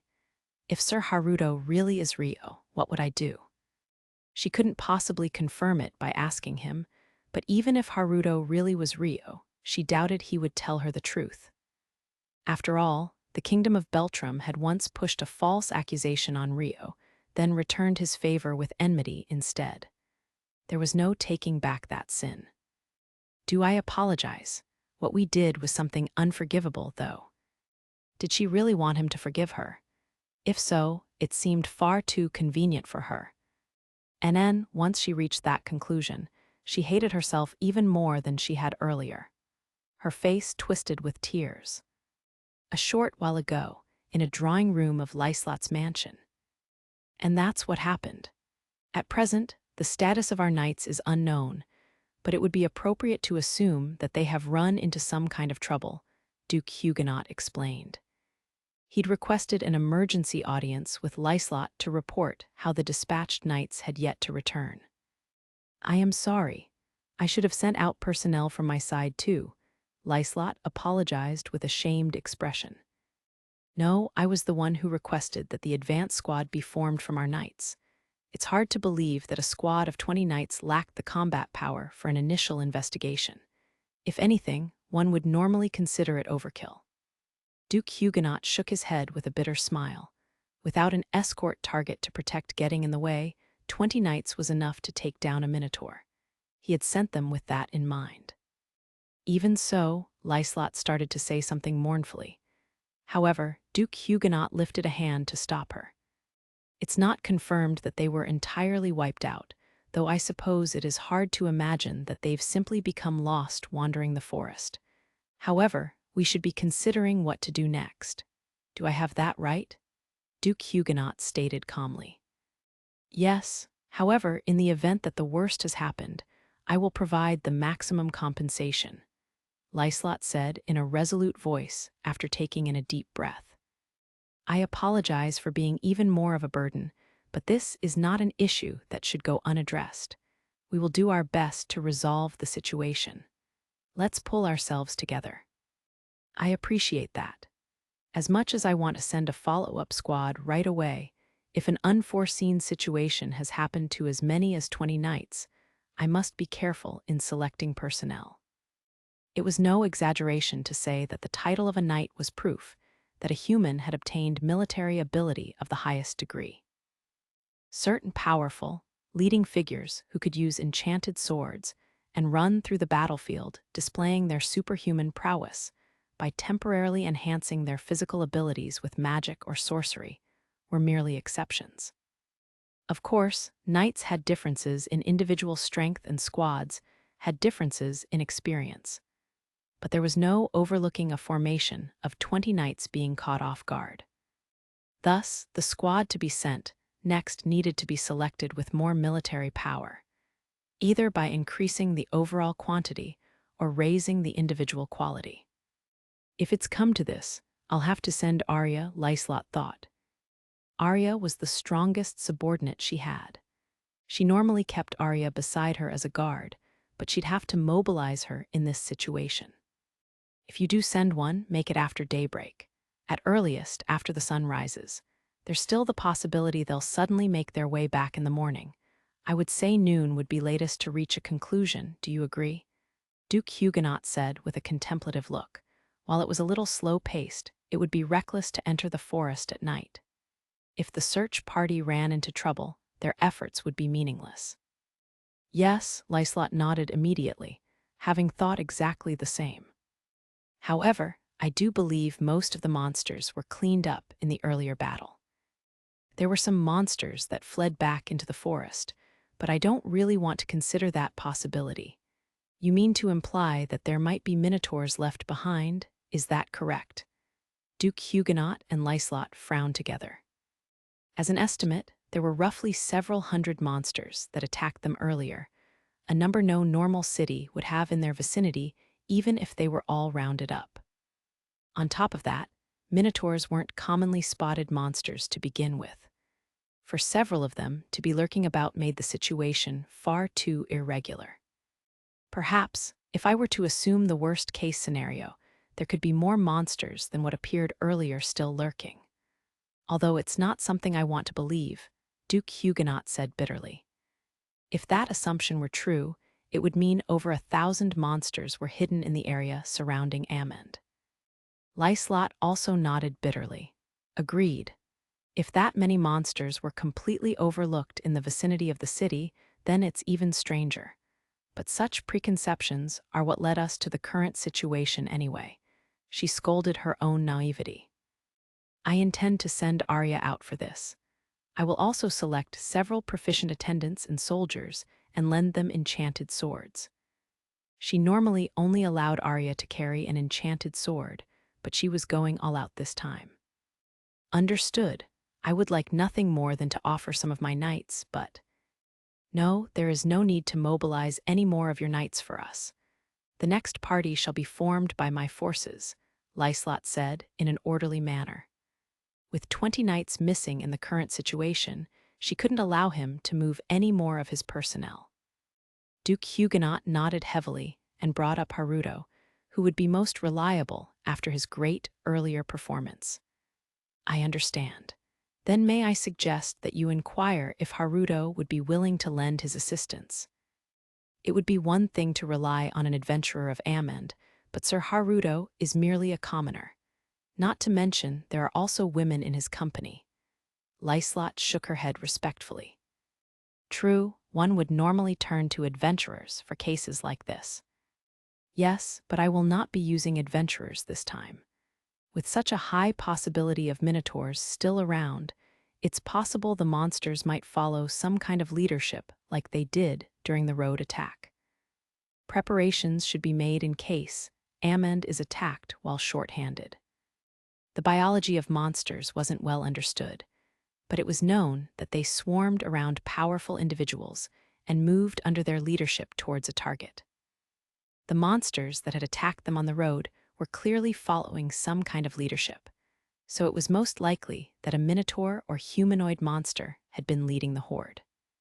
And if there really were minotaurs remaining, it was highly likely they would make planned movements, at worst placing the city in danger of attack. There were rarely any adventurers with skill on par with knights, but they were many in number. If the monsters attacked in droves, they would be a reliable source of combat power. That is a most justified decision, Duke Huguenot said, nodding worriedly. Meanwhile, in the depths of the forest west of Amend, Lucius and Reiss were seated around a campfire. Surrounding them were countless dark-skinned revenants, standing silently. It made an extremely eerie sight.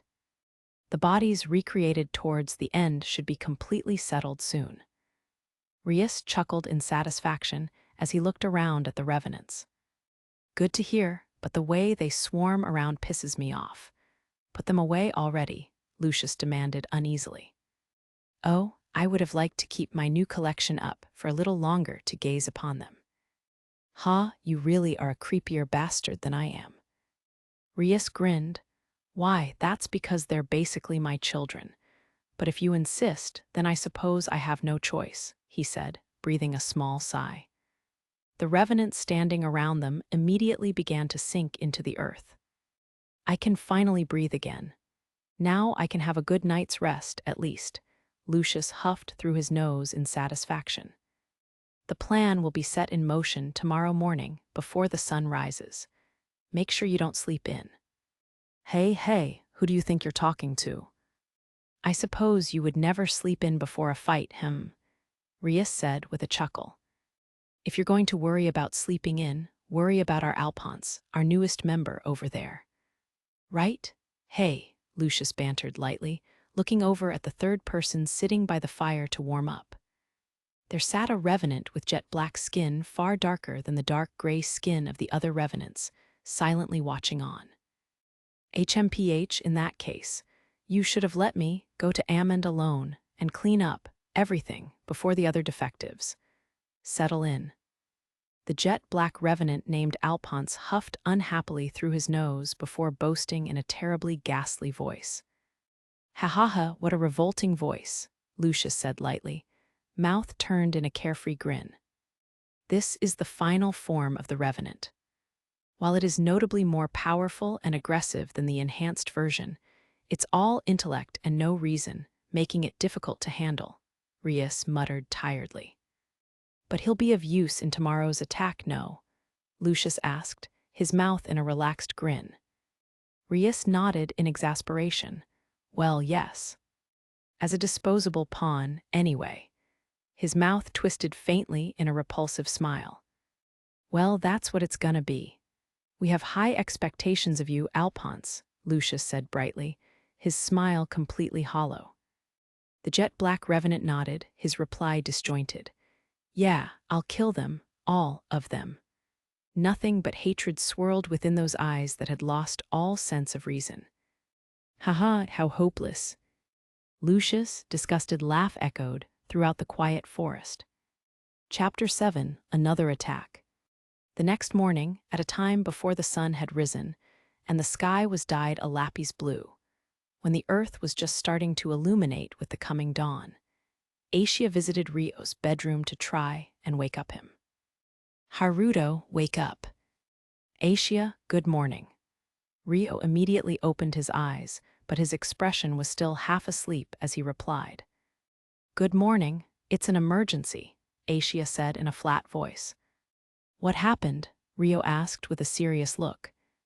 Monsters suddenly appeared. Inside or outside the city.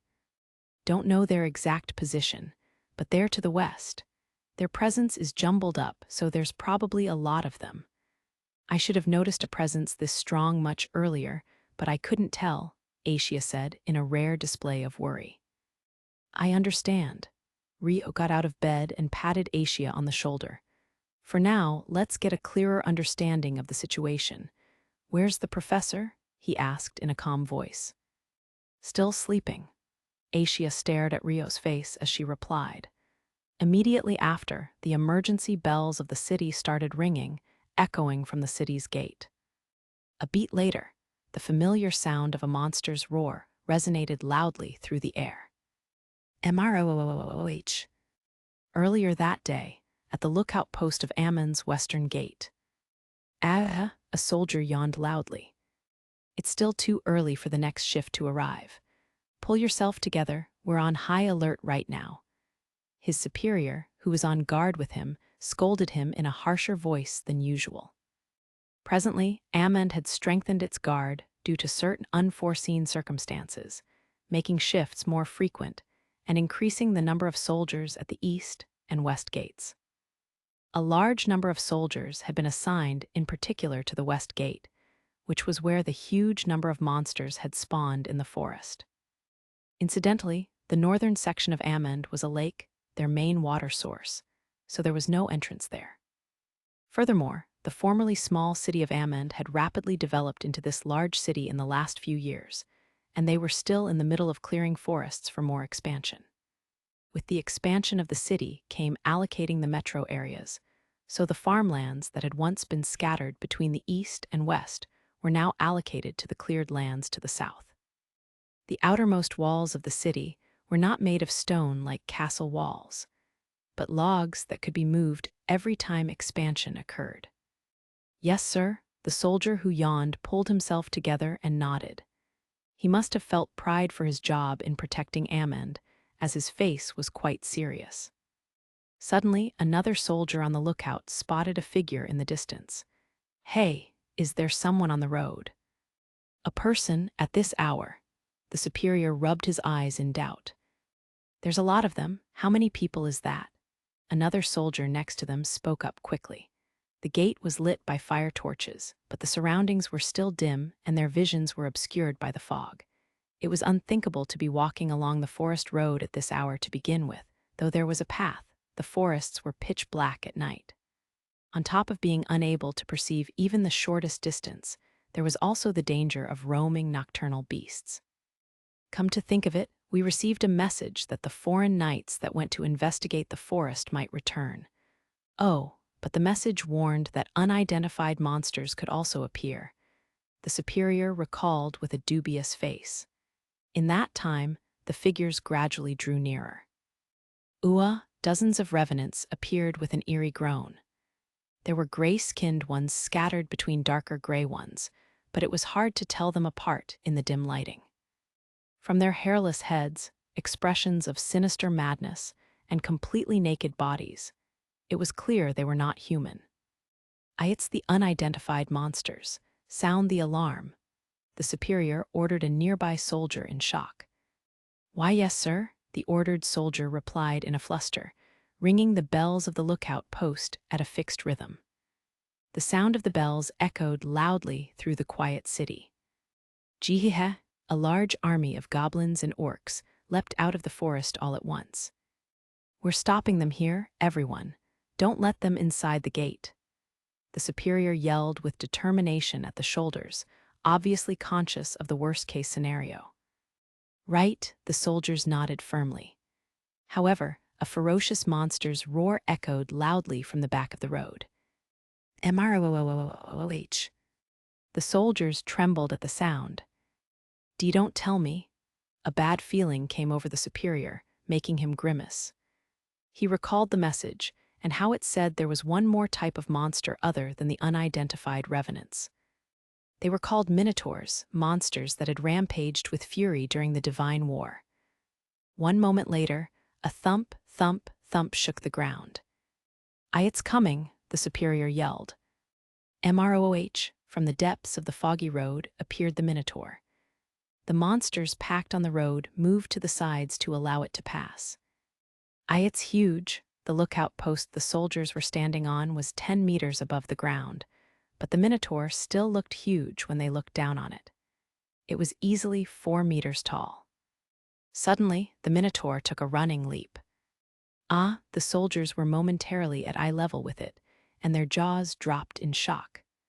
The minotaur swung its stone greatsword down with force. It's going to break the gate. Retreat." The very moment the superior yelled aloud, the city gate was destroyed by the stone sword. The foundation was crushed into pieces, sending the lookout post on top crumbling to the ground. Prepare for impact. Combat begins as soon as we reach the ground." The superior barely managed to yell. "Gyufufufu." The minotaur gazed upon the ruins of the gate it destroyed, and let its mouth widen into a smile filled with dominance.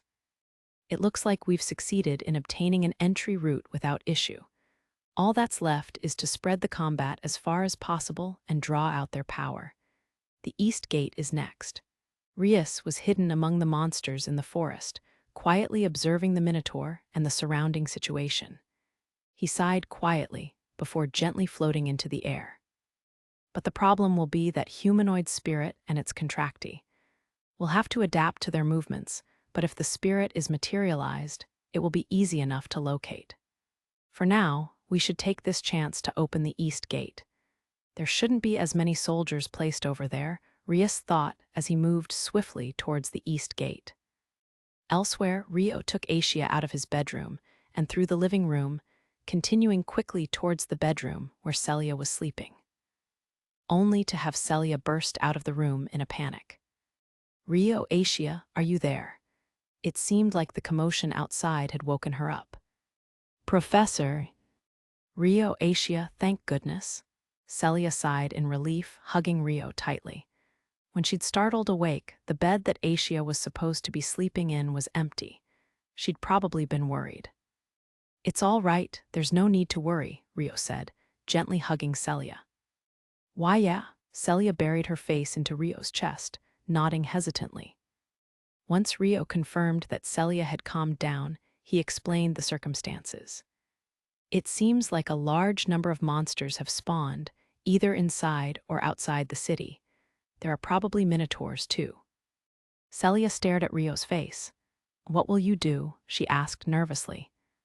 "Let's see," Rio mumbled as he pondered to himself. He was merely an outsider, and it was Liselotte's duty to protect the city of Amend. As this land was Liselotte's home base, she surely had enough military strength under her name, unlike when they were attacked on the road. While the minotaurs would be tough, it was possible to drive them away with a large number of people equal in strength to a knight. However, he couldn't take an optimistic approach without more information. If the number of monsters surpassed that of the city's defense, the worst-case scenario could surely occur. "It's not that I'm obligated to protect Amend, but I can't have Liselotte falling here. And I can't expose the professor to danger, either," Rio thought, organizing his motives and the situation at hand. If he was only thinking about fleeing, then he could just fly out of the city with spirit arts. It was undesirable to use spirit arts in front of others, but he could explain away his most often used wind spirit arts as a product of his wind elemental enchanted sword. However, it wouldn't look very good to Liselotte if she later found out that the first thing they did was flee to safety by themselves. Not to mention that if Amend was destroyed here, the favorable relationship he had been building with Liselotte would cease. If possible, Rio wanted to avoid that, which meant, "I need more information first. My final decision can come after that." Either way, rushing into action was both reckless and irresponsible. As long as it wasn't a life-threatening dilemma where it would be better to flee without a second thought, it was the perfect chance to further make Liselotte indebted to him. "Hey Rio, you don't have to worry about me. I know I'm the biggest hindrance out of us, but I can also fight a bit if I can use magic. That's why, you should choose the action that's best for you." Celia sensed that Rio's expression was serious and spoke with hesitation. Her eyes showed a glimpse of her firm intention to follow Rio, no matter what. "Okay," Rio nodded with an indescribable feeling. "Then let's get changed first, so we can move around easily," he suggested with his usual smile to reassure Celia. After Rio finished changing from his sleepwear into his black wyvern combat clothes, he headed to the inn's back garden alone. The inn employees and guests had noticed the commotion some time ago, but their attention was drawn to the entrance facing the square, so there was no one in the back garden. Rio took advantage of this and rose into the air, then looked down on the west side of the city from above. From the sky, the ground below looked rather dim. "The gate's been destroyed. There must be a lot of monsters."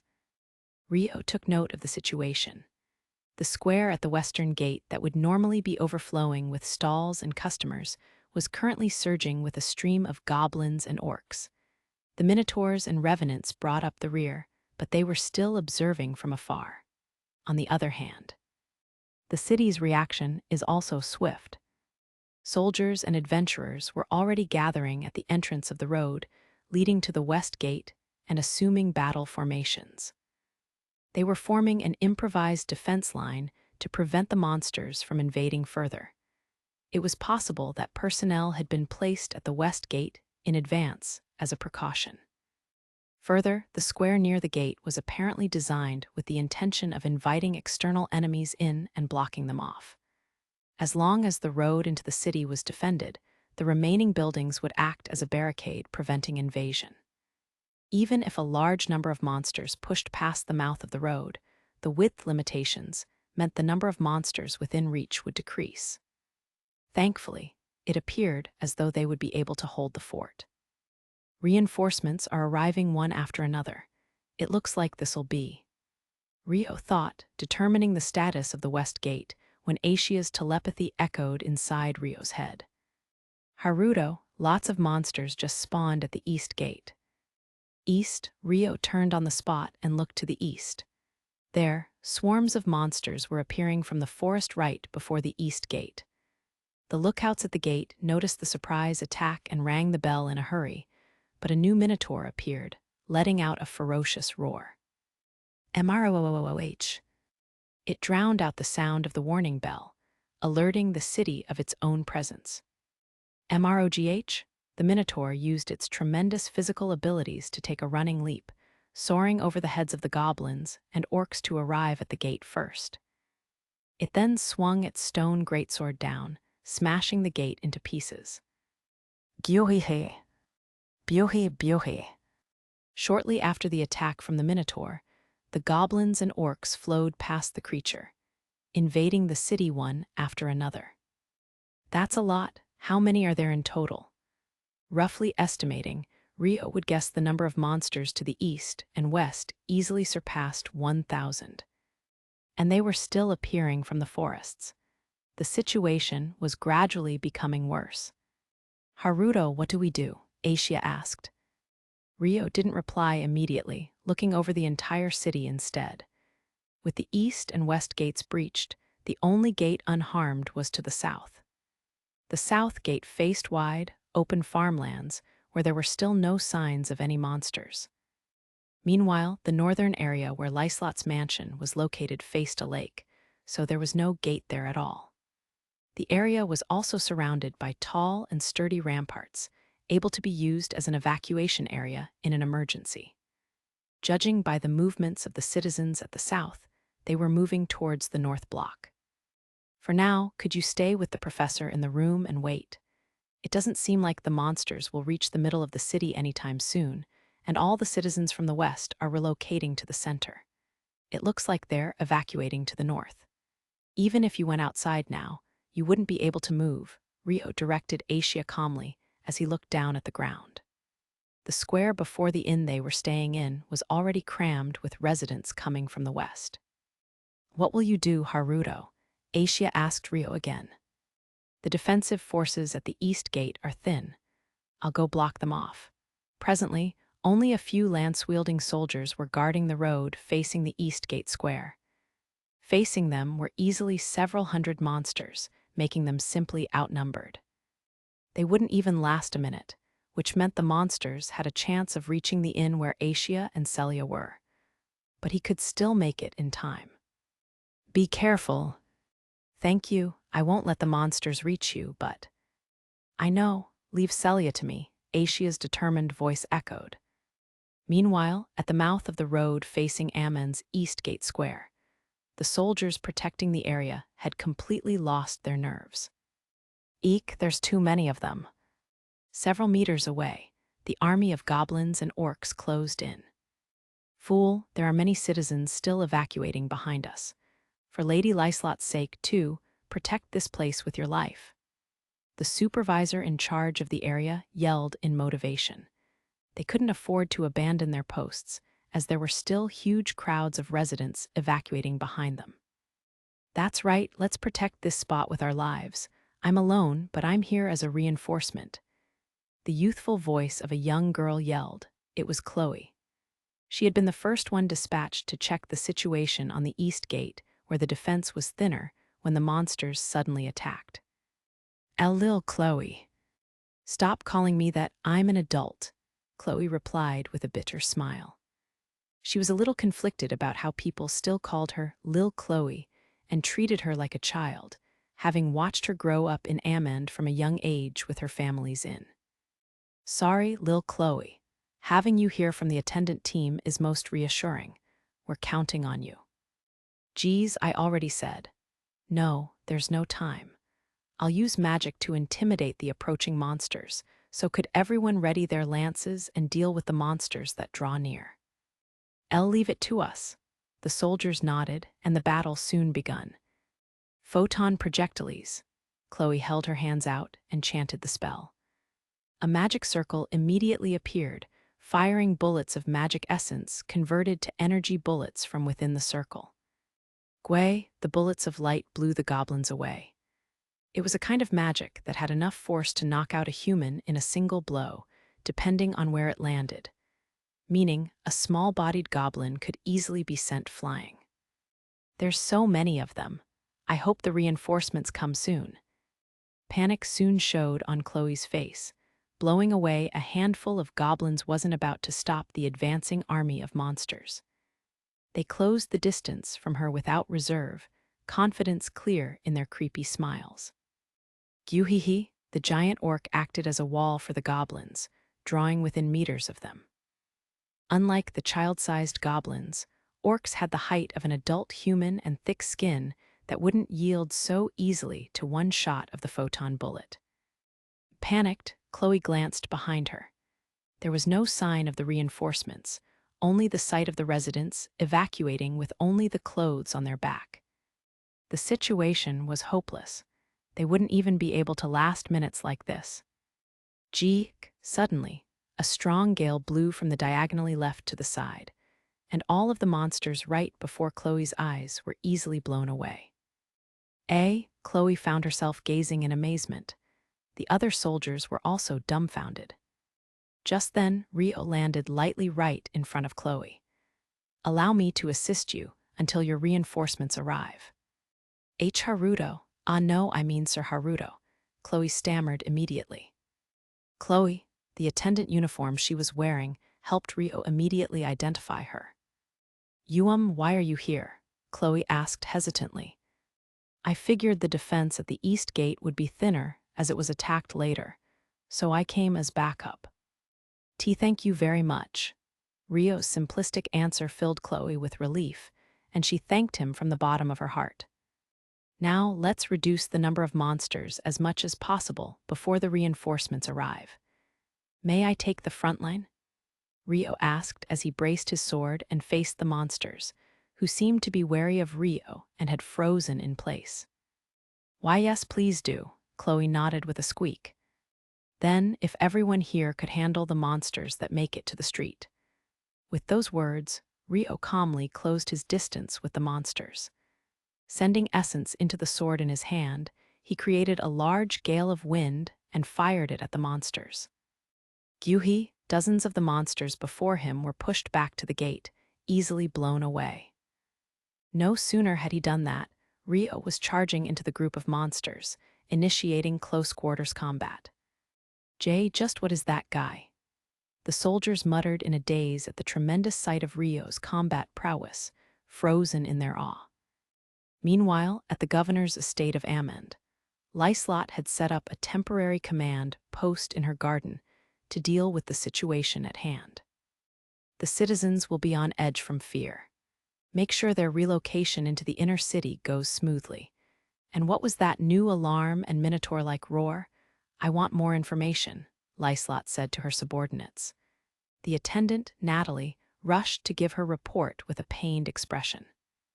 There was a message from the watchtower through the magic transmission device. "It seems as though a large number of monsters have appeared at the East Gate, accompanied by a minotaur. They seem to have broken in." For the record, the watchtower was a tower built in the North District that oversaw all the areas of the city. What did you say? How far have they gotten inside?" Liselotte asked for confirmation in a panic. "We don't have any details at present, but they had intercepted them at the square facing the East Gate. But our people will be quite outnumbered, so I believe we must send reinforcements as soon as possible.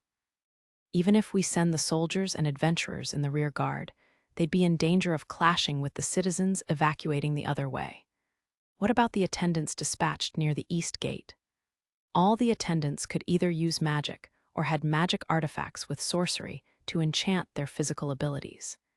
If they were mobilized, they could move from one point to another quickly and smoothly. Most of the personnel have been dispatched to the West Gate, so at present, it's only Chloe. Cosette and the others should be in the center, assisting with the relocation of evacuating citizens. Then I want you to head there right away. You can bring Cosette along with you when you pass her." Natalie nodded after a faint pause. Understood. She hesitated was because the number of Liselotte's own guards would be lowered without her. Most of the other attendants besides Natalie were out right now, so there were barely any skilled fighters left. While there were still some attendants left, many of them were ill-suited in terms of fighting, making Natalie the most combat-experienced attendant remaining. However, the current situation required all skilled fighters out on the field, even if that left the mansion less guarded. Otherwise, the threat of the front lines being broken through became more likely. If the attack is as large as the one at the West Gate, we'll be lacking power even with me there. Cosette might not even be able to fill that gap. Natalie's heart was torn. Duke Huguenot's knights will stay here at the mansion, so you don't need to worry about my protection. This should be the safest place in the city anyway, right? All you need to do is focus on your own mission. Now go on, get out of here. Liselotte seemed to see through Natalie's woes and urged her to depart with haste. Understood, then, Agendi Corporis. Natalie chanted the spell to enhance her physical abilities and ran off at full speed, leaving the estate. Not long after that, another attendant named Grace appeared. "Lady Liselotte, a report." Grace could fight too, but was remaining at the mansion for her rare healing magic. "Go on." A skilled swordsman appeared at the East Gate Square. "He's driving back the monsters alone." "Sir Haruto." "Most likely," Liselotte frowned apologetically. "It seems like I owe him once again, but that's a relief. Natalie's on her way too, so the East Gate should have enough manpower now," she uttered, relieved at the appearance of reinforcements. Inside the ramparts of Ammon's north area, in an isolated back alley. "Ha, to think it'd be so easy to sneak in. What a piece of cake," Lucius said lightly.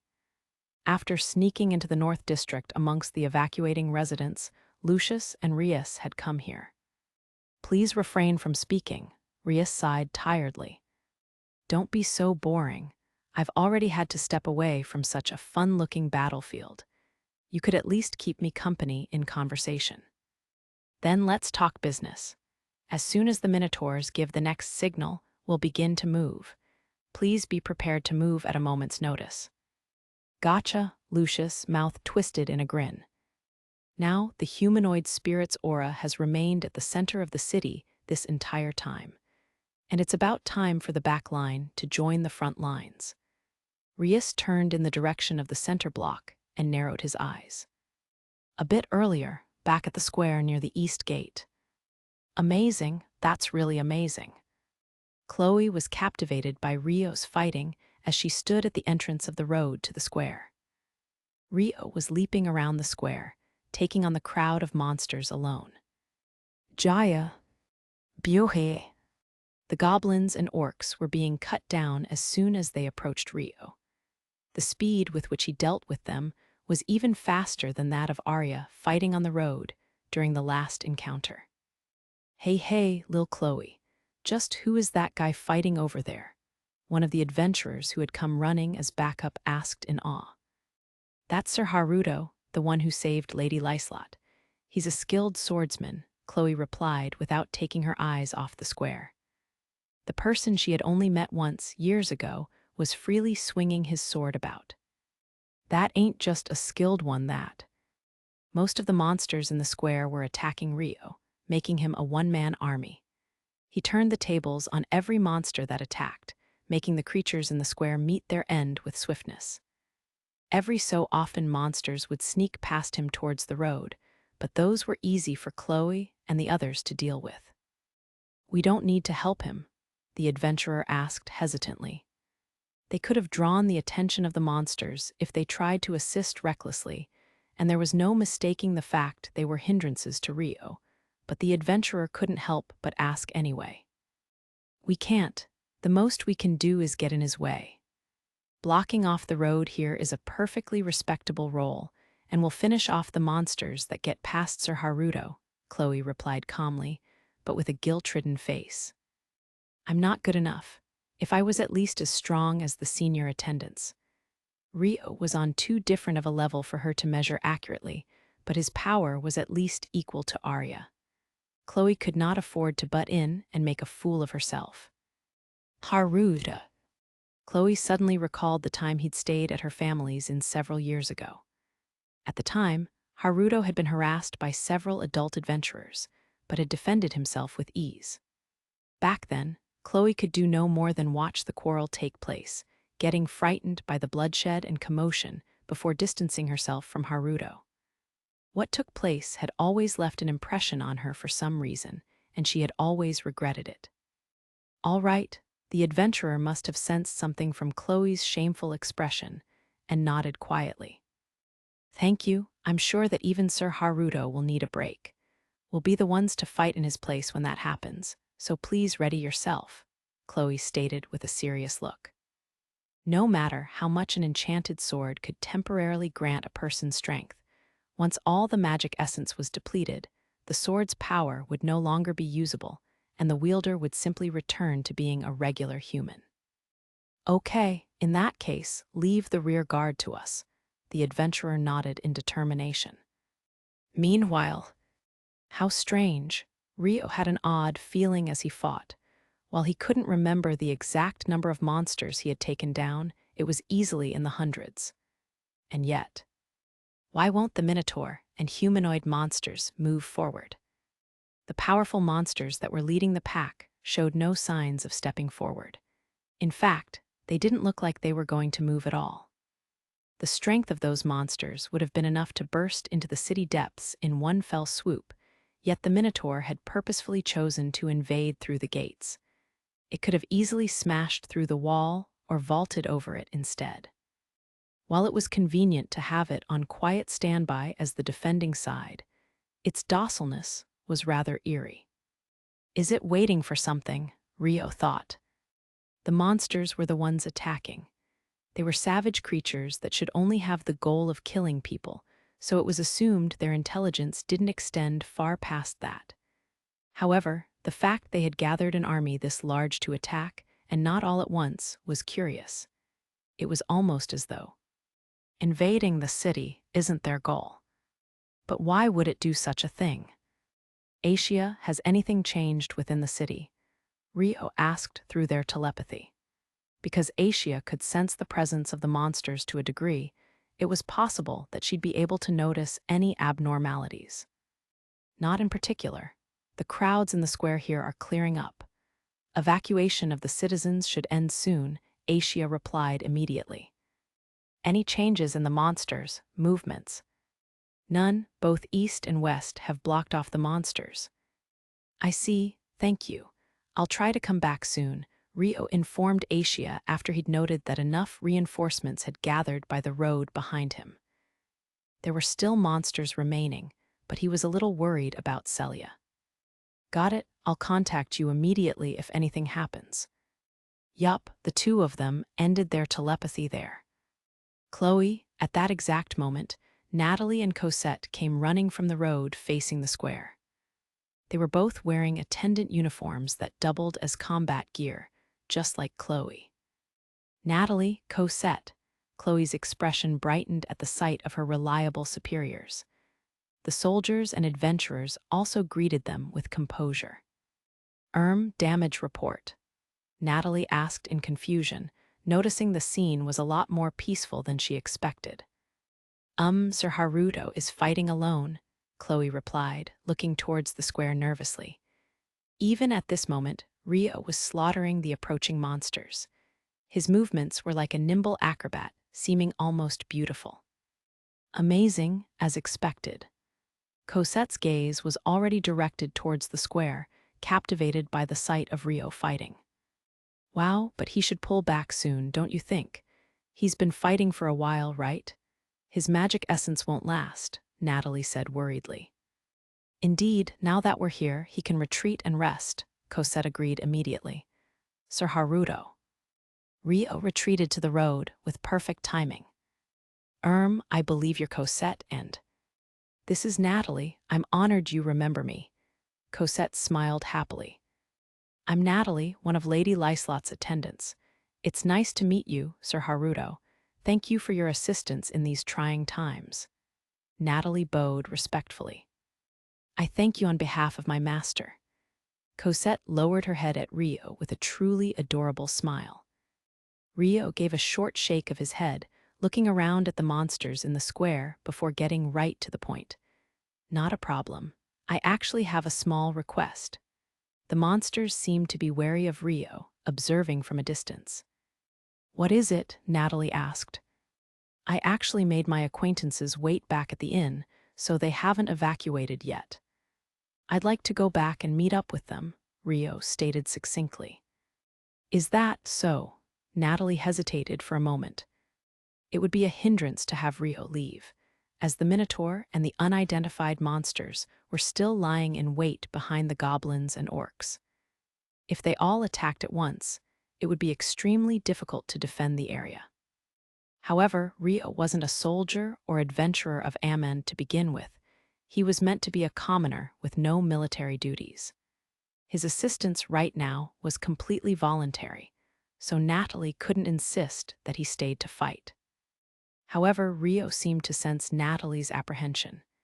In exchange for leaving this place to you, I'll finish off that Minotaur. How about it? He suggested as a compromise. Unlike the West Gate, only one Minotaur had spawned at the East Gate. On top of that, there were fewer revenants than the West Gate. The threat would lessen greatly if he defeated the Minotaur. You are a commoner, so of course, we have no reason to hold you back, but the Minotaur is at the rear. Natalie looked closely at the Minotaur waiting outside the gate. Chronologically, it would have to be defeated last. While it could be attacked with long-distance magic, the Minotaur's physical abilities would probably allow it to evade the speed of an average attack. No, I'll take care of it from here, Rio declared firmly. Excuse me. Natalie inclined her head in confusion at how that would be possible. Then here I go. Rio stepped into the fray again. A bright glow enveloped the blade of his sword as he stood poised with the tip pointed at the Minotaur. Jihi, the monsters were glaring warily at Rio. Then, after communicating with a shared look, they all leapt at Rio at once. Jihihi. Natalie and the others gawked. A cannonball of magic essence coated in wind spirit arts had just burst from the tip of Rio's sword. The single shot traveled past the wall at the speed of sound. Jihi, the monsters that had leapt at Rio, were blown away by the aftershock, and the cannonball of essence wrapped in wind ripped through the Minotaur's heart with precision. Emro, even the Minotaur didn't understand what had happened. It had no time to react, finding itself kneeling to the ground. It died, just like that, crumbling helplessly. I'll do one more push, just in case. With that thought, Rio poured essence into his sword again. A windstorm raged from his sword. Rio closed in on the monsters at the front and slammed the storm into the monsters. Buhi, several dozens of orcs and goblins were blown away. Natalie and the others behind her were completely stunned. Now I'll excuse myself here. Rio turned back and bowed once, as Natalie returned to her senses with a gasp. Why yes, thank you so much. Sir Haruto is wonderful, Cosette said vacantly to Rio, who couldn't help but be confused. Huh. Natalie shoved Cosette away in a panic. Geez, what are you saying? Sir Haruto, please don't mind this one and be along your way. Take care. Yes, the same goes for everyone here. Rio smiled in faint amusement before rushing off to the center city where the inn was. Meanwhile, inside Liselotte's mansion, Hiroki, Flora, Rona, and Duke Huguenot had evacuated to a guest living room. Inside stood 4 knights as guards, including Stuart Huguenot and the elite squad commander, Raymond Brandt. Hiroki's legs shook nervously while he sat on the sofa. Ah, is it normal for monsters to attack cities this regularly? While it isn't a regular occurrence, it isn't unheard of either. There have been cities and towns that have been annihilated by monsters in the past. Duke Huguenot answered calmly. I see, Hiroki heaved a dramatic sigh. He seems to be rather worked up. The fear from the previous fight must be taking an effect. Duke Huguenot narrowed his eyes. Normally, Hiroki would be boasting to feign confidence. HMPH. Stuart huffed through his nose disparagingly as he looked at Hiroki. He must have noticed as he stared back at Stuart. Realizing his mistake, Stuart cleared his throat with exaggeration. "Excuse me, my throat was dry from nerves." Duke Huguenot glared at Stuart, and he averted eyes from his father in a panic. A tense air hung over the room. Elsewhere at the square just before Ammon's west gate, Arya aggressively led her subordinate attendants, experienced soldiers and adventurers, against the crowded square of monsters. There's just too many. No matter how many they defeated, the monsters kept coming in from outside the gate. There were simply too many. Arya grumbled as she calmly beheaded the orc before her. There's clearly more than when the monsters attacked in the forest. I'd love to clear them all up at once with large-scale magic, but I have to be careful not to run out of magic essence. Those things are waiting at the back, after all. She looked at the 3 minotaurs standing outside the gate. Gyuhihi. The minotaurs were enjoying the view from afar with unpleasant grins. But it's baffling why they're not invading into the city. Arya furrowed her brows in suspicion. Just like Rio, she had doubts towards the actions the minotaurs were taking. However, while Arya had the same thoughts, she couldn't afford to move as freely as Rio. At least, not until she defeated the 3 minotaurs. It's a little risky, but I'll have to move forward a bit more, Arya decided boldly. Captain Matthias, she called out to a handsome male fighting nearby. He was in his late 20s and wearing higher quality combat clothes than the other soldiers, wielding a sword with a unique design in his hands. It was the enchanted sword Liselotte had temporarily lent him. "What is it, Miss Arya?" The man named Matthias cut down an approaching monster easily before replying in a flirtatious tone unsuitable for a battlefield. "It's disconcerting how the minotaurs have showed no movement. Shall we leave this place to the others and head outside the gate to take care of them?" "Just you and me?" Matthias asked, seemingly taken aback. "Yes," Arya nodded solemnly. "You serious? This is not the time to be making jokes." "I figured, well, if it's an invitation from you, I guess so. Let's do it. I wouldn't want to exhaust myself here before facing those things last, anyway," Matthias said breezily, shrugging his shoulders. Arya was about to reply when Keishaya, the dark-skinned revenants that had been waiting outside the gate, suddenly let out a screech. Shah, the other revenants followed, all screeching one after another. Arya braced herself with her brow furrowed in suspicion. What's going on? Mroh! The Minotaur let out a tremendous roar, loud enough to echo through all the areas of Ammon. What is it?" Matthias asked in confusion. Keishah, the 20 or so revenants, suddenly started running towards the gate all at once. What? Even Arya was taken aback by that. The revenants used their inherent physical abilities to rush inside the gate. "Bring those down no matter what," Arya ordered with determination. And yet, Mroh! Suddenly, the Minotaurs moved too. With nimble movements unsuited for their giant size, they made a running leap over the gate and straight to the middle of the square. Despite the panic on her face, Arya voiced her orders calmly. "Attendants, take out the revenants. Everyone else, continue to concentrate on the goblins and orcs." Captain Matthias. "Got it, let's do something about those big guys." Matthias responded resolutely. At the same time, at the north ramparts of Ammon, Lucius and Reiss were hiding in a back alleyway. "That's the signal. I couldn't hear any voices from the east, so I guess they were taken out," Reiss muttered quietly. "It's finally our turn. My body's stiff to all hell now," Lucius said, stretching lazily. "Let us hurry. It appears the decoy monsters will be eliminated faster than expected. The real show begins with you. I'm counting on you, Alphonse." Reiss urged for their departure, looking at the black revenants standing near them. "Yeah, leave it to me," Alphonse said, nodding with a grin of delight. At the same time, Rio was moving towards the inn he had stayed in before. The monster's attack had begun when the surroundings were still dark, but now the sun was rising and everything was much brighter. Citizens were still evacuating through the square before the inn, but there were much fewer people than before.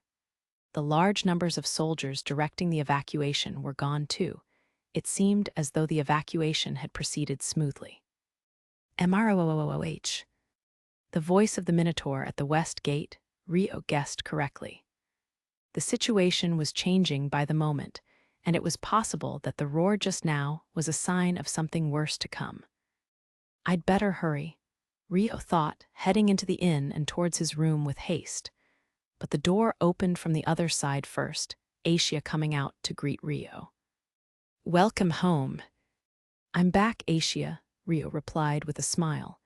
Celia poked her head out from behind Asia. Welcome back, she said with a gentle smile of relief. I've returned, sorry for making you wait so long. No, that's fine, but how is it outside? I saw Arya heading towards the west gate from the window, but what was that roar just now?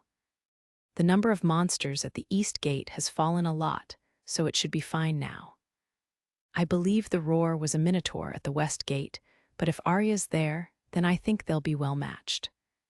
While Arya could handle multiple minotaurs and revenants at an equal or higher level of combat to them, there were just too many monsters at the west gate. So he couldn't say anything too optimistic. What do we do now? Asia asked. I'm thinking of going on to assisting the defense of the city and having Professor and Asia evacuate to outside of the city. Not wanting to cause unnecessary concern, Rio hid the strange feeling he had about the monsters and told them his next actions. Got it, Asia nodded immediately with no hesitation. Celia watched Rio's expression and nodded anxiously. Okay. With the professor in a safe location, I'll be able to fight to my heart's content too. Can I ask this of you? Rio addressed Celia with a troubled look. Having it put that way made it hard for Celia to refuse. Okay. Despite the worried look on her face, Celia still nodded obediently. Thank you, please evacuate outside the south gate. It leads to open farmland, and there are no monsters there. I'll accompany you partway. If the streets are empty, we can fly through the air part of the way. Yup, got it. Let's get out of here. And so, Rio and the girls left the inn. There were even less people in the square out front than before, but evacuating residents could still be spotted here and there. They were hurrying along, cowering from the Minotaur's roar. We should go too, this way. Rio checked the site of the evacuees before the inn and took a step towards south in order to lead Celia and Asia. Haruto, monster, Asia exclaimed with a gasp. Keishaya, the revenant's screech echoed through the square. Sorry, I was slow to realize, Asia apologized guiltily. No, it's fine. Your detection of them is purely intuitive. Take the professor and fall back to the inn for now, Rio said. Thankfully, the revenants surging into the square had yet to notice their presence. However, there were people they had spotted.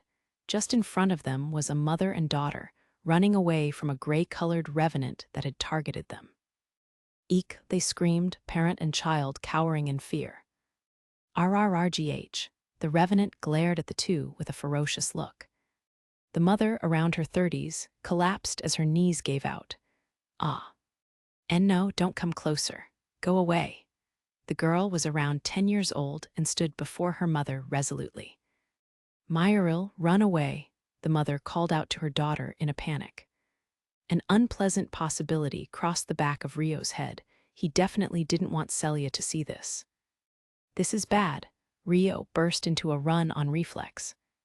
Using wind spirit arts to push himself forward and accelerate, he moved at a tremendous speed to close the distance between them in an instant. The revenant was sent flying by Rio's punch. Gufa, it crashed to the ground with a loud noise and rolled. Keishaya, the other revenants in the square, noticed the commotion. There were others besides the mother and daughter that had been targeted by the revenants, but all the revenants now had their attention drawn to Rio. There was a total of 4 of them, including the one Rio had just sent flying.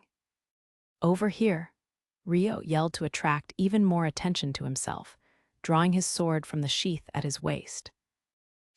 With that, the revenants all attacked Rio at once. Rio charged towards the closest approaching revenant and thrust his sword through its heart, ending it in one blow. The other 2 froze in shock. Rio took that opportunity to close in on one of them, once more thrusting his sword through its heart with precision. Then, once he pulled his sword out, he turned back and landed a knee kick into the abdomen of the other one approaching from behind. The revenant easily lifted into the air. Rio kicked off the ground and pursued its body in an instant, finishing it off in a similar single blow by stabbing it through the heart. All that was left was the one Rio punched away first. Rio closed in on it instantly as it staggered back to its feet, and once again, stabbed it through the heart like the others to finish it off. He withdrew his sword. Phew! With the mental fatigue kicking in, he sighed quietly. Thank you so much." The mother that had been watching Rio's fight in a daze snapped back to her senses after a pause and thanked him. "No, I'm just glad to see you aren't hurt. Can you stand?" Rio asked, approaching the mother and offering his hand. "Yes, I'll manage." The mother grabbed Rio's hand and hesitantly stood up. Thank you so much, mister." "Mom, are you all right?" Myril asked, running over to support her mother. "I'm fine," the mother replied, giving an awkward smile to reassure her daughter. "Mom, Myril." Chloe came running in her attendant uniform. She stopped in her tracks when she spotted Rio, before her expression changed at the sight of the mother and daughter. They appeared to be family. Chloe's mother, that means she's the innkeeper from back then, Rio realized the mother was the one who had managed the inn he had stayed in several years ago.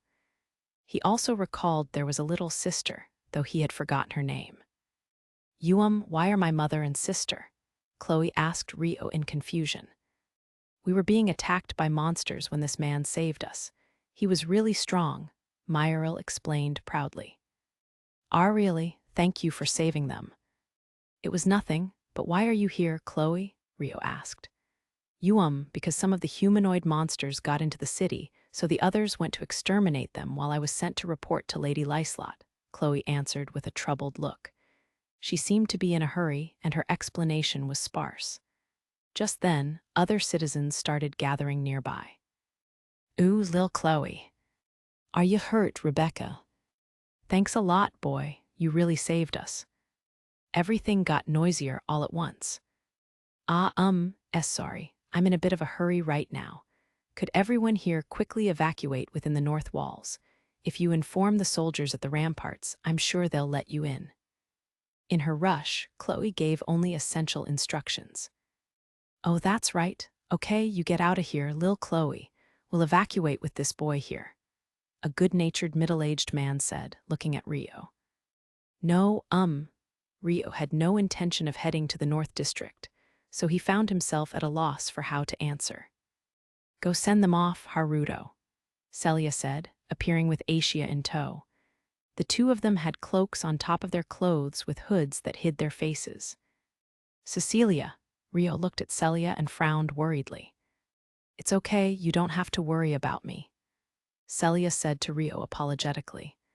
The ramparts were right before them anyway. Even if he were to go there, it wouldn't take much time to reach the entrance. "I understand. I'll get going then." Rio steeled himself to head towards the gate of the north ramparts. Rio and the others arrived at the rampart gate within a matter of minutes. There were soldiers waiting before the gate, but like Chloe had said, they were allowed inside without incident. "Phew, we can finally take a breather. Thanks again, mister."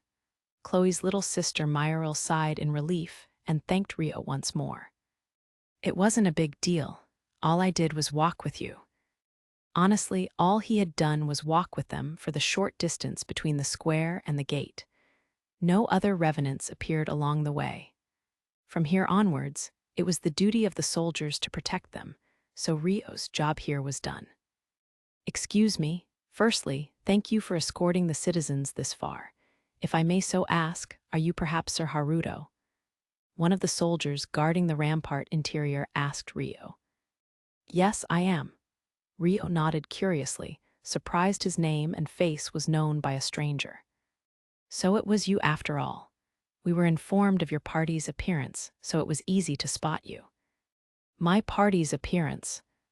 Yes, the soldier took Rio aside and quietly explained things to him with a bashful glance at Celia and Asia.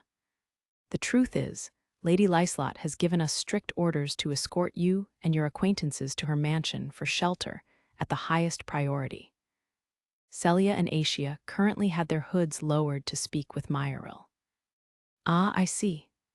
Rio had an idea what the soldier was talking about.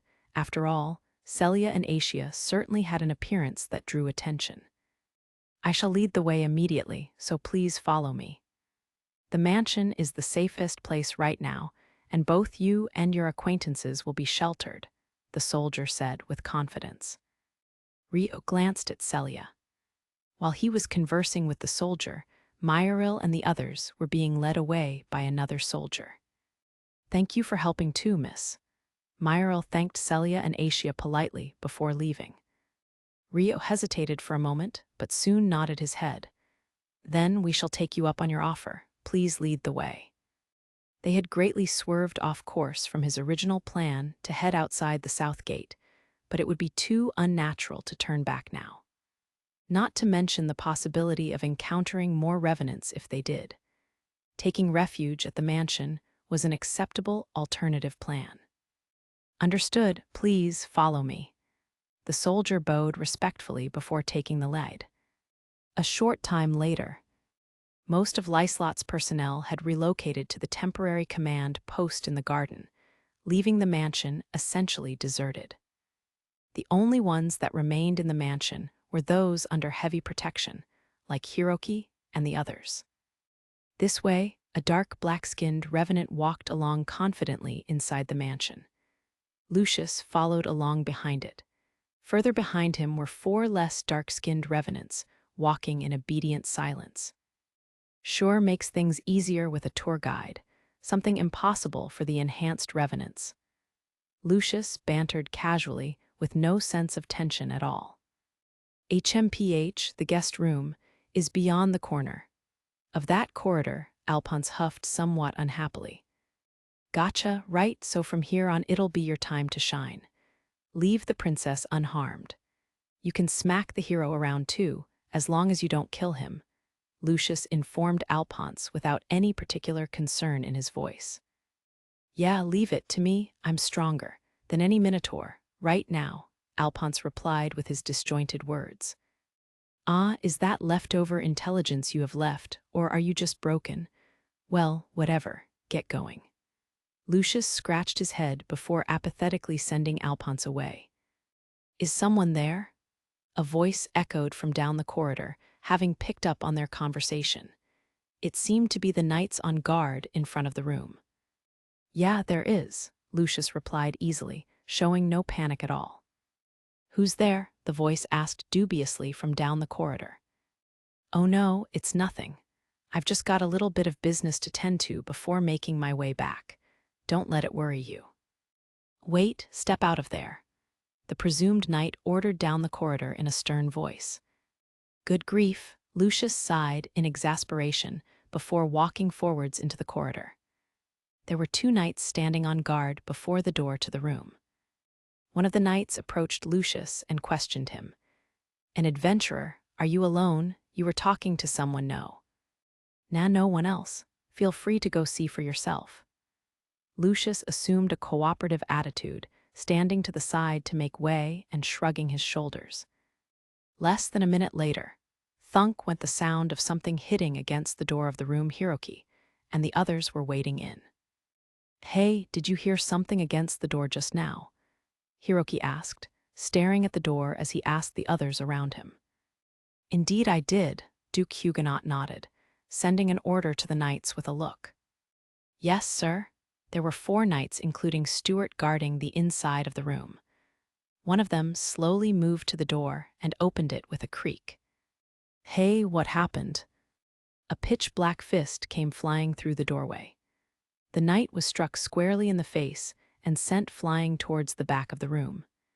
Hitting several pieces of furniture along the way, he came to a stop with a loud crash. Kaya, Flora, who had been sitting nearby, couldn't help but scream.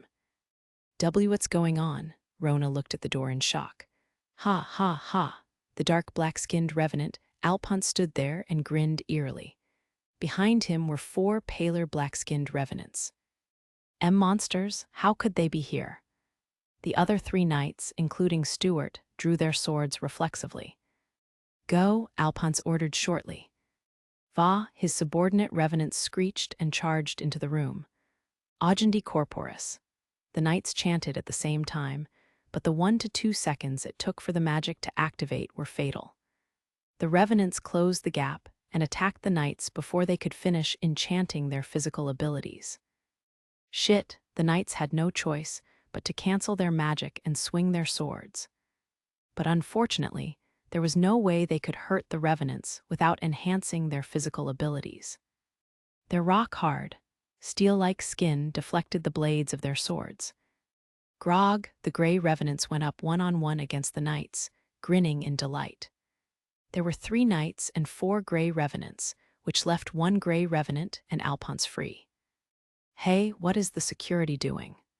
Hiroki suddenly shouted at the corridor, but no one came running to save them. HMPH, go. Alphonse snorted in contempt, giving the order to the remaining revenant. It started running gleefully, charging into the back of the room to harass Hiroki's group. Shit, head for the door, run. Realizing they would be cornered rats at this rate, Hiroki ordered Flora and the others beside him before running for the door in a panic. He wasn't just a hero for show, as his movements were clearly inhuman in speed. Unable to react on the spur of the moment, Flora was confused, but Rona suddenly grabbed her by the arm.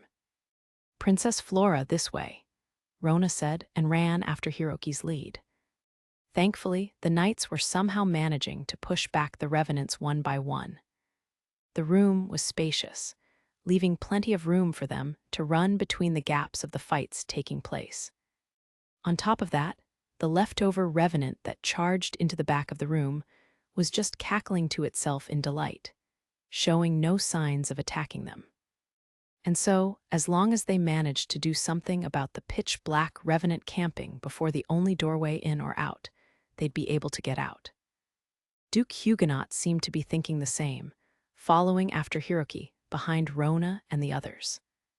Their only hope was Hiroki and his secret hero combat abilities. He had technically been on par or above with the knights in their sparring matches before. While he was fairly agitated at the moment, unlike the previous battle, he was heading for the monsters himself this time. It seemed like he wouldn't be useless from fear this time. Move it, come Yamada no Arachi. Hiroki summoned his prided divine arms to his hand. With the beautiful blade in his grasp, he swung the sword at Alphonse, but Alphonse saw through Hiroki's movement easily and slipped right up close to him. HMPH, Alphonse snorted, punching Hiroki's face with all his might. Guo, Hiroki was easily blown to the back of the room. I've always wanted to beat this guy's face in. Alphonse cackled with satisfied laughter. I had talked, what is this? What in the world is that? It's so creepy. Rona felt an instinctive sense of revulsion from the bottom of her heart at the fact the pitch-black monster before her had spoken. Goosebumps crawled across her skin. The half-human-like shape of its body made it creepy already, but when it spoke human words, it was absolutely revolting. Princess Flora, get behind me, Rona said. She believed it was her role as a noble to become the shield for royalty. Meanwhile, Duke Huguenot was recoiling in a bad state. The knights were still fighting with the 3 revenants and unable to use their magic to enhance their abilities, so they were suffering quite a bit. Their breakthrough plan with Hiroki had been flipped so easily, and there was nowhere left to run. You're next, I won't let you off. Easy, understand. Alphonse looked at Duke Huguenot intently, mouth twisting in a sinister grin. What? Duke Huguenot looked dubious. The capability to communicate meant there was a chance of mutual understanding. He suddenly wondered if they could obtain some kind of information. Ahaha, but there was no time to think about that. In a single bound, Alphonse leapt upon Duke Huguenot and pummeled his fist with just the right amount of power held back into Duke Huguenot's abdomen. Gah, kgh. Duke Huguenot collapsed to the floor, unable to stand the attack. Father Stuart's expression changed when he realized Duke Huguenot was being attacked. He frantically swung his sword, trying to brush off the revenant he was facing. Meanwhile, Alphonse grabbed Duke Huguenot by the collar and lifted him easily off the ground. There's still more where that came from. Ha KKNHH. Duke Huguenot struggled to breathe, writhing in agony. Father, move, you monster. Stuart swung his sword desperately, moving the revenant in front of him out of his way. It let out a sinister cackle with a twisted grin. No, father, release me. Stuart attacked Alphonse desperately. Alphonse lightly evaded Stuart's attack before tossing Duke Huguenot to the side roughly. He, oh, I know. With a pleasant smile, Alphonse turned back to Stuart. Shit, die. That won't work. Stuart swung his sword intently, but Alphonse's inherently tough skin made his sword bounce off without a scratch. Princess Flora, you at least must escape. Rona slowly inched towards the door, whispering to Flora quietly. But what about everyone? Flora's expression changed with a gasp, showing deep disapproval. The physical abilities of that monster are abnormal. It's amusing itself right now for some reason, but we'll all be wiped out at this rate. Even if we tried to run, there's a high possibility we'd be caught before we can use any magic. So at the very least, let us become decoys for you to get away, Rona said, giving a hurried but organized attempt at persuasion. And no, I can't, that's too. Please, I beg you, if you let this chance go. Rona looked at Stuart in a panic. You monster. Stuart had become desperate, slashing away at Alphonse, but it was clear that Alphonse was toying with him. Gaha, Alphonse laughed loudly, mocking Stuart. The same went for the revenants dealing with the other knights. Alphonse must have inspired them, as they were similarly laughing as they dealt with the knights. Damn it, the knights facing them were pale and breathing heavily. They wouldn't last long in this situation. This was the only moment Flora could get away. Princess Flora. A voice calling for Flora could be heard down the corridor. Oh, Princess Flora is safe. Please help her escape. Rona suddenly thrust Flora towards the open doorway with all her might. Then she stood in front of the door to block it from any pursuing revenants. Keisha, the revenant at the back of the room, started running towards Rona. Rona, Flora called Rona's name in a panic, still in her state on the floor. Then, a man appeared from outside the room, grabbing Flora's hand and easily pulling her into standing. Princess Flora, this way. Let go of me. I cannot do that, you must come this way. Flora objected heavily, but the man led her away from the scene without listening to her protests. Meanwhile, Rona used offensive magic to push back the revenants in the room. Photon projectiles. A magic circle appeared at her hands, firing high-speed bullets of magic energy from its center. Rona's aim was precise and landed directly on the revenants that approached her from deeper in the room. The revenants that were hit in the body by the bullets staggered. There's still more where that came from. Rona shot her bullets at the revenants facing the other knights. 1 shot, 2 shots, 3, the bullets pummeled them mercilessly. Was I hit? While Alphonse felt the impact, he brushed it off with a tilt of his head. But Rona didn't falter. She continued hitting the revenants with her photon bullets. Arg, an annoyed voice laced in furious anger echoed through the room. Rona flinched and unthinkingly canceled the magic she had activated. The revenant's attention was drawn in the direction of the angry voice. Duke Huguenot was collapsed on the floor and the knights were exhausted, which left. Yeah, I'm mad. I'm really mad now. Getting punched by those filthy hands of yours. Disgusting. Standing there was Sakata Hiroki. You're surprisingly tough. I hit you with my full power. Alphonse narrowed his eyes, impressed. Die, you cockroach, Hiroki yelled, attacking the unoccupied revenant nearby. The revenant promptly assumed a guard stance with both its arms raised, but its body was cleanly divided into two with a bam. This is total shit. Just die already, Hiroki said, moving to slash at the next nearby revenant in succession. His speed surpassed that of the paler black-skinned revenant, allowing him to exterminate the second one just as easily. Now I'm pissed off. Hiroki's anger showed no signs of waning. He glared at the revenants with eyes full of loathing. Sir Hiroki. Rona's eyes widened at the sudden change in the young man. Move, Rona, I'll kill them all, Hiroki yelled, charging towards Alphonse. Rona couldn't stand it and escaped to the side of the room. Grar, the remaining revenants attacked Hiroki from both sides. Shut up, Hiroki swung his sword with a ridiculous stance, cutting down the revenants in a single swing. His blade was exceptionally sharp. What? Alphonse's eyes widened in astonishment. You're next, bastard, die. Hiroki charged at Alphonse, the final one remaining, and gave a great swing of his sword from afar. Then, an abnormal amount of water came jetting out of the blade.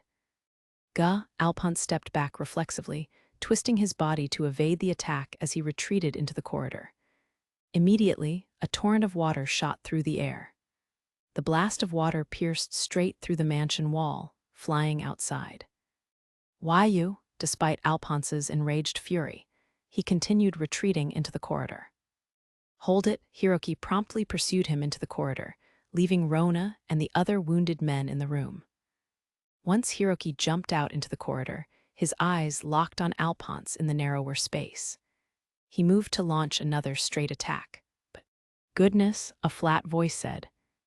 Hiroki turned back toward the voice and instantly received a strong blow to the neck. His head was rocked violently, making him black out in no time at all. He fell to the floor heavily. Why you're? Alphonse's eyes widened in shock. Standing before him was Reiss. Sharp eyes looked down at Hiroki from underneath his robe. You outside, your role here is over. Go with the other revenants and buy time for Lucius to flee from here, Reiss ordered Alphonse coolly. What but? Alphonse made to argue back. Just go already, Reiss said in a hollow voice, interrupting any rebuttal. All right. Good, there should be interesting prey for you outside as well. Now, I must hurry, Reiss stated, departing from the scene promptly. Meanwhile, Alphonse headed outside the walls through the hole Hiroki had opened up. Then, one beat later, Rona nervously stuck her head out of the room. Sir Hiroki. Upon noticing Hiroki collapsed on the corridor floor, she hurriedly ran to him. However, once she saw he was breathing, she realized he was simply knocked out and sighed in relief. Meanwhile, Reiss was lurking around the corner of the corridor. Perhaps it was a mistake to call Lucius after all. While his abilities are exceptional, his ephemeral hedonism shows on his face as soon as he gets excited. He is more beast than man, really. The plan looks like it will work out, but at the cost of some needless headaches, Reiss thought as he quietly watched Rona's face. That Alphonse too. The way he immediately ran to play in his excitement shows how far he is from the perfect specimen. Well, the base human was an imperfect creature to begin with, Reiss lamented. Well, he will be disposed of here. At least I'll be able to measure the strength of the humanoid spirit and contractor before I leave, he muttered before departing. Meanwhile, a bit earlier, Flora's hand was being pulled along by an unknown man. Please let go of me. Where are you going? We have to call for help. Flora protested at the man forcefully tugging her along while looking at the room behind her with Rona and the others. The man was wearing a hood, hiding even his profile. Nah, that little lady's already done for. She'll be ruthlessly torn to pieces any moment now. If they weren't playing around, it would have been over in 10 seconds or so. The man walking before her cackled in delight. "Why you? Who are you?" Flora asked fearfully.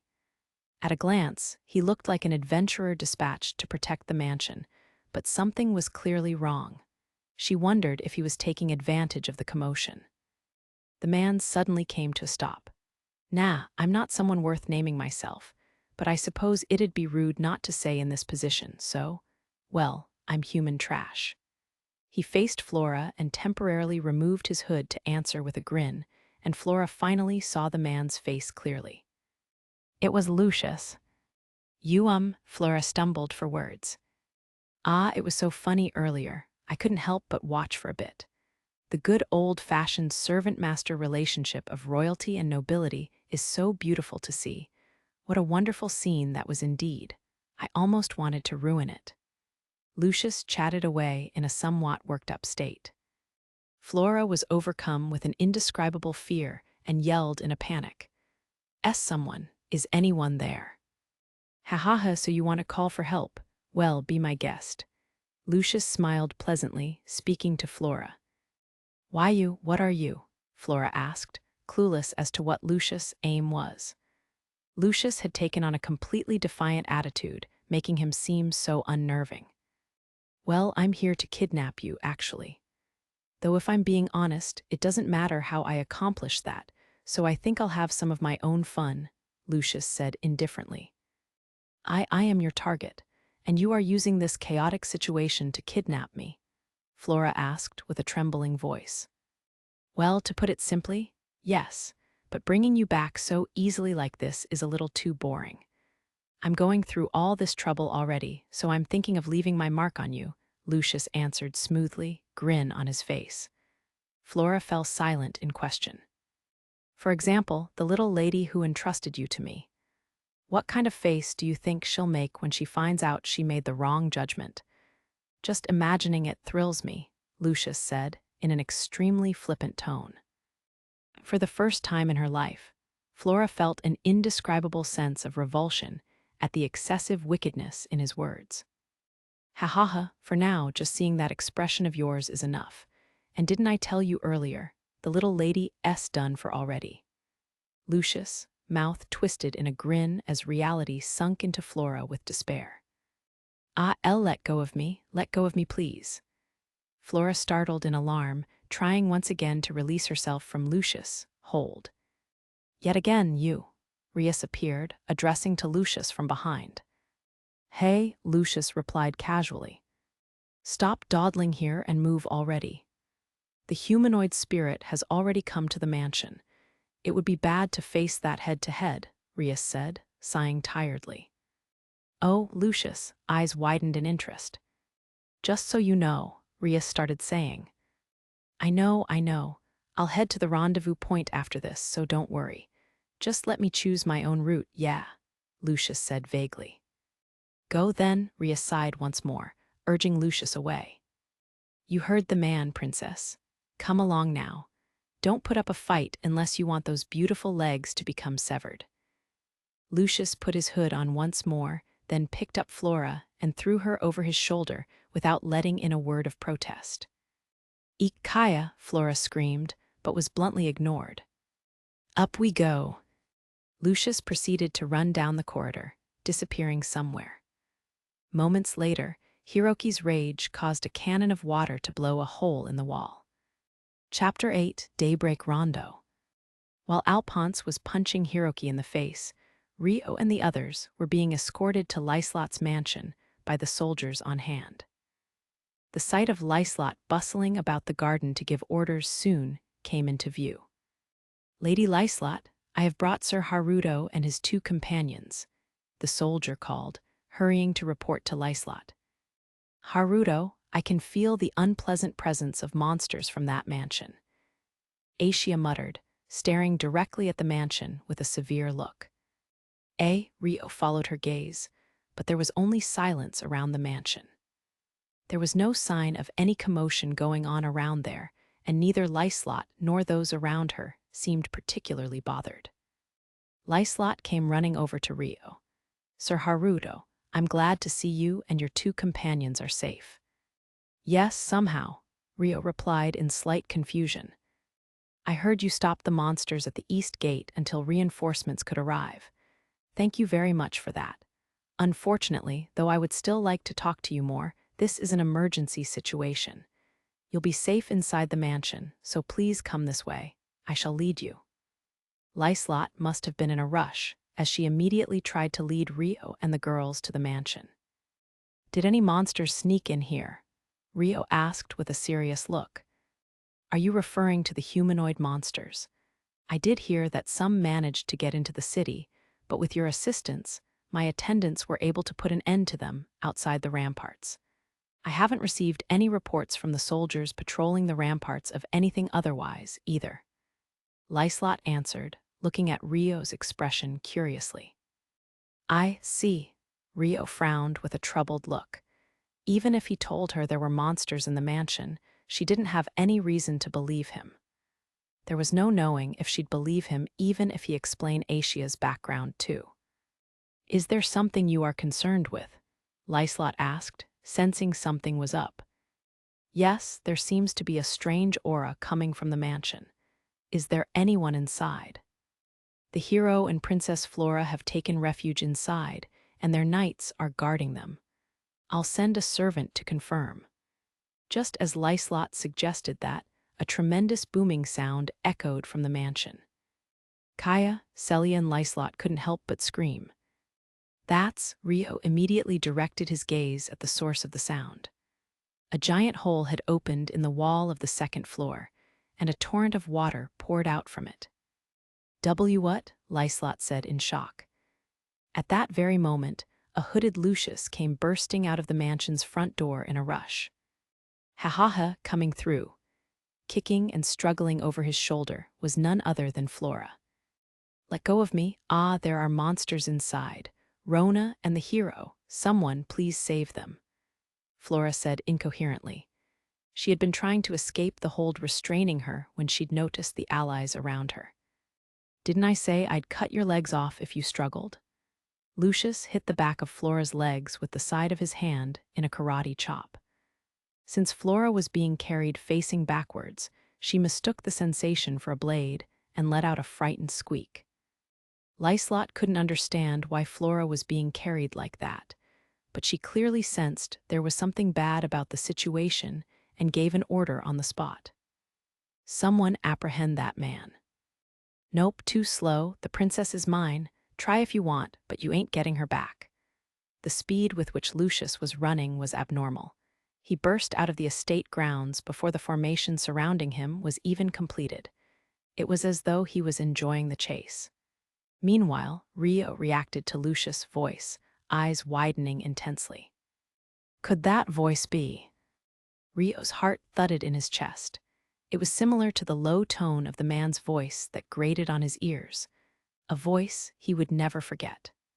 Rio wanted to run after him right away, but waves of pale black revenants were swarming out of the mansion's front door.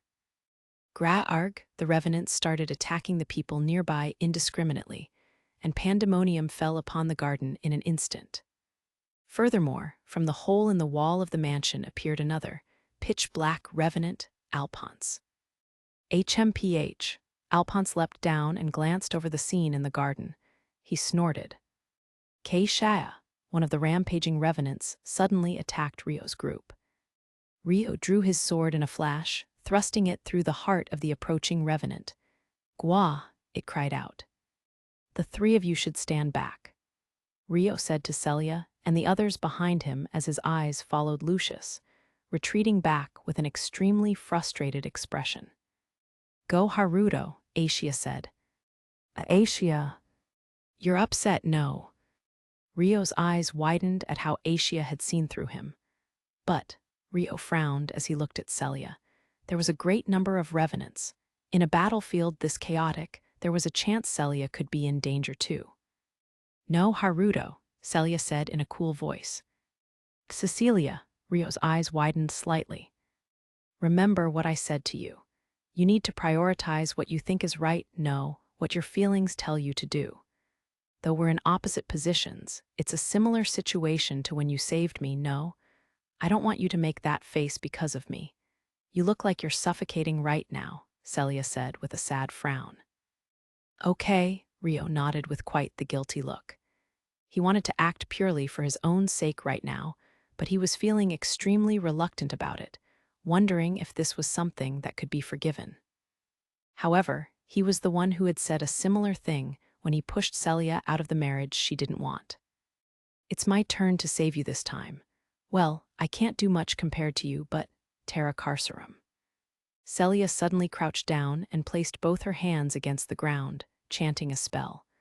A magic circle immediately appeared on the surface, and the magic activated with practically no delay at all. A short distance away from them, the ground rose in 4 directions and completely enclosed some revenants running about in a prison made of earth. Like its name implied, terra carcerum was magic that created a prison of earth and enclosed the target within. Seeing that made Liselotte's eyes widen in astonishment. The ability to activate magic with practically no delay was already worth a reaction of surprise. But to be able to enclose a target moving at high speed from a long distance with such ease could almost be considered godly. Like I said, I can fight too. Celia grinned at Rio. Haruto, it'll be fine, I'm here too. You can leave Cecilia to me, Aisha stated flatly, shoving Rio's back. That's right, now go. You can still catch up from here, right? Celia said, giving Rio firm words of encouragement. Right, Aisha, if you can, please look after Lady Liselotte too. Rio nodded. Yup, leave it to me. Aisha nodded with determination. Thanks, Lady Liselotte. Please allow me to retrieve Princess Flora. No sooner had Rio said those words, he had enhanced his entire body and started running at full speed. He drew his sword and activated his wind spirit arts through it, using a blast of wind to propel him forward and accelerate him more. Wah, Liselotte's jaw dropped as she watched Rio leave. Once Rio had departed, Cecilia, protect yourself and the other person with the magic that makes an essence barrier. I'm going to reduce their numbers, Aisha ordered Celia behind her. Got it, Magici Murum, Celia replied promptly.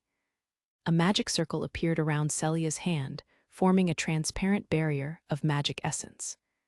The barrier of essence formed a dome that stretched from the front of Celia all the way around to Liselotte behind her. Liselotte was once again shocked into widening her eyes. The Magici Murum Celia had just used was that spectacular. She covered an area of 360 degrees around her in an instant. And that earth prison earlier, just how skilled at controlling essence is this person? Who is she? Magici Murum happened to be a magic where the caster's essence amount greatly affected the size of the barrier formed. If one was skilled at controlling their essence, they could change the shape of the barrier freely to a certain degree, but forming a dome shape was particularly difficult. On top of that, it was also a feat to maintain the barrier formed, not to mention the fact that the larger the area of the barrier, the more essence was consumed in maintaining its strength. At the very least, none of Liselotte's attendants could form an essence barrier at the same speed and shape as Celia, then maintain that through a real fight. That being said, she couldn't afford to simply stew in her surprise. Will she be all right, unarmed like that? Liselotte snapped back to her senses at Aisha's lack of weapon and questioned Celia in a panic. It'll be fine, she's as strong as Haruto, Celia stated with confidence. Once Aisha confirmed that Celia had established an essence barrier behind her, Augendi corporis, she chanted. But she hadn't used magic. Because Aisha was a spirit, spell formulas couldn't be embedded within her body to obtain magic. She'd used sorcery instead, using the bracelet artifact Rio lent her beforehand to use as a camouflage when fighting in front of other people. However, the capabilities of a magic physical ability enchantment and spirit arts physical body enhancement were vastly different. A physical body enhancement based on spirit arts strengthened not only the physical abilities, but the physical body too. That was why it could bring out abilities that surpassed the limits of a human body. Suddenly, a revenant leapt at Aisha, but she easily parried the revenant's attack barehanded. Ga, Asia knocked the attacking revenant off balance and flung it at another nearby revenant with all her might. The other revenant was in the middle of pressuring Chloe, but Grog, the body Asia threw, crashed into it, sending the two revenants rolling on the floor. Chloe was completely bewildered by the sudden disappearance of the revenant in front of her. One beat later, she sighed in relief. Meanwhile, the revenants that Asia had sent rolling were glaring at her with hatred and growling lowly. "Lend me that," Asia said to Chloe, holding out her hand. "Huh?" Chloe inclined her head blankly. The only object she was holding was a roughly 2-meter-long short spear. Did Asia really mean that? "Lend me the spear. You can fall back," Asia stated in a flat voice. Chloe was confused. "Chloe, lend it to her immediately. Fall back," Liselotte commanded, showing her quick wit. Other than her attendants, there were barely any soldiers at the mansion right now who could face a revenant. Even then, many of those attendants had trouble with close-ranged battles. This particularly applied to Chloe, who was still a novice that couldn't take on a revenant alone. Liselotte had no choice but to believe the skillful martial arts she just witnessed in Celia's statement that Asia's strength was on par with Haruto. "Why, yes, my lady, here you are." Chloe immediately obeyed her master's order and offered Asia the spear she was holding. "Thank you, tell the others to fall back too." "I'll do the rest," Asia said quietly before dashing off. "She's so fast." For a moment, it looked like Asia had disappeared, making Chloe gaze in wonder. Before she knew it, Asia was in a different location, closing in on a revenant from the side. Grog, the revenant, didn't notice Asia's approach and was swiftly slayed. Woe, with the revenant fighting before them, suddenly cut down. The several soldiers that were facing it together raised their voice in surprise. "Fall back," Asia said, closing in on the next revenant and slaying it. She continued to exterminate revenants one after another by coming up from behind and the side to surprise them. Everyone who was engaged in battle with the revenants were taken aback by that sight, their attention locked on Asia's fighting.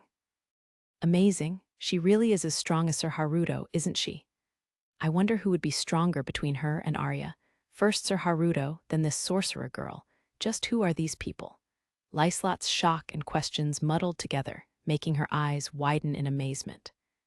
Gru, the other revenants, finally caught on to Asia's conspicuous actions and attention, began to spread out to surround her.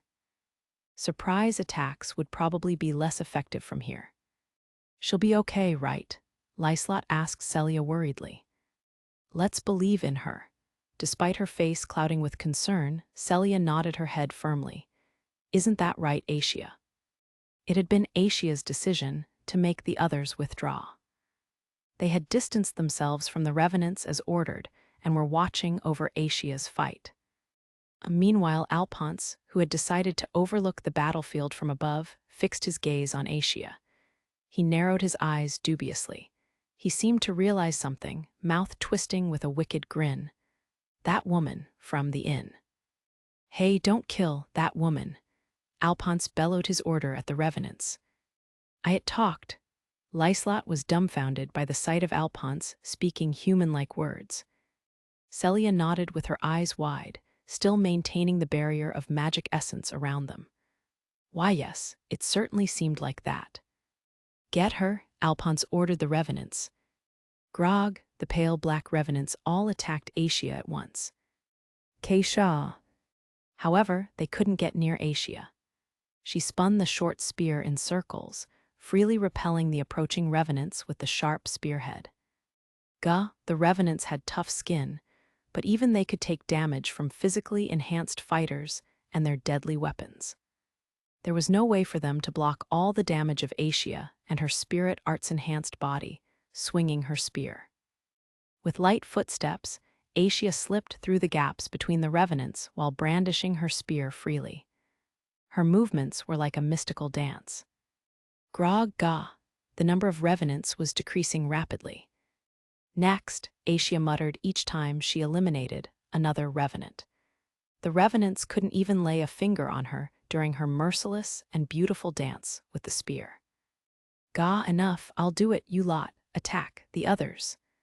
Alphonse ran out of patience, bursting into a run with annoyance. He made a beeline towards Asia, but she'd closed in on Alphonse before he realized it. "Shut up." Beating him to a counterattack, she thrust the spear through Alphonse's heart. However, being that he was a perfect specimen, Alphonse's life didn't end simply by having his heart pierced. "No way. Wait." Alphonse's mouth twisted in a grin, pulling the spear out of his heart and hugging Asia with all the strength he had. "What a nuisance." Asia quietly stepped backwards and slashed the spear sideways with all her might. Alphonse's head immediately went flying. Alphonse was surprised at how the scenery suddenly changed, eyes widening in wonder. But when he spotted his headless body below him, he opened his mouth and spat out his final words. "Ka and ga." Meanwhile, as the battle between Asia and Alphonse began, Rio was in hot pursuit of the fleeing Lucius. By using his wind spirit arts to forcefully accelerate his body, he left the estate in a matter of seconds. That man ran with his physical abilities enchanted. There should be traces of magic essence along the route he had taken. While normally such traces would be easily missed, Rio focused his mind and was able to detect those remnants. "Found it," he said, leaping high into the air. Over there, far below his eyes, he spotted Lucius pushing his way forward while carrying Flora. His face wasn't visible under the hood, but he was running straight along the rooftops. The time was already long past dawn, the rising sun shining blindingly behind the man's back. "He's fast. It must not be a simple physical ability enhancement after all. If he keeps going that way, he'll hit the outer wall of the city. Is he going to run into the forest to the west?" At this rate, Lucius was probably under a minute away from leaving the city. Rio estimated the direction that Lucius was headed.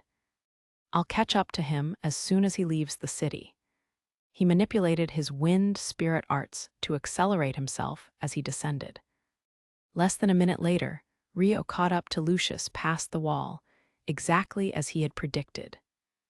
Lucius came to a sudden stop at an open piece of land near the city walls and turned to face Rio. "I didn't expect anyone could catch up to me in that situation." "Well, no, I was hopeful, but..." His tone was rather pleased. "This voice really is." Rio clenched the fist holding his sword. Hearing it up close made it sound all the more familiar. "Hey, what are you all silent for? Say something." Lucius raised his brows in suspicion at Rio, who stood still and silently. "How about you remove that hood first?" Rio ordered in a low and sharp voice. Who do you think you're talking to? Didn't you come to save this princess?" Lucius purposefully lifted Flora off his shoulder and readjusted his hold on her, showing off his advantage of having a hostage. Being carried backwards meant that Flora was facing the forest. Kaya, she seemed to be conscious, letting out a small shriek at having her position adjusted. "Is Princess Flora in the way?" "No." After making his promise to Liselotte, he couldn't simply abandon Flora like that.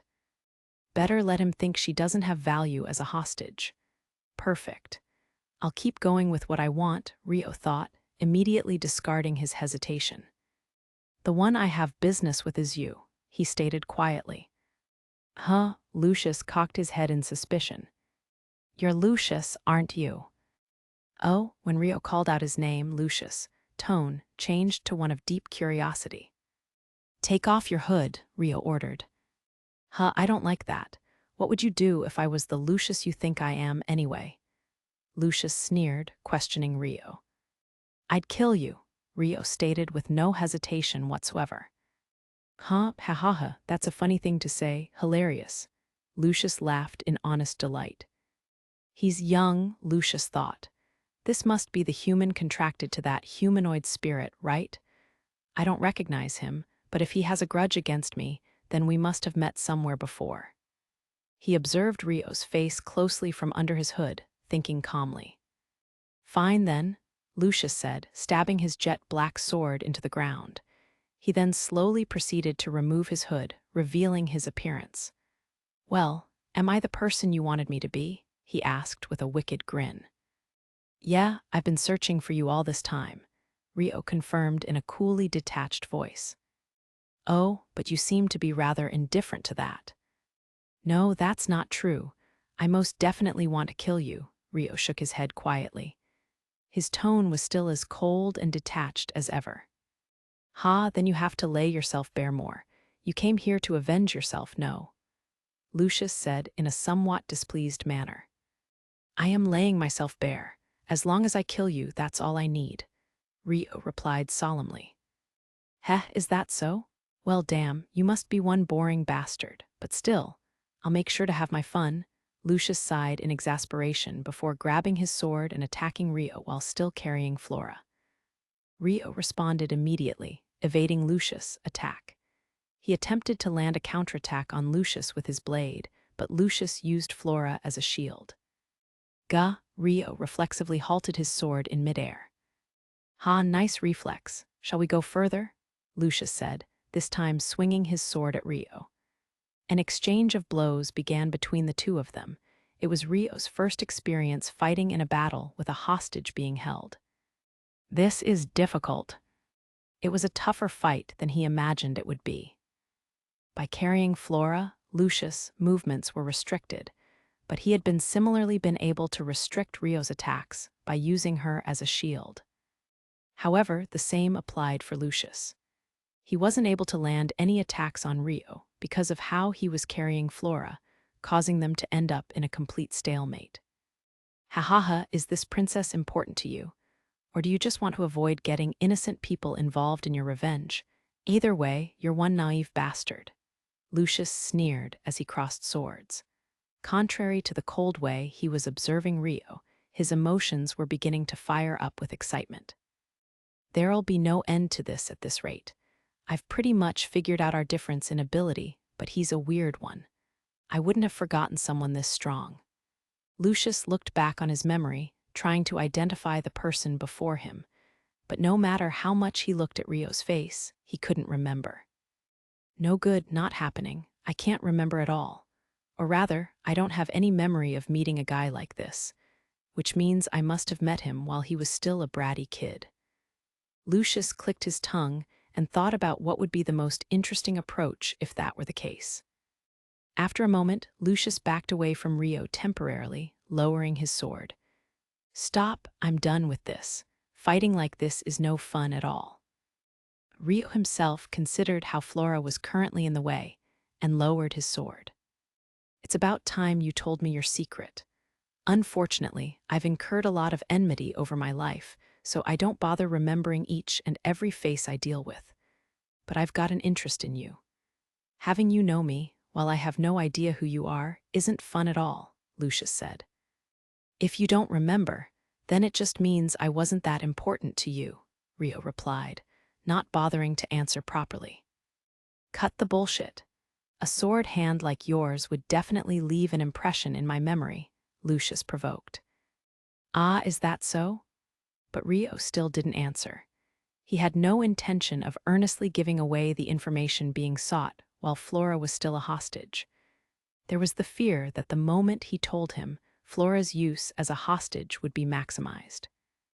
"I hate stuck-up brats like you. How would you feel if I added this princess to the list of casualties?" Lucius clicked his tongue in annoyance and held his sword against the legs of Flora, who he was carrying. Flora's body shook with a flinch. "I can't imagine you'd harm her after going through all the trouble of abducting her," Rio said unwaveringly to Lucius' threat. You sure have guts. She is valuable negotiation material after all. Well, whatever. If I have no recognition of you right now, that means I met you when you were still a brat, right?" Lucius could tell his threat had no effect and immediately changed his approach.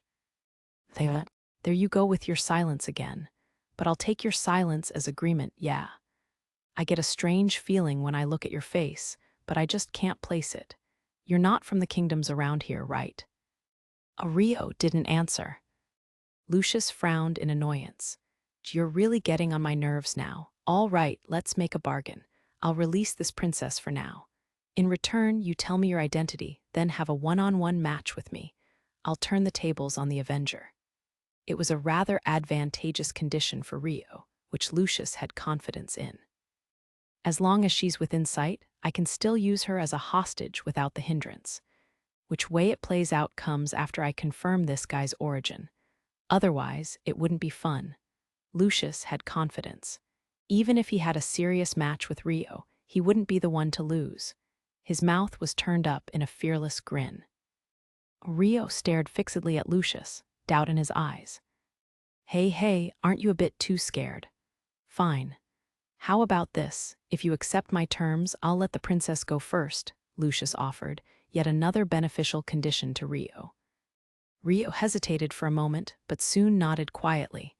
All right. Then it's a done deal. Here you go. Lucius threw Flora roughly against the ground. Flora let out a soft groan. Yo, princess, make sure you stand in the middle where I can see you, yeah. Otherwise, more monsters might appear near you. Same goes for you. Don't even think about approaching the princess. Lucius gave a blunt warning to Flora before doing the same to Rio. Flora was wholly afraid. And yet, when she finally spotted Haruto, she was filled with surprise. She twisted her face tearfully. Stand back a little more, Rio said to Flora a little uncomfortably. Okay, Flora nodded earnestly, staggering away from the two of them. From that moment onward, Rio and Lucius' relationship completely changed from that of a hostage rescue to an avenger and his target. I stuck to my conditions. Now speak, Lucius ordered sharply. It was over 10 years ago. I lived in the capital of Beltram Kingdom, Rio said slowly. Telling him the answer could possibly reveal his past to Flora, but this was a once-in-a-lifetime opportunity he couldn't pass up. Rio had lived his whole life for this moment. He yearned for it. Even if it was an illogical act, he wanted to settle his feelings of his past by getting his revenge on the man before him. In order to do that, he had to make sure Lucius was aware of who he was before he killed him. Oh, Lucius hummed with deep interest. That one sentence revealed a lot of information. Meanwhile, Flora's eyes widened when she heard Rio had lived in the same land as her. At that time, you had your eyes set on a certain parent and child, Rio continued solemnly. His words finally made something dawn on Lucius. Ha, I see, so your face was from Yagumo. Your hair color was so different, I couldn't recall at all. Isn't that right? Lucius laughed loudly, his expression exhilarated. The flames of Rio's quiet revenge burned within him as he watched Lucius silently. No need to look at me so angrily. But I see, so you're alive. No, you stayed alive for me, that snotty, powerless brat. Lucius quirked his lips in a sadistic grin. It seems you remember now. Yeah, clear as day I do. I wanted to see you again too. After all, I spared the brat back then because I desired a moment like this. He really was an awful man, Rio thought, but he didn't let that thought show on his face. The feelings Rio had for Lucius were no longer in the realms of hatred or disgust. That's why all he had was a keen, detached desire to kill. He wasn't pursuing a sense of satisfaction or accomplishment through his revenge. He didn't need any other feelings to carry out his personal act of revenge. The moment he sought revenge, Rio's sense of reason overwhelmed him and scolded him for lowering himself to the same level as the man before him. He didn't want to live the same way as the person he condemned. That was the answer Rio had reached before his parents' graves when he visited Yagumo. Rio had decided to move forward, to accept reality while reaching for the ideal, to try and remain pure while sometimes exposing the ugly side of himself. Even if such contradictory ideas made him a hypocrite, Rio would proceed down that path. That's why it wasn't logical. It wasn't something like logic that drove Rio to kill Lucius. He just wanted to face his ugly self. I'm glad to see you grew up exactly as I wanted. If that's the case, then I'm finally getting excited too. This ain't bad. Lucius chuckled in delight. I'm also glad to see you are still the person I remember you as, Rio stated quietly. Should I have reflected a little, or maybe shown some regret? Lucius questioned him in a provocative tone. I'm not seeking any repentance or remorse from you at all, Rio replied, not rising to Lucius' bait. That's no fun at all. He could show a little less composure. For Lucius, there was no greater pleasure than turning the tables on a would-be avenger. It was precisely because the other party acted on their emotions and instincts that he found joy in shutting them down with his own. The more intense his opponent's feelings, the spicier his life was. Which was why Lucius brought up the topic of Rio's parents. Is that so? Come to think of it, I'd heard from Zen before. That Iame was originally a princess from some kingdom. Flora was being completely ignored, but she was listening to Rio's conversation and understood the flow of the story. However, she was confused at the mention of royalty. Iame was a good woman, a good meal indeed. She kept trying to protect you right up until she died. Please don't kill Rio, I beg you, she cried, Lucius said, sneering with terrible cynicism. Even Rio faintly furrowed his brow at that, tightening his grip on his sword. Flora had no idea what was going on anymore. The man Haruto had called Lucius had brought up the name Rio. Yes, he had used the word you to refer to Haruto, then said Rio with certainty. Which meant the similarities Flora saw between Haruto and Rio weren't just a figment of her imagination after all. But Haruto's hair was gray. The woman who was apparently his mother was royalty and had gone through something so terrible. Everything that was said had been so shocking, Flora's mind had nearly gone blank. But the situation was changing with every moment, leaving Flora even further behind. You've got a better look on your face now. Lucius chuckled in satisfaction. Is that all you have to say, then? Rio asked quietly. Speaking any more than this would just ruin his mood more. He'd already confirmed the necessary information, which meant there was only one thing left to do. Yeah, it's been roughly 10 years after all. I'll play with you again. Come at me. Lucius' mood was at its peak. He held his black sword ready in his right hand, pointing it at Rio provocatively, the signal for the start of the battle. Without the shackles of Flora, Rio could release all of his power now. Rio disappeared from Lucius' view, making him freeze momentarily. At the same time, he was aware of his own body feeling off balance. His left half was lighter, to be precise. Something was flying through the air. Rio was standing behind Lucius before he knew it, flicking his sword through the end of his swing. One beat later, something fell on the ground with a thump. Lucius became aware of the fact that that something was his own left arm. Play by yourself, Rio's chilling voice echoed. What? Lucius watched his own left arm roll across the floor and widened his eyes in shock. At the same time, his many years of combat experience made him reflexively turn to swing his sword at Rio behind him. However, his slashing attack couldn't reach Rio's body. It sliced through the air in vain. Rio stepped back to increase the distance between them, watching Lucius with cold eyes. Impossible, I couldn't react, me of all people.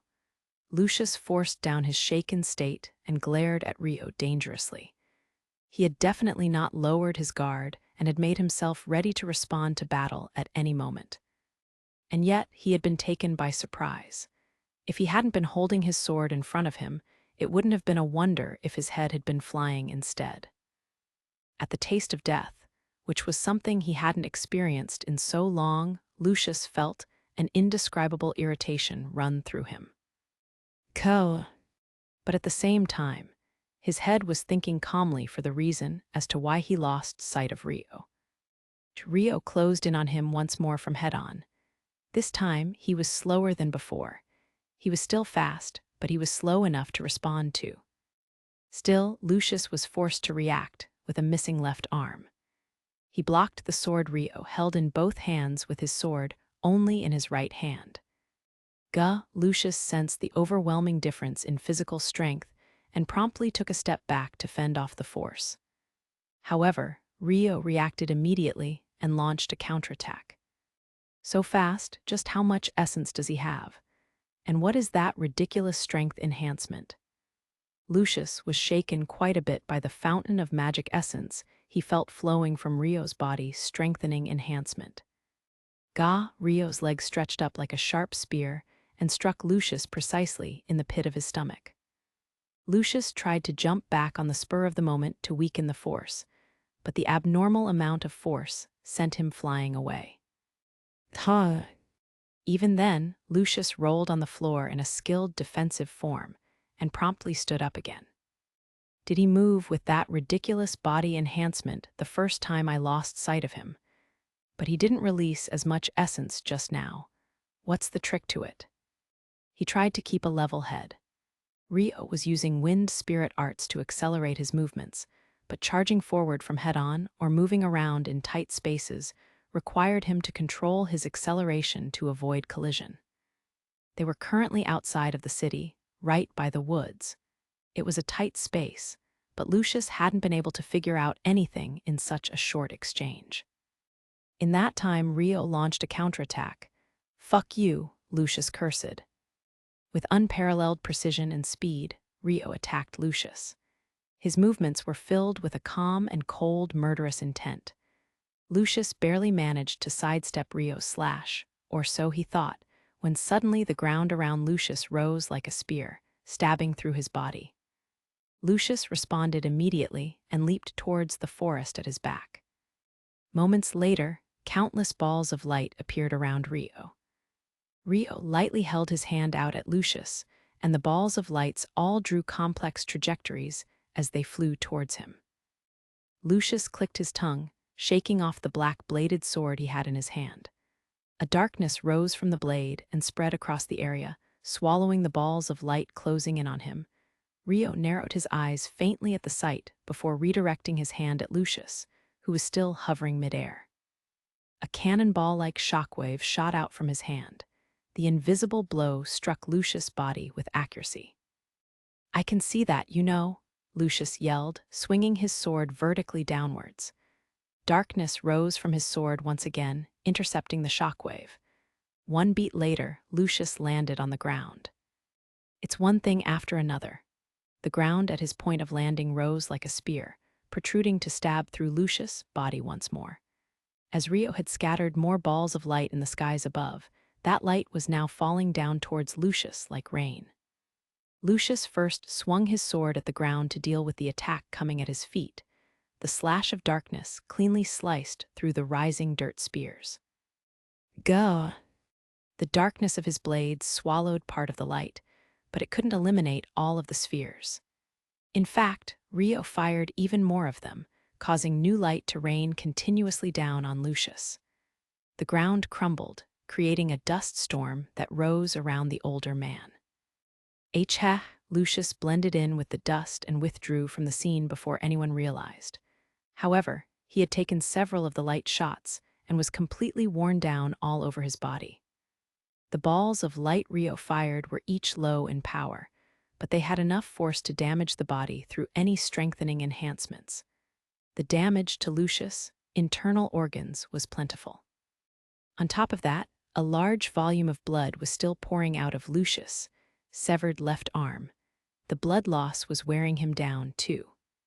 And yet, Rio fired even more balls of light at Lucius. Lucius clicked his tongue and forced his exhausted body to run in an attempt to evade the light. What is this fight? Flora watched the battle in a daze.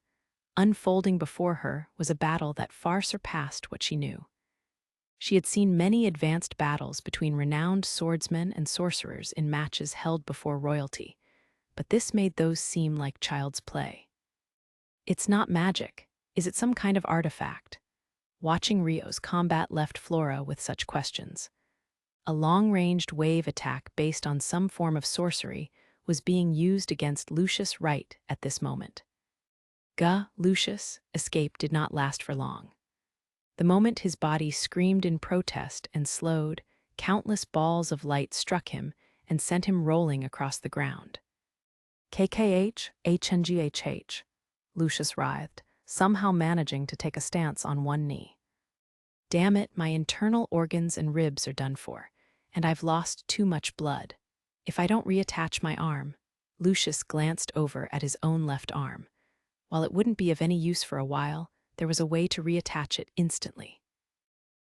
Rio spotted the direction of Lucius' gaze and ran for it first, picking up the left arm that had been lying on the ground.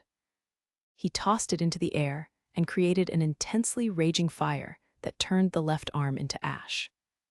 The tremendous heat wave washed over Flora, making her let out a little scream and turn her face away, unable to bear the heat. You're one nasty bastard. Lucius glared at Rio with hatred. Not as much as you. Let's finish this soon, Rio said, closing in on him. Sure you don't need to capture me alive? Lucius asked in desperation. Unfortunately, I received no such orders. Rio shook his head without hesitation before accelerating, swinging his sword with the full intention to behead the heavily battered Lucius. Lucius wrung out the last of his strength to avoid the slicing attack. However, Rio had seen through the fact Lucius still had energy left and thrust his knee straight into Lucius' face. His knee struck right where Lucius' left eye was. Rio had felt a certain resistance. Lucius rolled across the floor, yelling uncouthly as he felt the greatest pain he'd been in since this battle began. He must have his physical body enhanced, because he really is unyielding. In order to end him for sure, I must. Rio pointed the tip of his sword right at where Lucius' heart was, but Lucius shifted his body by the slightest amount, avoiding the direct stab to his heart. However, the sword pierced through his upper body. He was practically at death's door. Blood was pouring out of Lucius' mouth. Stubborn ass. I'll just have to wipe any trace of you from this world, Rio said, pouring magic essence into his sword. An intense heat radiated from his sword, melting Lucius' flesh. Lucius yelled, unable to endure the pain. The light of Rio's blade grew stronger, expanding its area of effect to melt the rest of Lucius' body. But you still need to protect the princess, right? Lucius yelled, using the final dregs of his power. Holding the pitch-black sword in his right hand, a small amount of darkness flowed out of the tip. No, Rio reflexively withdrew his sword and moved to Flora in an instant, embracing her before leaping into the air. Flora gave a small scream. The place she had been standing a short moment ago was covered in darkness, from which the tip of Lucius' sword could be seen sticking out. If Rio hadn't saved her, Flora would have been pierced through. Lucius endured the pain to give a wicked grin. He had lost his left arm, endured his left eye being crushed, and had large holes all throughout his body. Though he had enhanced his physical body, his wounds were so serious it was a wonder that he was still alive. Flora realized that Rio had saved her and shuddered, shaking her body. She moved her hand in fear and flattened herself against Rio clingingly. He's hanging on by a thread. Still holding Flora there, Rio slashed his sword down vertically. A slicing wind laced with essence immediately flew out of Rio's sword, closing in on Lucius crawling about the ground. However, the wind slash passed through where Lucius was lying and dispersed into the forest behind him, cutting down several trees along the way. Lucius had changed locations at some point. You're late, damn it. He raised his head and muttered resentfully upon spotting the figure through the blurry vision of his right eye. What a mess this is. If only you didn't have that bizarre desire to play. Standing there was Reiss. Clad in his cloak with the hood covering his face, he held the severely wounded Lucius in his arms. I have business with that man. Rio lowered Flora on the ground and addressed Reiss in a sharp voice. Unfortunately, I have business with him too. I was here first. No, you want to kill him, right? That means I won't be able to finish my business, no, Reiss stated nonchalantly. Then what will you do? Run away? Lucius, what about you? You going to run with your tail between your legs? Rio taunted. Hey, Reiss, let go I have, to kill him. Enraged, Lucius spat out blood. Reiss, Rio heard the name clearly. That's something I cannot do.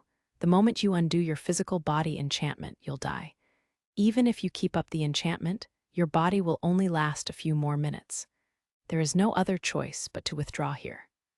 Reiss sighed as he spoke to Lucius, when a large number of light spheres floated in the air around them. Did you think I would let you run? Rio poured a large amount of magic essence into his sword and called out to Reiss himself. Well, I do have some confidence in running and hiding my presence after all. But who knows, against an opponent like you? There's no telling until I try. Despite the casual tone of voice Reiss took on, he observed Rio cautiously with a sharp look from under his hood. The blade of Rio's sword was glowing with a dazzling light. Here I go, Reiss informed him with a chuckle. At the same time, Rio released a single blow to eliminate both men. Haruto above you. Suddenly, Aishia's voice echoed in Rio's head. Rio turned his attention above him. A pitch-black flash was falling down to where Rio and Flora stood. Rio promptly changed the direction his sword was aiming from Reiss to the flash in the sky above. A tremendous shockwave blew all over the area. It was the clash of the attack Rio had released and the falling flash of light. Flora watched the spectacle in shock from behind Rio. Hide behind me, Rio ordered Flora in a frightening tone, and Flora moved behind Rio's back in a panic. A few seconds passed like an eternity. Rio pushed back the black flash of light. A dazzling ray of light tore through the sky. However, they're gone. At some point, Reiss had disappeared carrying Lucius. He looked around, but there was no sign of their presences. Even if he tried to search for traces of magic essence with spirit arts, the fight until now had scattered essence all over the place. He had no choice but to give up. Rio looked up at the sky with a sharp glint in his eye. There, flying far in the skies to the west, he spotted a black dragon-like creature and immediately guessed that the attack just now had come from that. Did that man call it here? When he considered why it attacked in such a convenient way for Reiss and Lucius, he couldn't help but feel suspicious. However, something like that hardly mattered to him right now. They got away, shit. Rio grit his teeth with a shamed expression. With a wound that deep, there was a high chance he wouldn't survive.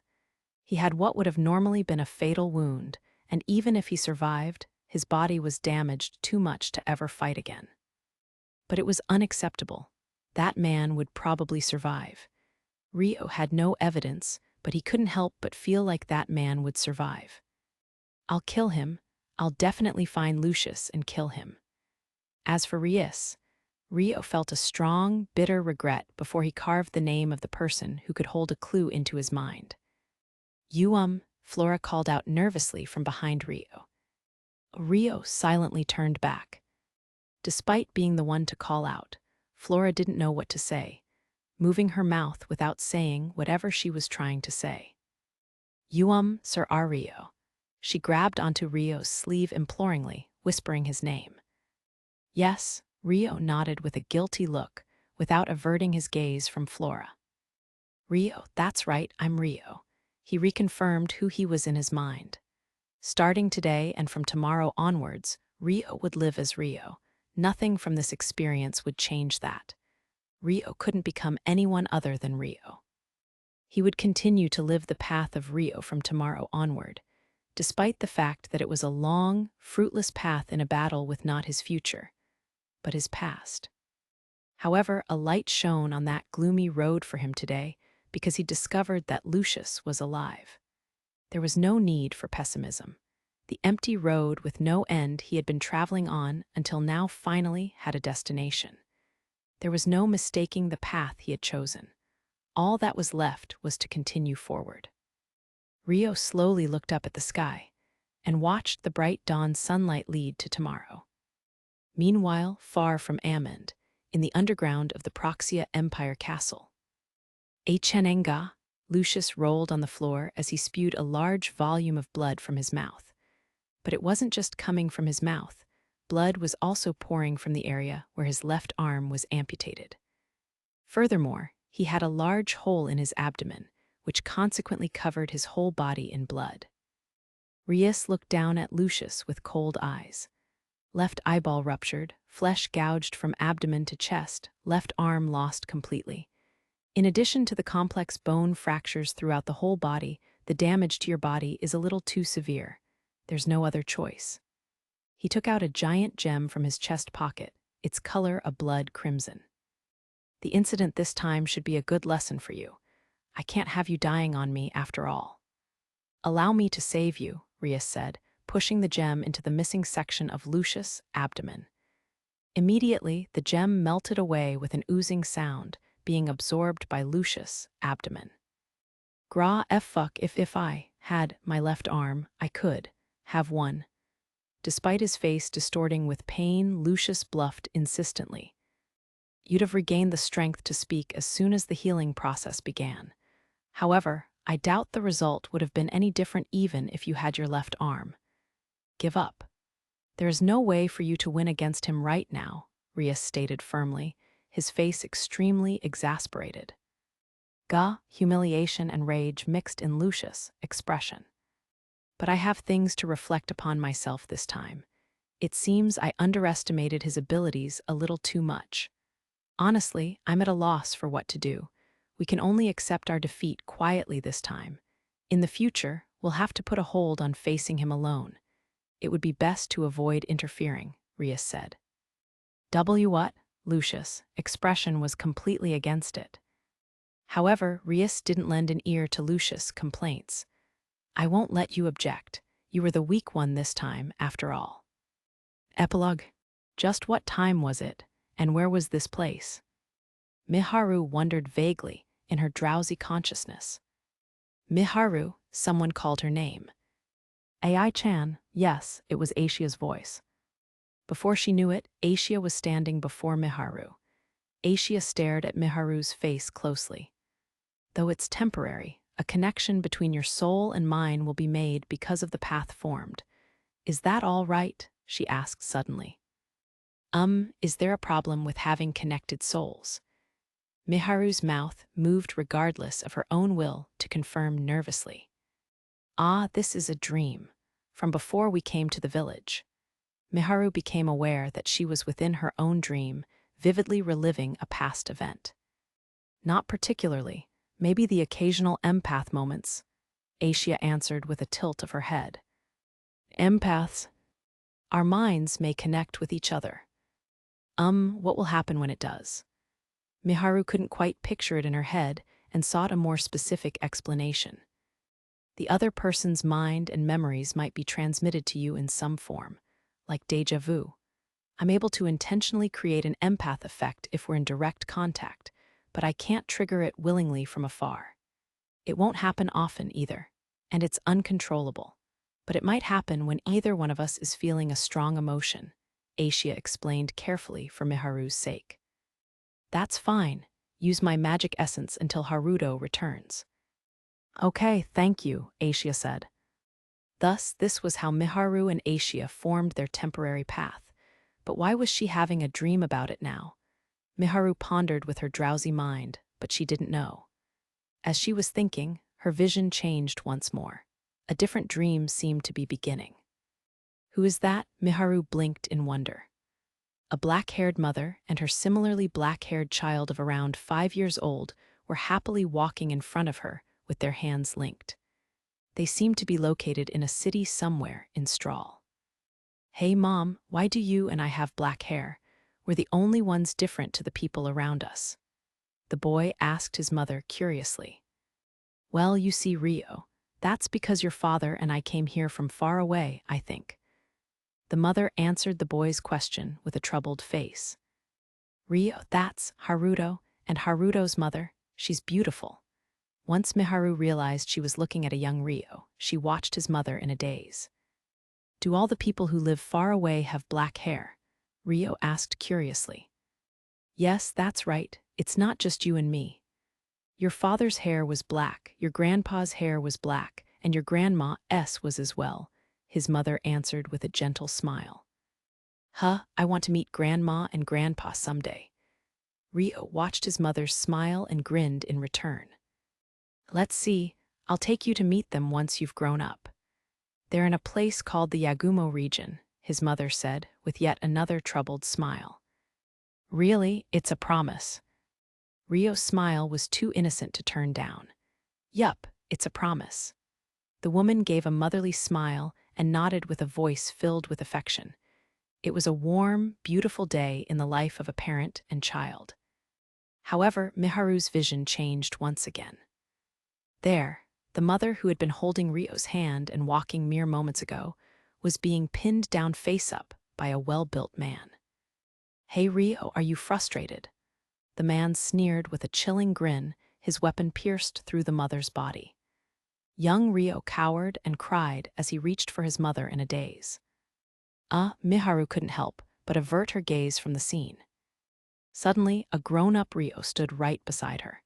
His hair was gray, and he was wearing the outfit Miharu was used to seeing him in. Rio had his sword grasped tightly in his hand as he stared fixedly at the gruesome scene. Haruto. He shouldn't look, Miharu thought, but her mouth wouldn't open.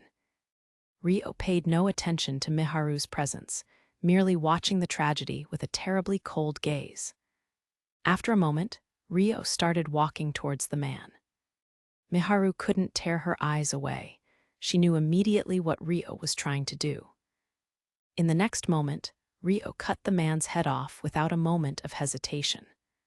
That was where Miharu's mind went drowsy again. Her consciousness was rapidly fading. When she opened her eyes in the morning, she might lose her memories of the dream. And no, I can't, don't wake up. Miharu didn't want to know such a sad story, but she didn't want to forget either. Her memory of this dream was something she thought shouldn't be forgotten. She thought it was something she should look at straight on, no matter how painful it was. Scared, sad, frustrated, and helpless, Miharu couldn't do anything but embrace the Rio in her dreams. Her heart hurt, but that was when the door to her memories slammed shut heavily. Miharu's mind finally faded away. And dawn broke. Afterward, everyone, I am most grateful to you all. This is Yuri Kitayama. Thank you for picking up Seirei Gensouki, Spirit Chronicles, Vol. 7, Daybreak Rondo. Now for some unfortunate news that I have already reported on the web novel. The manga version of Seirei Gensouki that began serialization in September last year has ended at Chapter 3 due to the illustrator Tenkla falling ill. I pray for Tenkla's recovery as soon as possible. Thank you very much for the wonderful manga adaptation. Note that the manga version of Seirei Gensouki is not ending forever, but will be resuming at some point in time. Please wait for updates regarding this. Finally, running alongside the release of this volume is the Twitter character popularity poll and campaign to read a limited novel of Seirei Gensouki. I hope you will all participate. That will be all for now. Until next time. End of February 2017, Yuri Kitayama. Bonus short stories. Because I'm drowsy. One sunny morning, before Rio had taken Celia to deliver the letter to Count Claire's residence. Rio, Asia, and Celia were sleeping side by side in the giant bed of the stone house, as per usual. However, MRGH. Celia suddenly woke up. Her former dedication to her research meant that her sleep pattern was disrupted often, which made her a light sleeper that was used to waking up after a short amount of sleep. Celia sat up slowly, looking around the room with a drowsy look. Rio was sleeping beside her, and Asia was sleeping beside him. Asia was clinging to Rio's arm, breathing peacefully in her deep sleep. Asia suddenly stirred. Then, something squished against Rio's arm. Celia watched the scene while still half asleep. After a moment, she slowly looked down at her own chest. Another moment later, she looked back at Asia's chest. Squeeze, squeeze, squish, squish. It wasn't enough. It was admittedly soft to touch, but there was still something squishy missing. HMPH. Celia was still half asleep, but she pouted in frustration. She was used to being sleep-deprived, but both her mind and body weren't rested enough, so she snuggled into the blankets once more. Spurred on by Asia, she boldly pressed herself close to Rio. As a result, Rio was sandwiched between Asia and Celia. When something soft from Celia's side squished against his arm, Rio faintly stiffened. But the drowsy Celia paid no attention to that and continued to cling to Rio innocently. It was something she would never do on a regular day. Asia clung closer to Rio, as though competing with Celia. Rio was completely frozen with his eyes closed. With Celia in a sleepy daze and Asia unconsciously clinging to him, he had nowhere to go. He was perfectly restrained. In the end, Rio remained frozen between the two clinging girls for nearly an hour. Did you say? While Rio was interfering with Celia's wedding ceremony in Strahl, shortly after Miharu and the others were taken to the spirit village. Is it morning? Miharu suddenly woke up. She had stayed up late studying, so she was rather tired. However, she suppressed her sleepiness and rose from bed to fulfill her breakfast duties. What should I make today? Miharu pondered drowsily as she took off her sleeping gown. Once she was down to her underwear, she picked out a change of clothes from the drawer and placed it on her bed. After taking off the bra she wore while sleeping to change into her everyday bra, she put on her clothes with familiar movements. Okay, I'm ready. What's that nice smell? Miharu sniffed, nose twitching at the faint scent of cooking. Is that Haruto or Orphea? I should help too. Miharu hurried to leave the room, but someone knocked on the door first. Caught off guard, Miharu responded reflexively. Ah, yes. Miharu, I came to call you for breakfast. Rio was on the other side. Did I sleep in? I'm sorry. Miharu opened the door in a panic, bowing her head at Rio. It's fine, I sleep in sometimes too. Don't worry about it, Rio replied with a faint smile. When he spotted the bra left on the bed behind Miharu, he averted his eyes awkwardly. Haruto, Miharu tilted her head curiously. Nothing, don't worry about it. I'll be waiting then. With that, Rio departed with haste. Yes, I'll be right there too. Miharu was curious as to why Rio averted his gaze and turned back. Then, she spotted her own discarded bra. It was in full view from the door, folded neatly on top of her nightgown. She was the one who had put it there, after all. Did he see it? Miharu's face reddened by the minute. Afterward, while they were eating breakfast, Rio and Miharu averted their eyes from each other in embarrassment the entire time. Elemental element, teacher. In the middle of spring in Japan, Amikawa Haruto and Aix Miharu were childhood friends that just started their second year of high school this spring. It was morning, just before homeroom. Today was the day of the opening ceremony, and everyone was excited about the class shuffle, leaving the classrooms bustling with lively conversation. Among them were Haruto and Miharu. Looks like we're in the same class this year, Haru-kun, Miharu said happily as she took the seat next to Haruto. So it seems, Haruto replied to Miharu awkwardly. The two were in different classes during their first year, but they would be in the same class from today onwards. And on top of that, they were seat neighbors. Amikawa Haruto and Aix Miharu. In their high school, seat numbers were assigned by gender in order of family name, so it was only natural for the two of them to be given the same seat number. As a result, it was inevitable for the two of them to be seated beside each other. Even if the seat numbers had been decided by birth date, the two were both born in spring and would have been given the same seat numbers anyway. They'd been separated for a long time, but after reuniting a year ago, they couldn't help but feel like fate was working for them. Let's get along this year, Haru-kun, Miharu said to Haruto with wholehearted happiness in her tone. Agreed, Haruto replied, still a little awkward.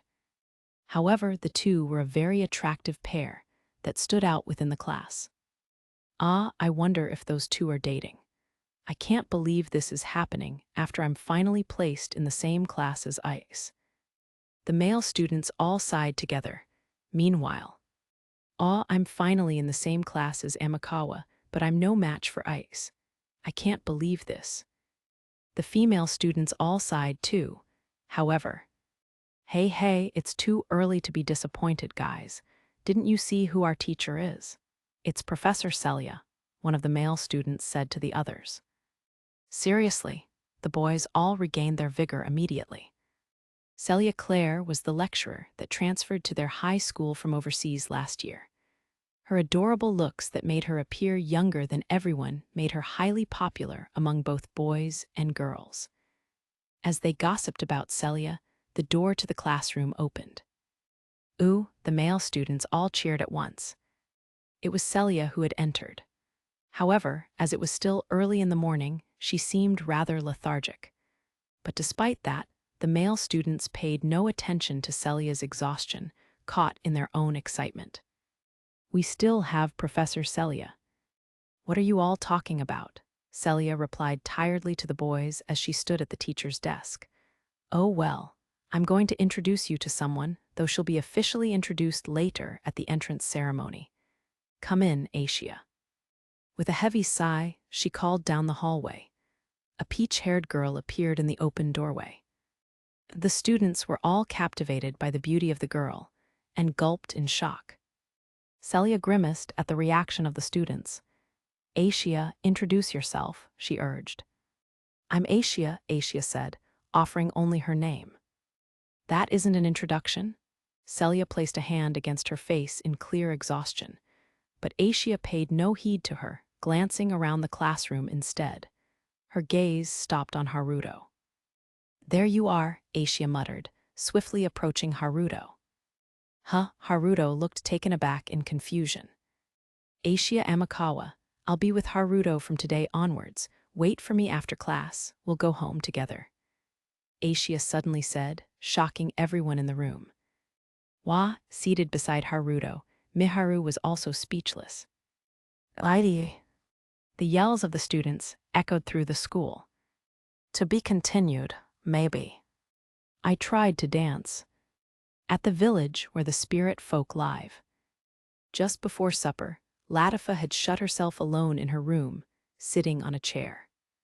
Her chin was resting on her left arm as she held a pen in her right hand, hemming and hawing in the direction of her desk. What kind of uniform would be cute, I wonder? She was pondering over the design of her own uniform. She had decided to make a uniform after seeing Miharu and Aki's Japanese school uniforms earlier today. Having died as a primary school student, Latifa no Suzune admired the uniforms middle school and high school students wore. Unable to suppress her impatience, she took out her writing tools in an attempt to come up with her own design, but what kind of uniform would Oni-chan like? She was having trouble coming up with anything specific. Designing wasn't an easy task for an amateur to begin with. MMRGH, Latifa groaned. While Miharu and Orphea would be the ones making the uniform, she couldn't just leave everything to them if she wanted to surprise Rio. She at least wanted to come up with her own ideas. What would Oni-chan say if he saw me in a uniform? Would he call me cute? Latifa giggled with a smile. Cute. If she could hear that one word from Rio, she would ecstatic. Simply imagining it was enough to make her happy. But just wearing a uniform seems a little boring. No, what if I danced or something as well? Latifa suddenly thought to herself, tilting her head. I wonder what kind of dance would be good. She stood up and imagined herself wearing a uniform. Her room had plenty of empty space, so she stood in the middle of an open area. Like this, perhaps, Latifa shyly took a step. Eventually, she realized she needed to move her hands too and added to the choreography. She started having more and more fun as time passed. 1, 2, 1, 2. Latifa danced in a fairly convincing way, taking light steps and moving her limbs rhythmically. She started humming along. She was excited about it, so the choreography ideas came to her one after another too. Should I think of some lyrics too? Latifa wondered, but lyrics didn't come to her so easily. She took several moments to wonder what would be good. perhaps it would be best to express her feelings honestly, which meant, "I love you, Oni-chan." That was it. Before she knew it, her mouth was moving naturally. Then, at the most climactic moment, she spun around and made her final pose. Since she was a werefox, she emphasized her fox side with rhythmic fox-like hops. Latifa's gaze suddenly moved to the door. Come to think of it, she had left it wide open. In the doorway stood a frozen Miharu. "Wait, Miharu." Latifa's body shook with a flinch. Sorry. I heard you humming, and your door was open, so I tried calling out to you a few times, but there was no reply. Miharu apologized in a fluster. Were you watching?" Latifa asked with a bright red face. Just the final part," Miharu hesitantly confirmed. "Emwua." Latifa hid her face behind her hands and crouched down on the spot. She was so embarrassed, her face felt like it was on fire. I am sorry." Miharu ran over to Latifa in a panic and held up her body. "It's not your fault, Miharu. I was the one who left my door open." "Oog, but I'm still so embarrassed." Latifa groaned in agony. She was so absorbed in her thoughts about Rio that she hadn't noticed anything around her at all. She had some serious reflecting to do.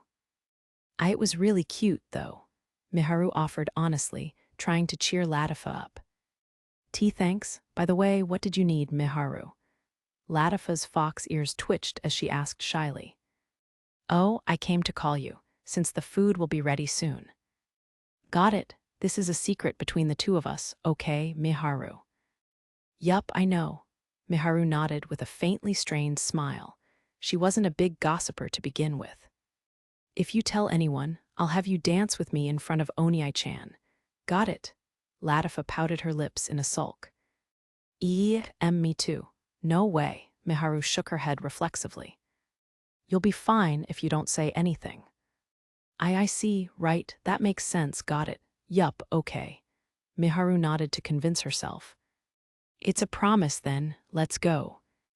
Latifa grinned gently and walked out of the room. Miharu giggled before bringing up the rear.